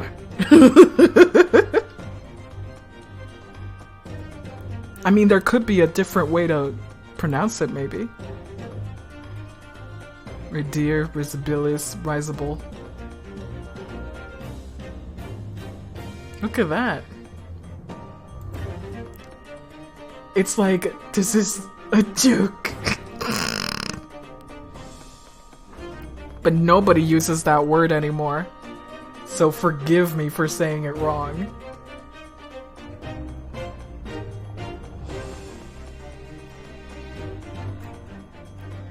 Risa.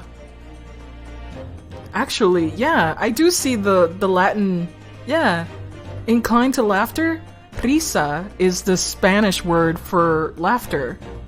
So, yeah, laughed. Ris.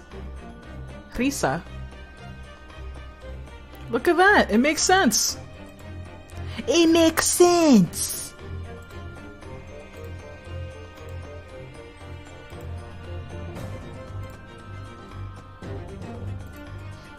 Alright. We learn new things every day. It makes sense. And entirely unreasonable to infer that it magically removed itself to the scene of the crime. Perhaps it would make more sense if I told you that the cause of the fire was... Marital Marital discord. I'm learning. Without going into details, it appears that Miss Garadeb was considerably enraged. Apparently, she continued to attack Mr. Garadeb even amid the flames.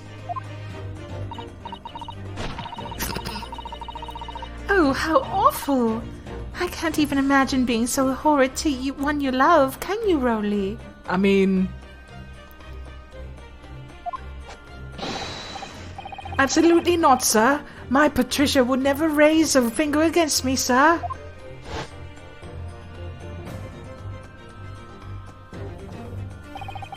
I'm always Jared, 19, and I can't read. I never learned how to read. All my favorite novels in that case, but it's in the spy, huh? We were there.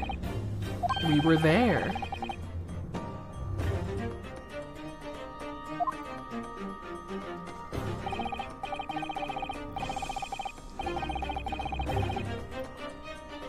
I love these designs so much.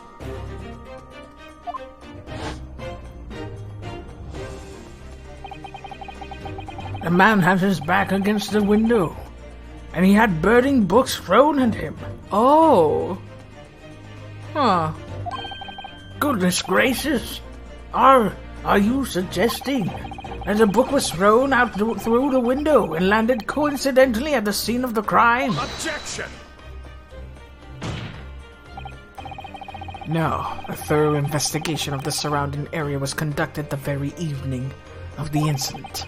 There was no report of Garadeb's window pane being broken. That's quite true. We also saw no sign of broken glass when we visited the Garadeb household. But it's not conceivable that the window was open at the time and... Not even remotely. Let us not forget the season and the chilling weather that accompanies it. No Londoner would ever leave a window open in the middle of winter.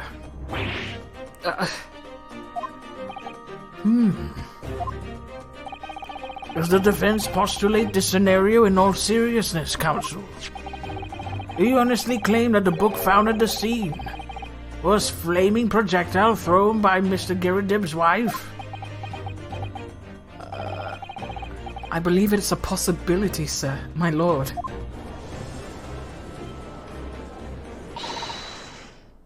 That's quite enough.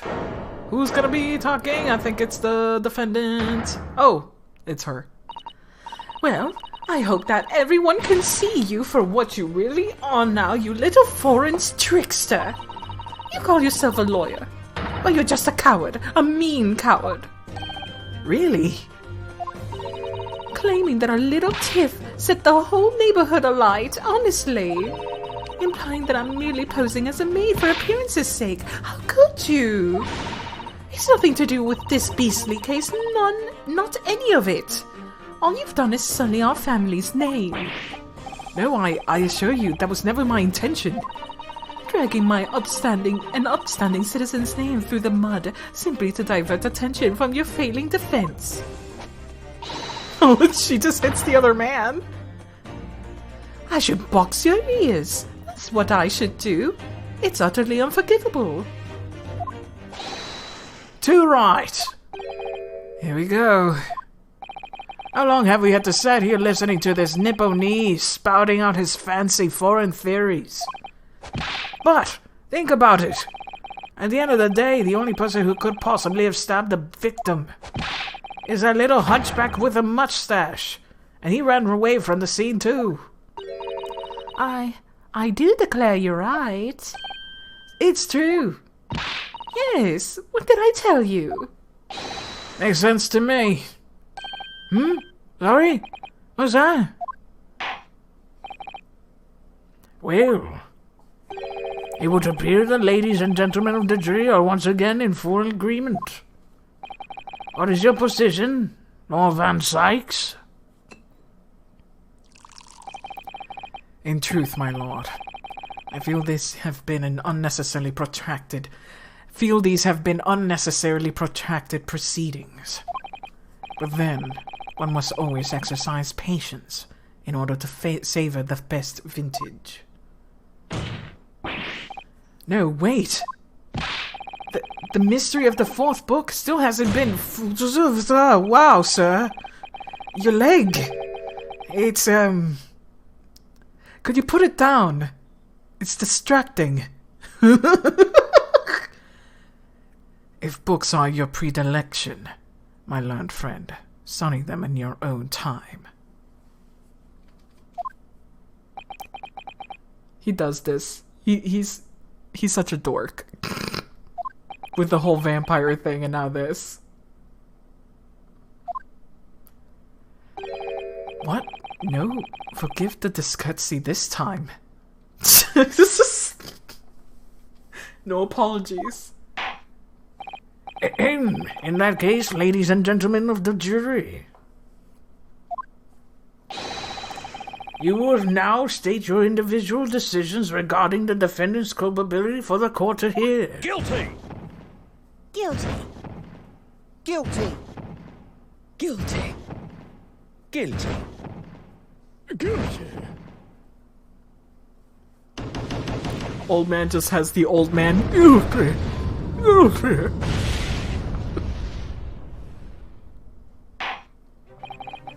Thank you for that unambiguous response. That's twice now. It's over. Mr. Naruhodo, don't give up. Miss Susato, Have you forgotten? The battle isn't over yet. you're not suggesting... Of course, the defense has the right for another summation examination at this point. You could still convince the jurors to change their minds. You have one more chance. My lord, the defense asks to exercise its right to a summation examination. You believe you still have tricks up your sleeve? I don't intend to trick anybody. I intend to uncover the truth. There's no time to be downcast. As long as there's a chance, I have to stay strong and determined. That's right, Naruhodo.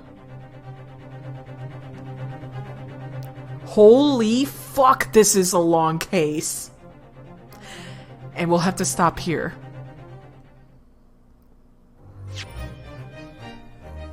Now we go to sleep. Holy cannoli. Very long. I'm gonna go over this. My goodness. Trial part 2. My goodness. I should have realized that it said part 1. But now I need to go to sleep. I need to go to sleep. Tomorrow I'm going to just do some artwork. I really need to catch up with some art. I'll never get to see the ending of the case. No. Hey, I'm streaming tomorrow. You might see it like later in the evening. But yeah, today I'm pooped, man. Time to go to sleep. Good night. I will focus better on art though. I think I'll just focus on art. And then I'll start this over again on Monday. It depends on how I feel. Depends on how I feel. Alright. Thank you so much for joining the stream, you guys. I'll see you guys later, okay? Good night, everybody, alright? Goodbye! Good night.